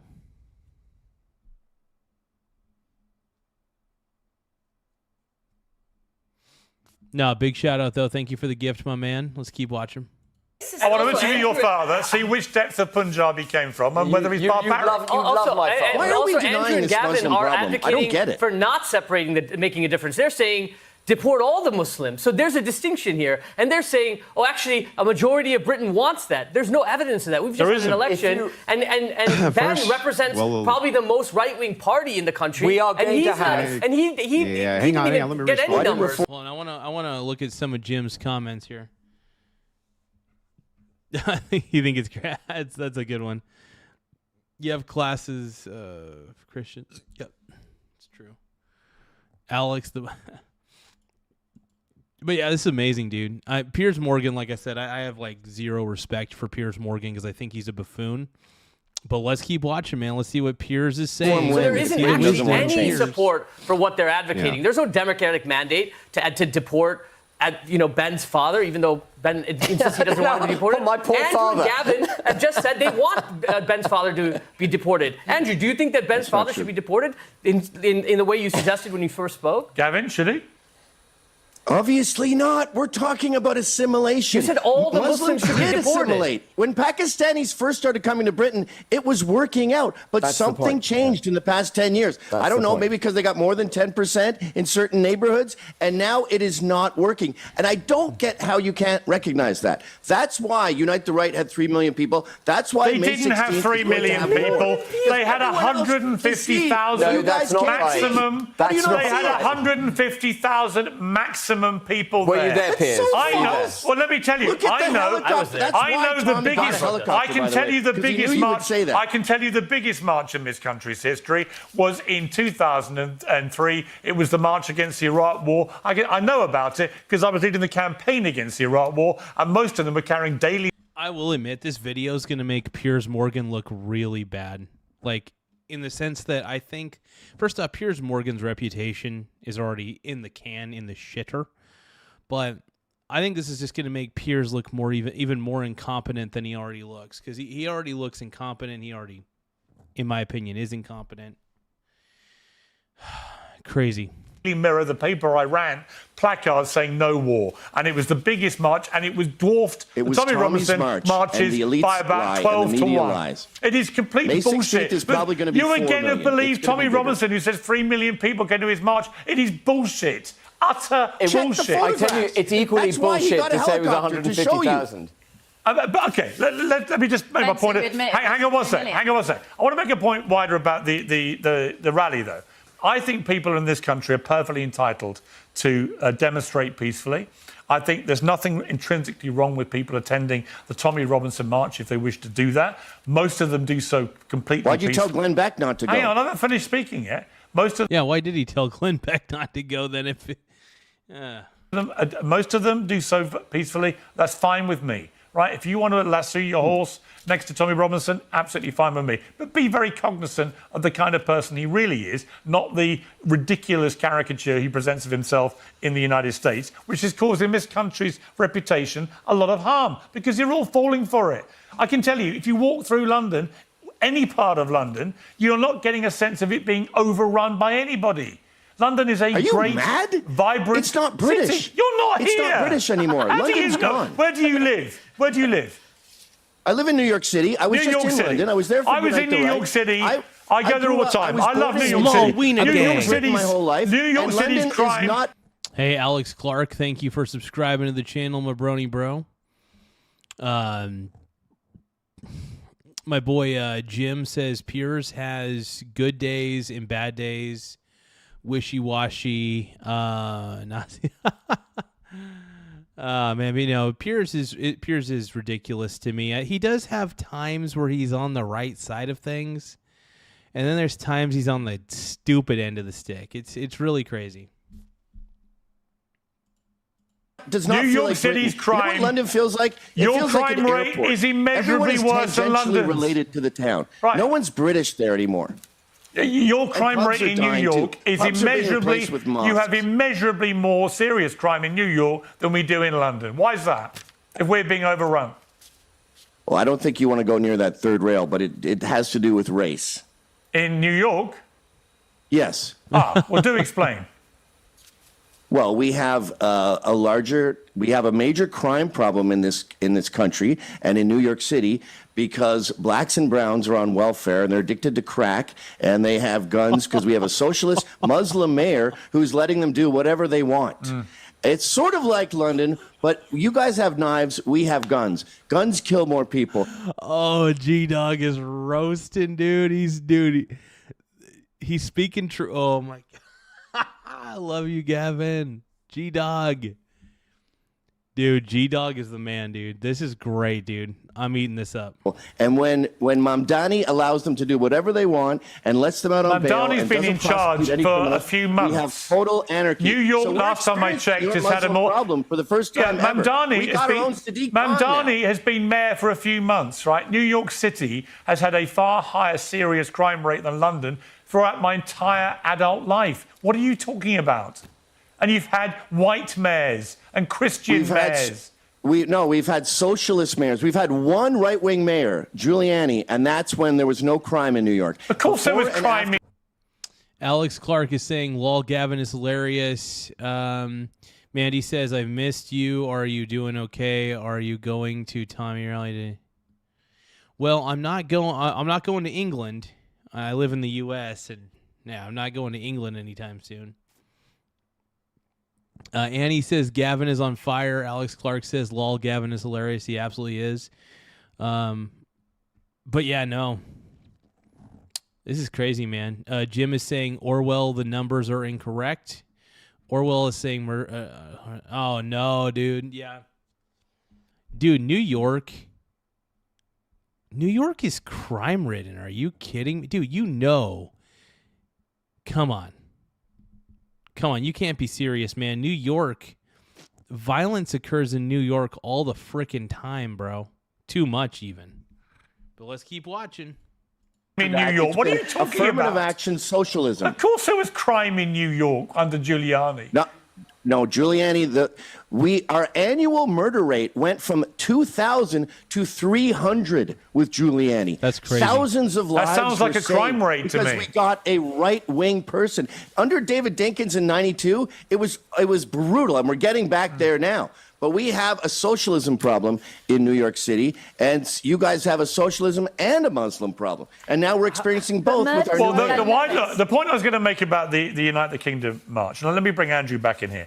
I don't pretend for a moment that we have not had a poor record in controlling immigration to this country this century, right? We have had two problems. One, we've had the issue of small boats coming over the channel from France, which has been completely uncontrolled. And we've had between 40 and 60,000 people a year coming in illegally. And once they get here, it's almost impossible to send them anywhere else. And so they've been put up in hotels at expense to the taxpayer. It's caused a lot of social anger and unrest. And it should have been tackled years ago. We've also had a massive issue with legal migration, where under Tony Blair, a Labour Prime Minister, but also then fueled by successive Conservative Prime Ministers, we have allowed too many people to come into the country legally with too many dependents. I don't think these things are contestable. They're just a reality of what we've done in this country. But the narrative that we are being overrun by Muslims is untrue.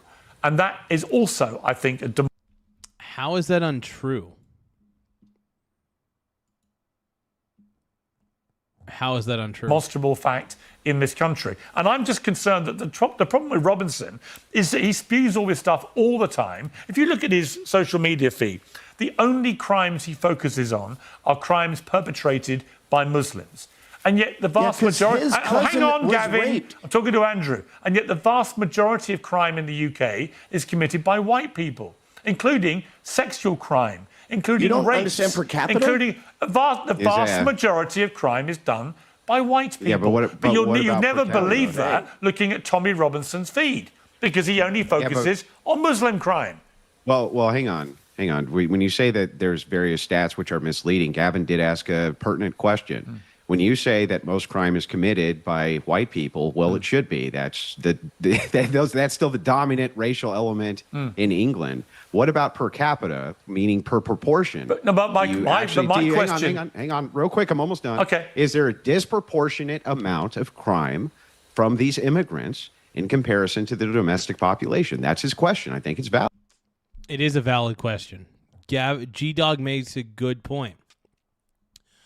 Per capita matters. So if we're trying to figure out which group of people is causing the most crime per their population, you can kind of figure that out, right? You can figure out which group of people are causing the most amount of trouble.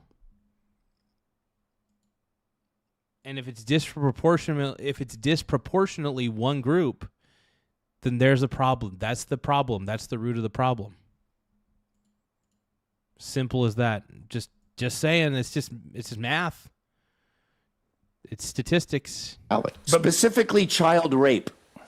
Well, actually, the vast majority of child rape is perpetrated in the UK by white people. Not asking about per that. Capita. We're asking about. Okay, but why does Tommy Robinson? I don't know the per capita number. I'll get it while we're talking. 85% of gang rapes in this country are perpetrated by South Asian men, according to the Quillian report of 2017. Well, actually, they were British Pakistani men, to be specific, in parts of the north of England, right? Kashmir, which was, Pakistan. Yeah, from Mirpur, mostly from Mirpur. That's what the rally's about on May 16th. But my point, Andrew, is... It's the per capita rally. My point to Andrew is it... That's what they should call it, dude. The per capita rally, dude. That would actually be kind of funny to do to just call it the per capita rally.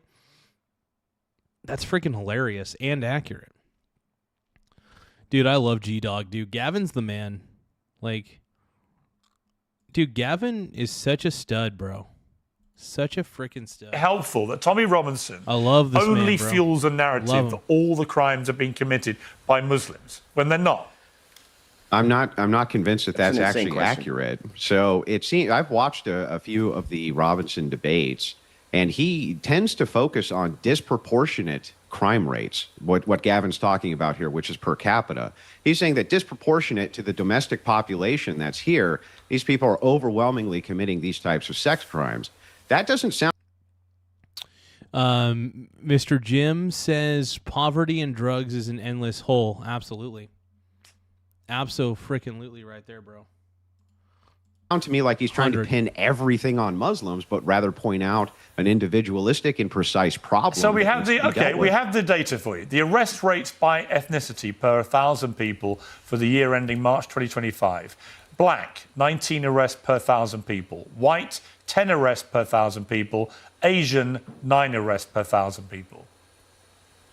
Yeah, now That's do not, child That's not actually rape. answering the question. Okay, so now you want to narrow it down again and again and again. Okay, you asked me. You asked me to give what you. What a weird side to pick. The pro rata You're mad at the guy numbers. who's trying to stop child rape. Sorry. You're mad at the guy who's trying to stop child rape. No, and you're calling him racist, I'm not. While And as I thousands said, of girls are getting. I mean, G-Dog again. G-Dog is killing it, dude. Freaking A, man.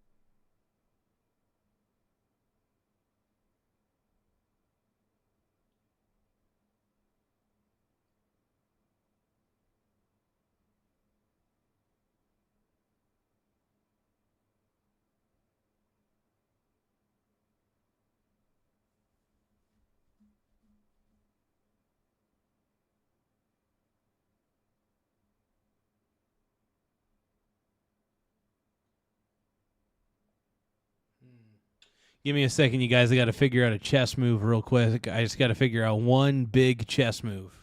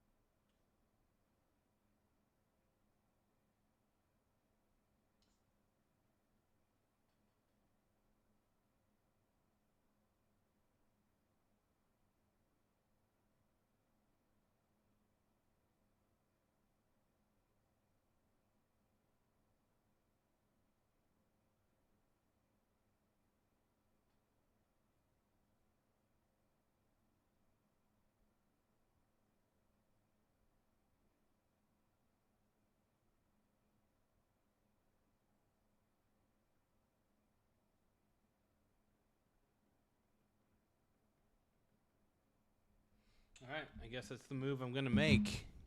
Rape. But again, they nailed a girl's tongue to a piece of wood as they raped her. Gavin, they raped her under the Pakistani flag. You said this the other day. Branding girls M for Muhammad with a hot M. Gavin, I have repeatedly said that where I agree with Tommy Robinson has been on his relentless campaigning against the grooming rape gangs in the north of England. That's all he cares about. Hang on, no, that's it's not all. It's not all he cares. It's not. If only it was all he cares about, but it's not. But the point is, he claims he was the only one who ever exposed this. That the journalists of this country never exposed it, and yet it was exposed originally by a journalist from the Times newspaper. It was a literal journalist who blew the lid off that whole scandal. Tommy Robinson has been right to focus on the cover-ups, which were scandalous and outrageous. And I completely agree with him, as I would say to his face, as I've told him on social media. You covered it up. You know why? Because you would rather let little girls get raped than be known as racist. Why do you I mean, G-Dog's making a point again. Care about is your status. Why would you say such a ridiculous thing? And racist is the worst thing you can be. So you allow girls to get raped. Why would you say such a stupid thing? Your status. It's demonic, is what it is. I'm calling you guys. demons. Really? I mean, that's G-Dog is accurate, dude. Where is G-Dog wrong? Tell me where G-Dog is wrong on this. I think he's right.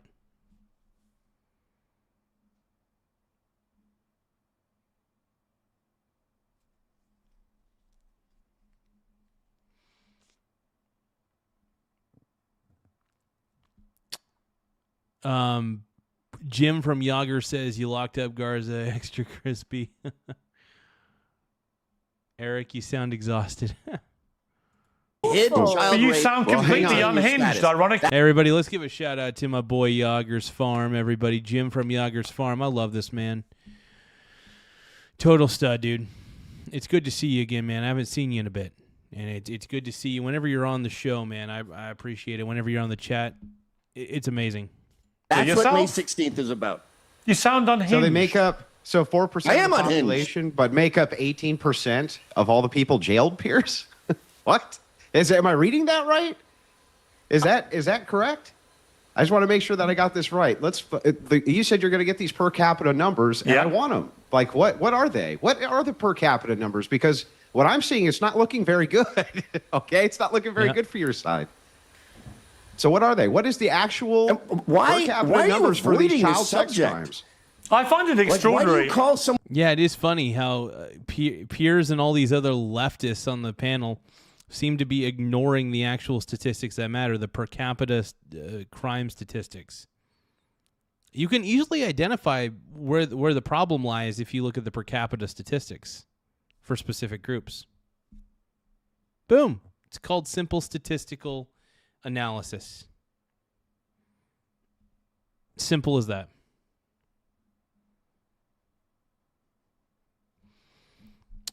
Jim says, Orwell, the Democrats had full control of the Epstein files. Yeah, that's true.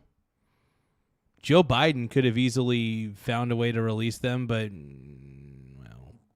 well, let's just say somebody was asleep at the wheel. Ty Lord says, hey, Annie, what is going on, Ty Lord? Ty Lord is requesting, Garza, can we get a tomorrow's teaching? Honestly, I think that this is the last video that I'm reacting to for the night.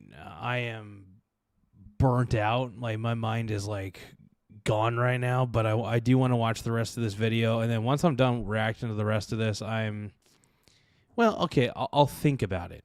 I will think about reacting to it tomorrow's teachings to be the icing on the cake. How does that sound? We'll do that. We'll learn some valuable lessons from tomorrow's teachings after this video, though. Someone racist when they point this out. I've literally just told you the arrest rates for ethnicity, and they speak for themselves. Ty Lord, since you asked kindly, and I know Annie really wants...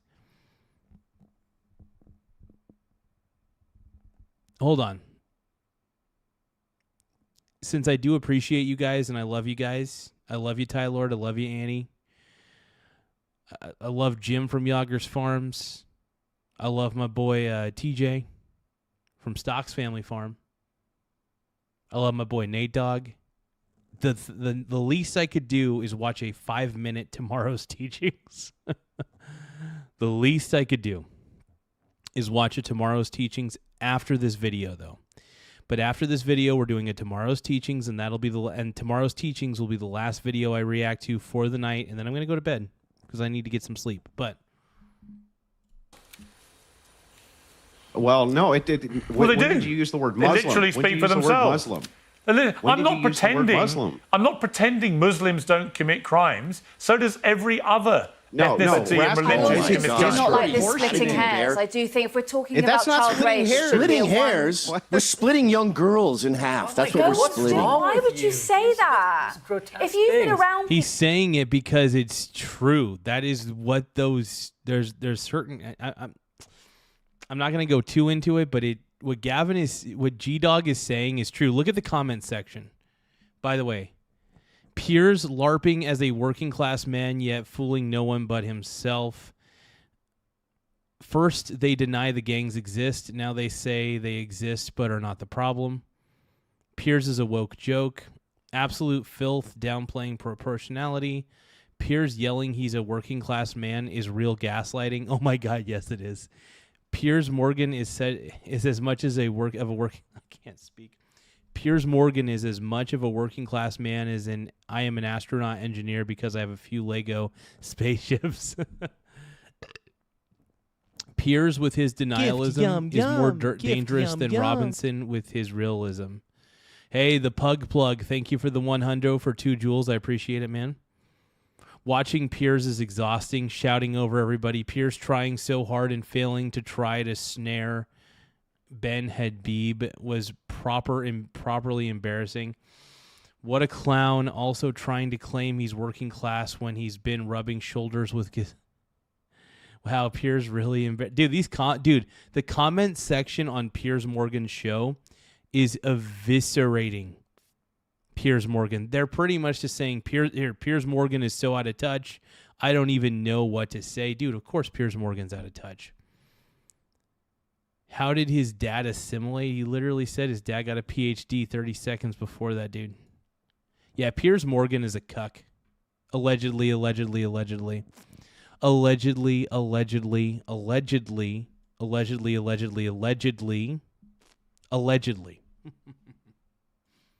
People who have been a victim of child sexual abuse, hearing something like that is horrendous. I can tell you, any victim. No, you know what's horrendous? If they heard Getting you raped speak by an like old that, Pakistani you would honestly, man. you would That's put them horrendous. into a real panic. It's awful what you're saying.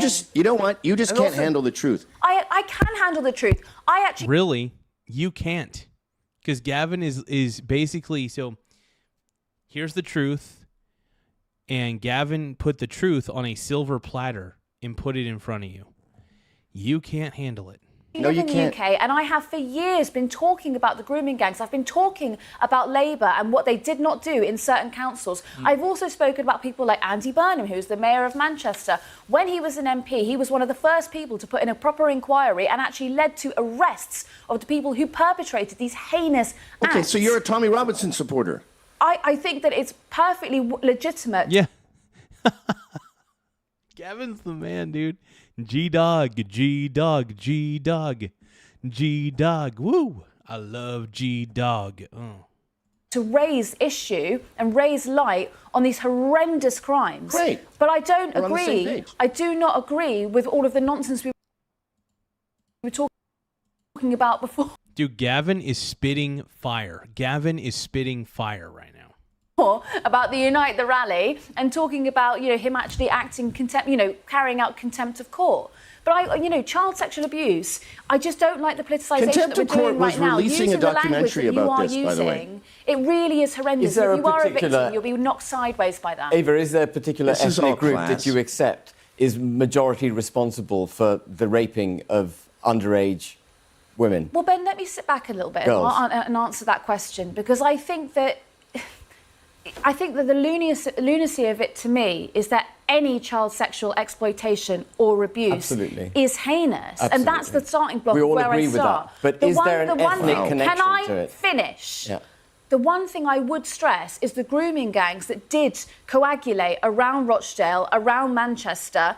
I completely have investigated this and I've reported on this. There was not proper reporting of the perpetrators because there were, quote unquote, fears in the council that it would be perceived as racism. That's an issue at institutional. heart. That is That's an issue actually- at heart that we should tackle as a country. And I'm really glad, actually, for some of the very loud influencers online who have brought this to the forefront. That does not negate the white people in this country no, who sure. carry out child sexual abuse every single day. Do you know over 50% happens in people's own homes? Absolutely. In Ava, our I get own all of that, homes. but you touched on a but really that's important beside the point. You said institutions turn the blind eye They because of did. fear. They did turn a blind That is eye. institutionalized racism in this country against white people in favor of ethnic No, minorities. because there's also that is where white this people country has carrying gone this so. out. Yo, my man right here, speaking truth. My man right here, speaking truth. Truth to power. Hell yeah. I'm going to listen to this guy, and I'm not going to listen to this Karen. I'm not going to listen to this Karen. This is a Karen that I'm not going to listen to. This is a Karen. This guy's a Karen right here. See where my mouse is? That's a Karen. That's a Karen. That's a Karen. Truth seeker. This guy's a truth seeker. Truth seeker. Truth seeker.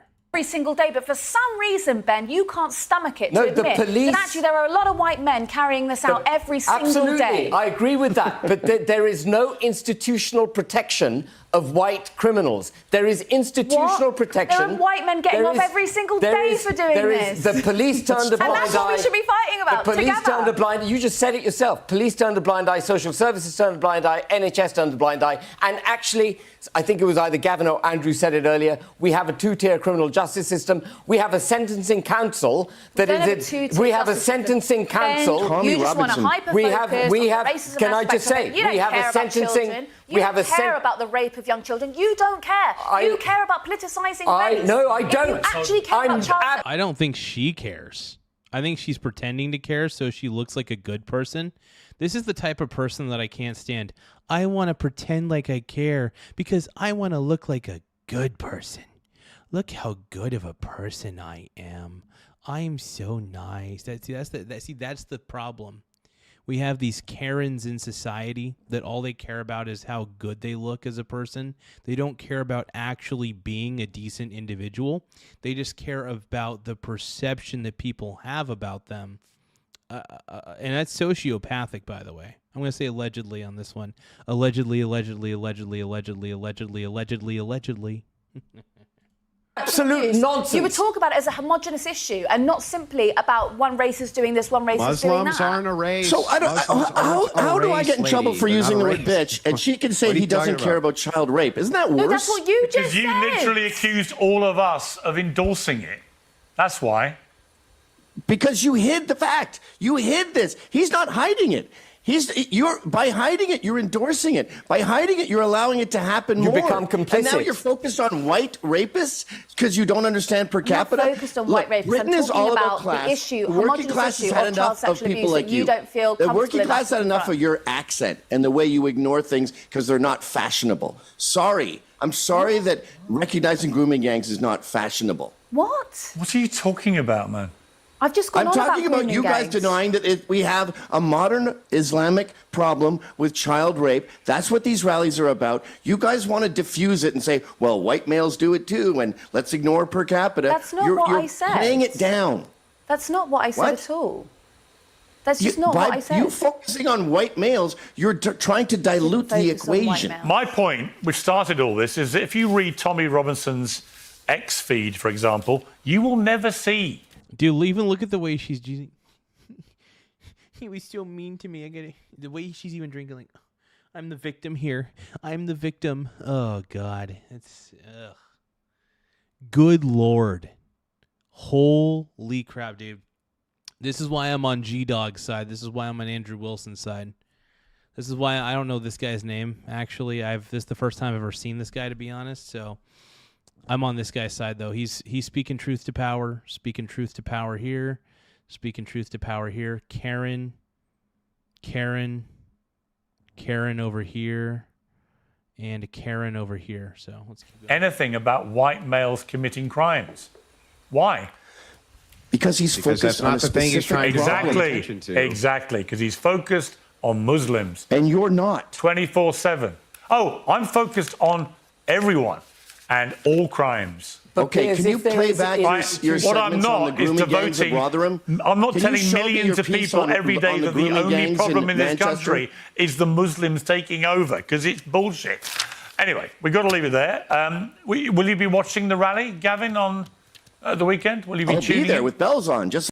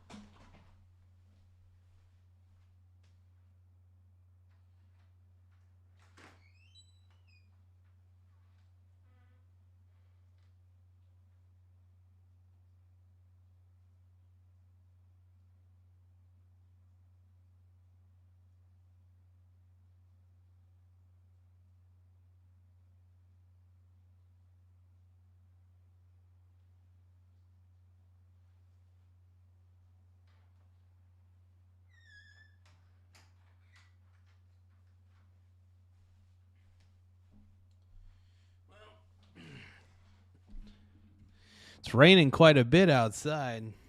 Hell yeah. Got to get that rain. Here comes the rain again. All right, well, that was enough of that, dude. Basically what I learned is Piers Morgan's a moron. And that's pretty much self-evident at this point. It's like I was at the last one with the other 3 million people. Right. Yeah. Well, okay. Why don't we count them when you're there? Because you'll find that you can just look at the shots. You'll Look at the find you're pictures from the helicopter he got, because he knew you would lie. 2,850,000 short. No. These are the police figures from the march. 150,000 maximum. Yeah, you can't rely on the British police, who are not going to tell the truth, by the way, because they arrest people over social media posts like idiots.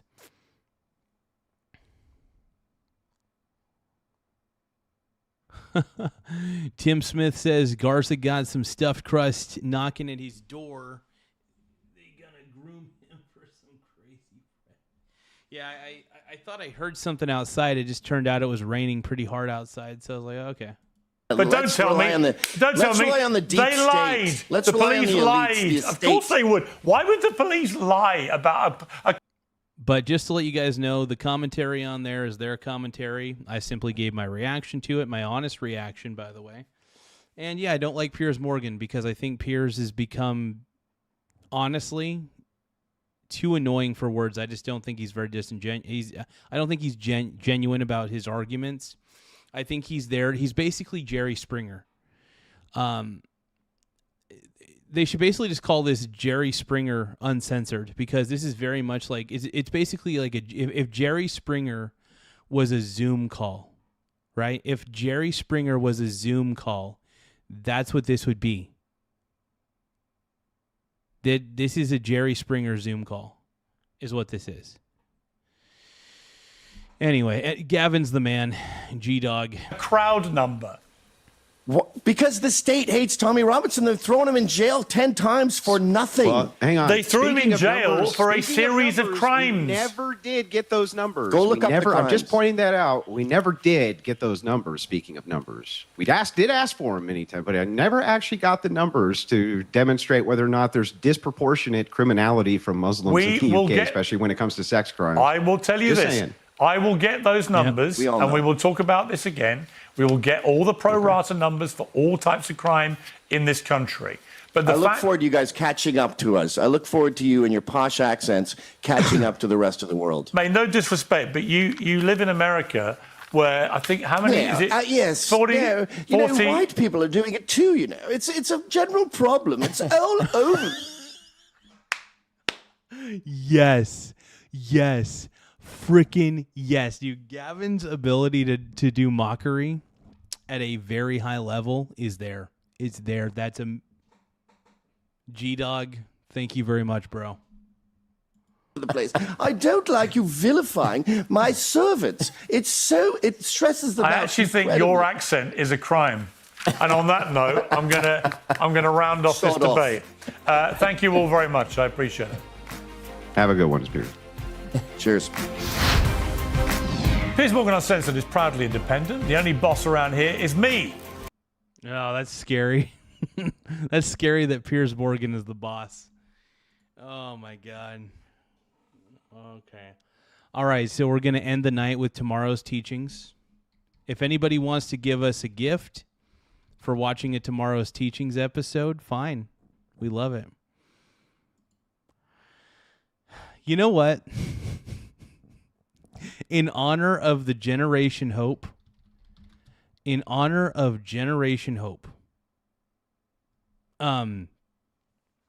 remember Tim Smith was talking about the fact that Ilhan Omar had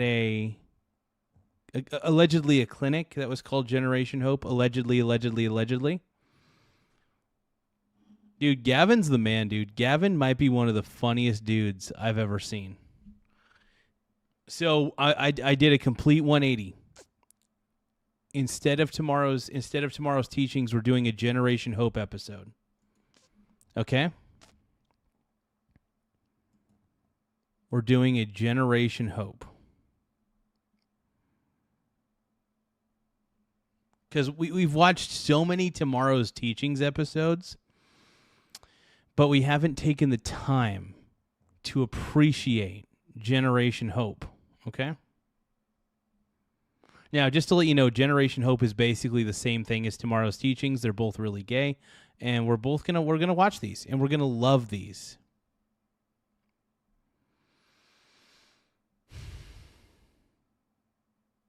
My God, some of these are just crazy.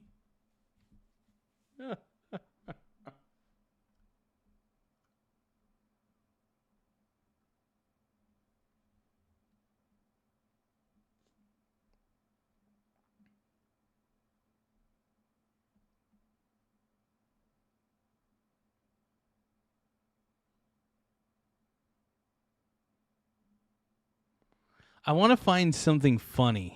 What do you guys recommend for Generation Hope?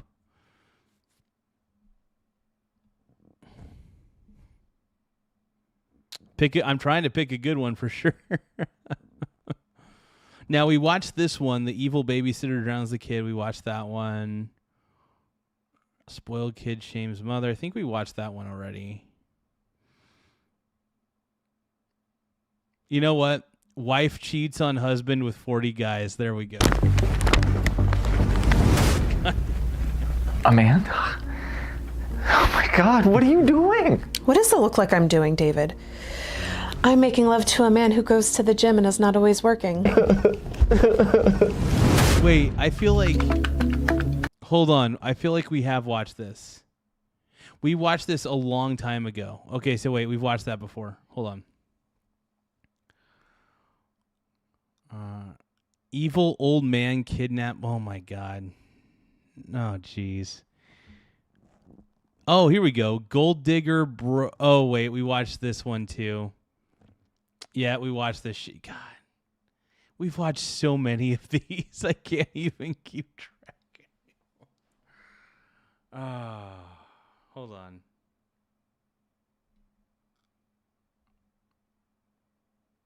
Oh my God.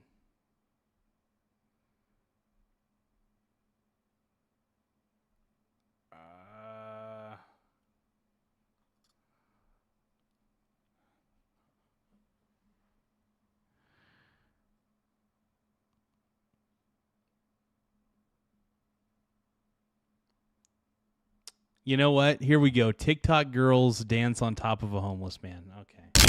Oh! God dang it. Oh, God. Is this the future of the Michael Garza show right here? What we're looking at is the future of the Michael Garza show, everybody. This is the by the way, this is the future of my TikTok channel. My TikTok channel is going to... No, I'm just kidding. Just kidding. Just kidding. Allegedly, allegedly, allegedly. Oh! My back! What's going on? Hey, shut up. You're ruining our TikTok. Okay, remember, just like how I practiced. Ready? Yeah, trust me. I stayed up all night yesterday making sure I learned all the moves. Okay. Emily, what are you doing? That's not the right move. You have to show your butt more or else we're not going to get as many views. Okay, I got this. How about this? Ooh, I like that. Yeah? We're definitely getting 1 million views this time. Can't be. We're gonna be so famous and rich. Everyone in school is gonna be so jealous of us. I can't wait to see the look on their faces. By the way, I saw this really cool van that's right over there. I thought we could dance in front of it. Oh, hold on. Hold on, real quick. If you do this... It's a good scene, by the way. You will kill the market for years. Margin Call's a great movie, by the way. Watch it, you guys. And you're selling something that you know has no value. We are selling to willing buyers at the current fair market price. Yes. So that we may survive. You will never sell anything to any of those people ever again. I understand. Do you? Do you? You. This is it. This is it. I'm telling you, this is it. Yeah, such a good scene. I'm sorry. Let's get back to it. Hold on. Okay, can I go check it out? Yeah? It's right over here. Is that a homeless creature sleeping in front of it? Oh my God, you're right. I thought it was a pile of trash someone just threw on the street. Ugh, I hate these homeless things. They just ruin everything. Like, can't they just leave us alone? Hold on. It feels like the audio's out of sync. Hold on. Homeless. If you're right, I thought it was a pile of trash someone just threw on the street. Okay, so it looks like the audio is severely out of sync in this particular clip. That's hilarious. Ugh, I hate these homeless things. They just ruin everything. Like, can't they just leave us alone? Yeah, like, I don't get it. If you're, like, homeless, why don't you just buy a house and stop being homeless? I know, right? It's so easy. But Emily, I think you're forgetting. These homeless creatures are homeless because they're stupid and lazy. Like, just sign up for college and stop being stupid. Oh my God, this is so fucking terrible, dude. What the fuck is this? This is awful. Holy crap. Yeah, I was gonna say, I think the audio and the video are not in sync together. Okay, but, like, what are we gonna do now? This thing is in the middle of our dance spot. Do we just ask it to move? I mean, I don't really know homeless language. They didn't really teach us that in school. Yeah, I don't really know homeless language either, but I don't think we should get anywhere near it. We could catch some of it. Do you think that they probably just recorded in post-production, like they voiced over these girls, but it was so out of sync and they just had to re-script everything? They just decided they're to be lazy. This is such lazy editing, dude. So ET is asking, is this tomorrow's teachings? It's better. It's Generation Hope. Now, Generation Hope will give you hope when you need it the most. And I know we live in a world that needs all sorts of hope. No more dope, just hope. It's diseases, and then we wouldn't be able to sleep with a bunch of guys. I have an idea. This should wake it up. Great idea, Emily. You're a genius. Plus, we can wash some of that dirt off its face. My beautiful eyes are hurting from just staring at it. Keep spraying it, and I can take a picture and post it to Instagram. Yeah, and let's use This is so fucked up, dude. Hold on. Perfect. Oh my God, these are amazing. You can really see my amazing. I want to look at the comments and see if...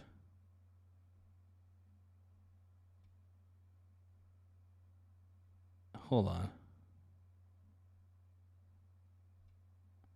I want to...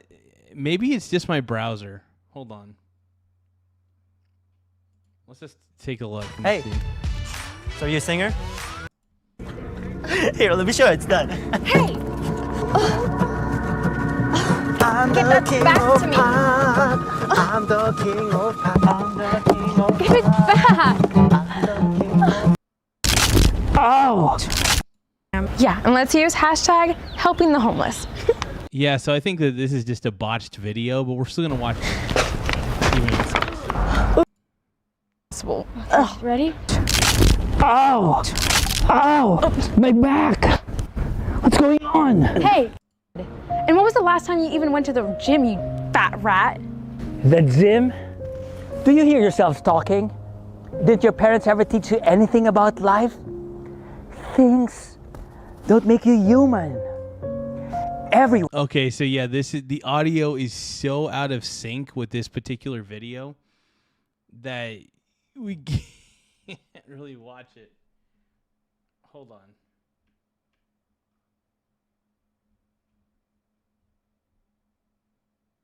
Oh my God, this is great.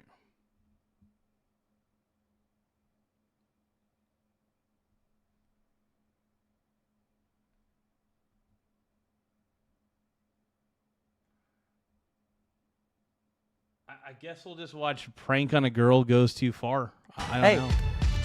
So you a singer? Yeah. Hold on. I couldn't tell because you suck. Hey, how long have you been singing? Like 6 years? 6 years? But you still sound like a cat's being squashed? Here, let me show you. It's done. Hey! I'm Get the that king back of to me. pop. I'm the king of pop. I'm the king of Give it back. That's my new song, by the way. I'm the king of pop. I'm the king of pop. I'm the king of pop. I told you guys we would at least do a Generation Hope. Or it's the same thing. It's the same thing. It's Starman. It's Starman. Oh, you mean this one? Starman Hey guys, and July. check this out. At Viagra. No, no, no!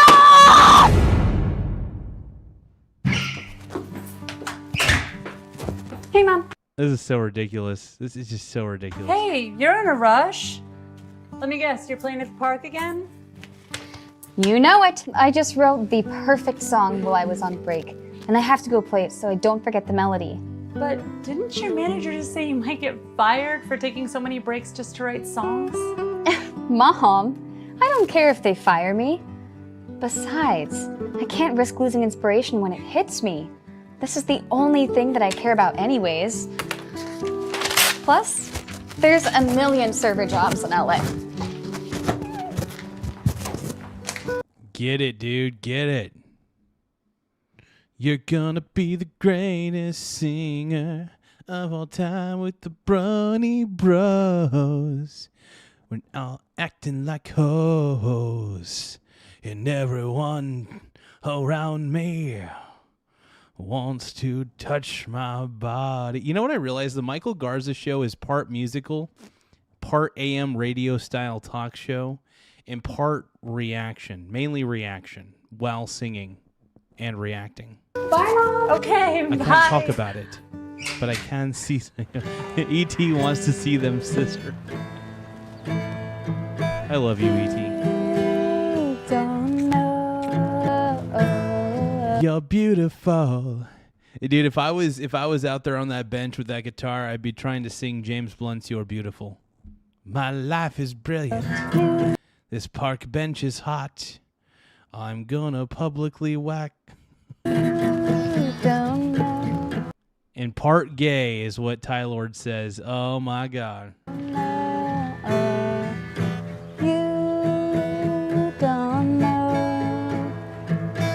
You ready, bro? Recording? All right. What's up, you guys? Idiot Billy here. Thanks for tuning back in. Welcome to the channel. Today, we're gonna pull a prank on the street performer for a little segment I like to call Disturbing the Peace. All right, let's get it. This guy's a stud. It kind of looks like my boy Frankie a little bit. Hey, so are you a singer? Yeah. Oh, well, I couldn't tell because you suck. Hey, how long have you been singing? Like 6 years. Six years? And you still sound like a cat's being squashed? Oh! Here, let me show you it's done. Hey! I'm Give that back to me. I'm the king. I'm the king of pop. I'm the king of Give it back!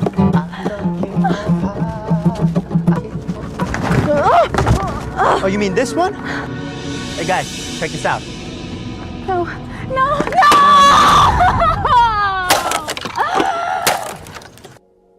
No! Oh my God! All right, idiot fam. All right, I hope your guitar's okay, by the way. God. Remember to like and subscribe for more bangers like this. Oh God, this is the future of my channel, isn't it? Is that the future of my channel? Is this the oh no. That's the future of my channel. Just kidding. God, this is so bad. All right, let's go. Get on out of here.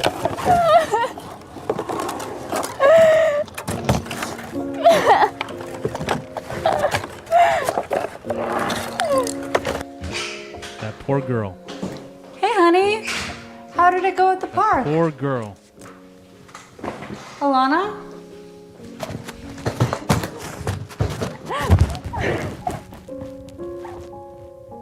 Okay, I'm actually kind of feeling bad for her. Like, I know it's all acting and stuff, but I got to admit, her acting is good. The guys that were like, "Oh, I'm the king of pop. I'm the king of pop." That guy sucked at acting, but she actually, I'm not gonna lie, she's convincing me, and I actually feel empathy for her right now. Alana? I know she's acting, but still, Alana, good acting. I was able. The talk to me. suspension What of disbelief happened? was there. Okay, the mom's acting is kind of sappy, but I gotta admit, her acting is not that bad. The blonde girl's acting, not bad at all. Some guys broke my guitar and told me I suck at singing. And I think they're right. I don't know why I go back to that park every day to play.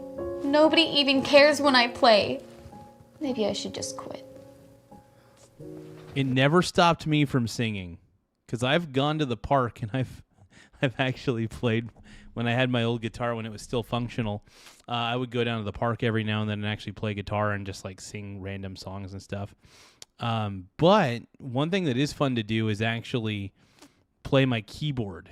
I really enjoy that.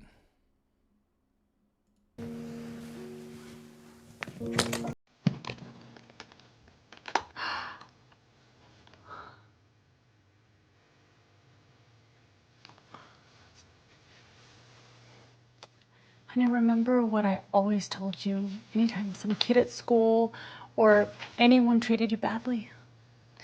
Yeah, you can't control what people do, but you control how you respond to it. Yeah, that's right, baby. Now, I am sorry about what happened to you. And if I would have been there, you bet I would have chased those boys down and made them regret what they did to you. Yeah. But the truth is, sometimes bad things happen to us and there's nothing we can do about it. Except decide how we'll react. Yeah. So when someone knocks you down, just get back up again. Yeah. But I can't get back up from this, Mom. It's tough, though. It is a tough feeling. I've been in that position, though. Where I feel like I'm knocked down, and it's tough to get back up, man. People telling me I can't do it. People, honestly, I've had people tell me that this channel was a pipe dream, that I wouldn't be able to be successful with this channel. But you know what? I was like, I basically said in my head, watch out. Watch out. Because I am successful. I am, no matter what.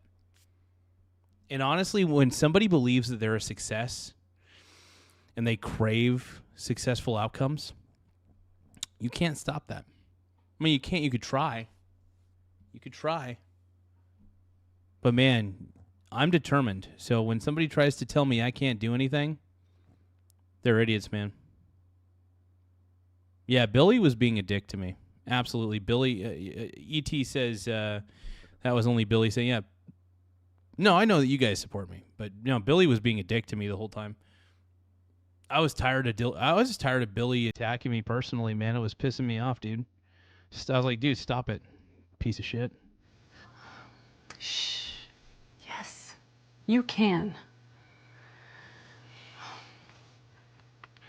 Now, I know you might need some time to feel better, but I just want you to know that I love you and I'm here for you, okay?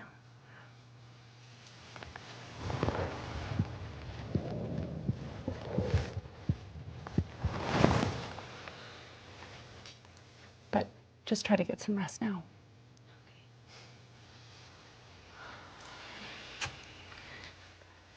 There you are. Don't forget Hank. Thanks, Mom.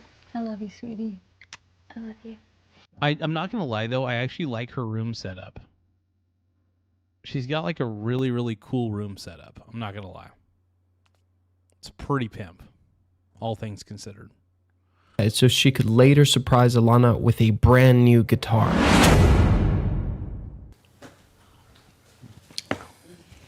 Good morning, sleepyhead. How are you feeling? Better. Well, I have something that I think will cheer you up.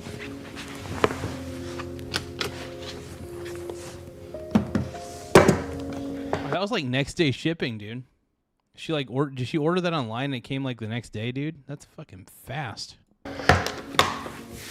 Hell yeah. Is that what I think it is? Well, look for yourself. Well, no, thank you, E.T. I appreciate you, Brony. But no, I just think that the problem with Billy was, just saying real quick, I didn't need him to, like, if he wanted to disagree with my methodologies, fine. Granted, that's understandable. But he was basically personally attacking every decision I ever made, all sorts of things. And I just couldn't do it anymore. I got tired of it. I just decided, you know what? I'm burning my bridges with him. Don't want to be friends with this guy. When somebody treats you like shit, you just burn your bridges. You burn your bridges with them.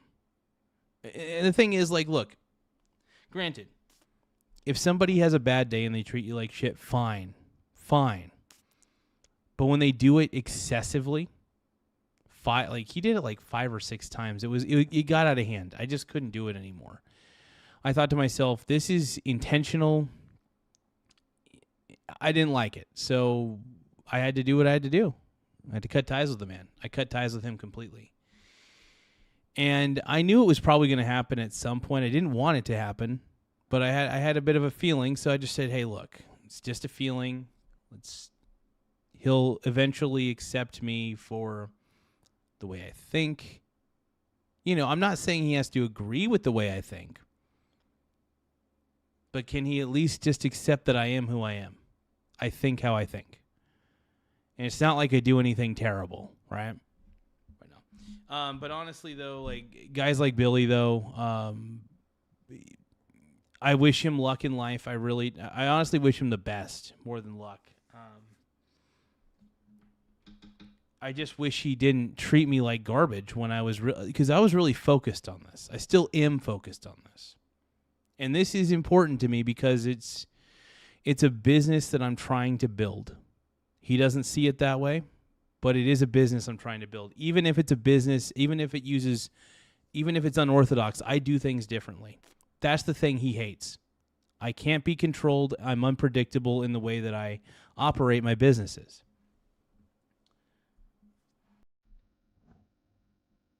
But anyway, I'm not going to talk about him anymore. Mom.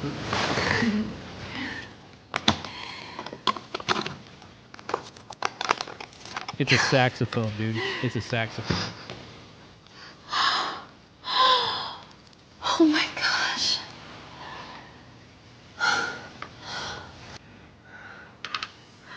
Well, I'm really glad you like it.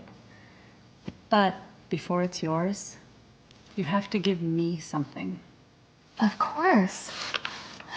I'm so thankful you did this. I'll do anything, Mom. What is it? A promise that you will never let anyone or anything discourage you from chasing your dreams. That you will always get back up when someone knocks you down. Is that something you think you can do?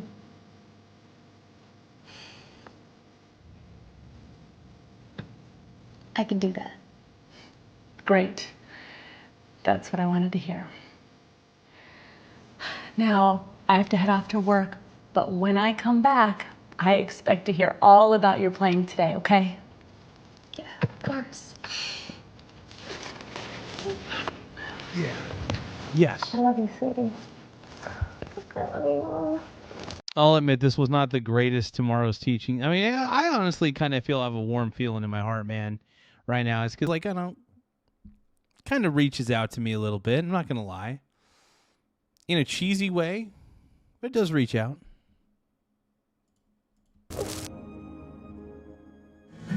They don't know. They don't know. They don't know. Trash. I don't think we can use this. What's this? Can't use this. Dude, the shot is trash. We can't use it. Wait, is that the girl? Oh, you're right. Yo, let's record this. Oh, hey. no, not these dopes. Hey! Oh my God, you're out here again? Didn't I tell you you suck? You can't play the guitar. You can't sing. You have a terrible voice. What are you talking about? She's great. Shh. What would you know, old man? Well, I am the founder and CEO of LCA Records. Boom. Boom. Boom. In your face. No way! That's like the biggest label right now. Wait, listen. I'm actually a rapper. Let me show you my mixtape and I'll Listen, I'm gonna stop you there, kid. We only sign talented artists. And something tells me you ain't got the stuff. Whatever, Grandpa. I don't need you. Hey, let's get out of here. I'm the greatest white rapper in the US of A, but all my homeboys, they think that I'm gay, and I don't know why, but I'm kinda fly. I know that I am that kinda guy. I'm gonna shake my boobies everywhere. I'm gonna shake my pussy in your hair. Everybody's jealous of my pussy time. Thanks for that, by the way. Those guys were really mean to me yesterday. Don't worry about it. See it all the time. Some artists ride trends and some create them. Which comes to my next question. Why are you here playing on the street? You should be selling out stadiums. I wish. I'm just practicing until I can record my album and hopefully get signed eventually. We're always looking for new singer-songwriters, and I really like your sound. Why don't you stop by the label later today? I'll be there at 4 p.m. We'll cut some demos and see how it goes, and maybe we'll get you signed. Fuck yeah, dude. Oh my God, of course. Can I bring my mom? This is pimping, dude. Of course. You probably want to talk to her about it anyway. But I gotta go. Listen, don't forget, 4 p.m., okay? After talking with Lester, the founder of LCA Records, Alana couldn't wait to pack up her things and rush home to share the good news with her mother. After talking it over, Alana and her mom decided to meet up with Lester later that day. He then decided to sign Alana for a 3-album contract that would ensure she would have a career in music for the years to come. Yeah, bro. Winning, dude. Winning. Ty Lord says, I don't even know what to say about this corny. You know, honestly, I kind of like the corniness. This is actually one of the, I know it's corny as shit, but this was actually one of those that even though I cringed a little bit on certain parts, I got to admit, I have good vibes. I have good feelings right now in my soul after watching. I'm not even kidding. It's cheesy, it's corny, but I liked it. It really stuck. It really is. It rang true to me. It rang true in my bussy, dude.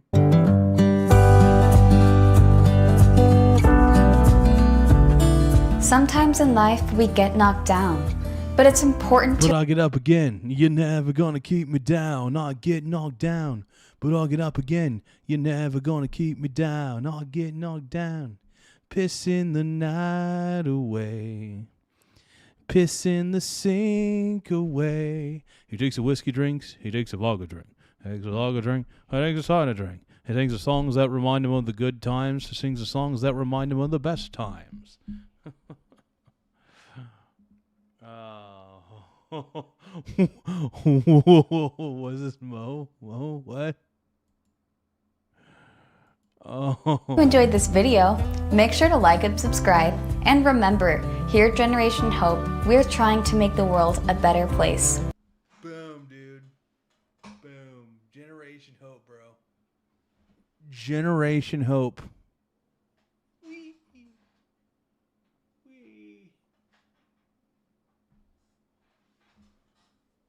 I love you, Generation Hope. You fill me with wonder and other feelings that I can't quite describe. But no, thank you guys for tuning in. I am tired. I need to get some sleep. But thank you guys for tuning in. Thank you guys for chilling out. And holy crap, man.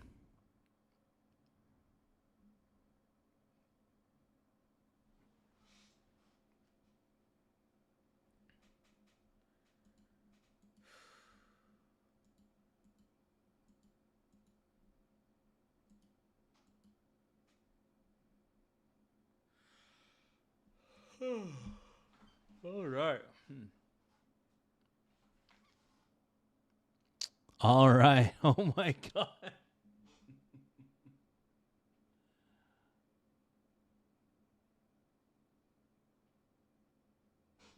Hey, have a good night, Ty Lord. Love you, bro. I'm trying to do more tomorrow's teachings or Generation Hope videos to give you guys that good feeling at the end of the stream.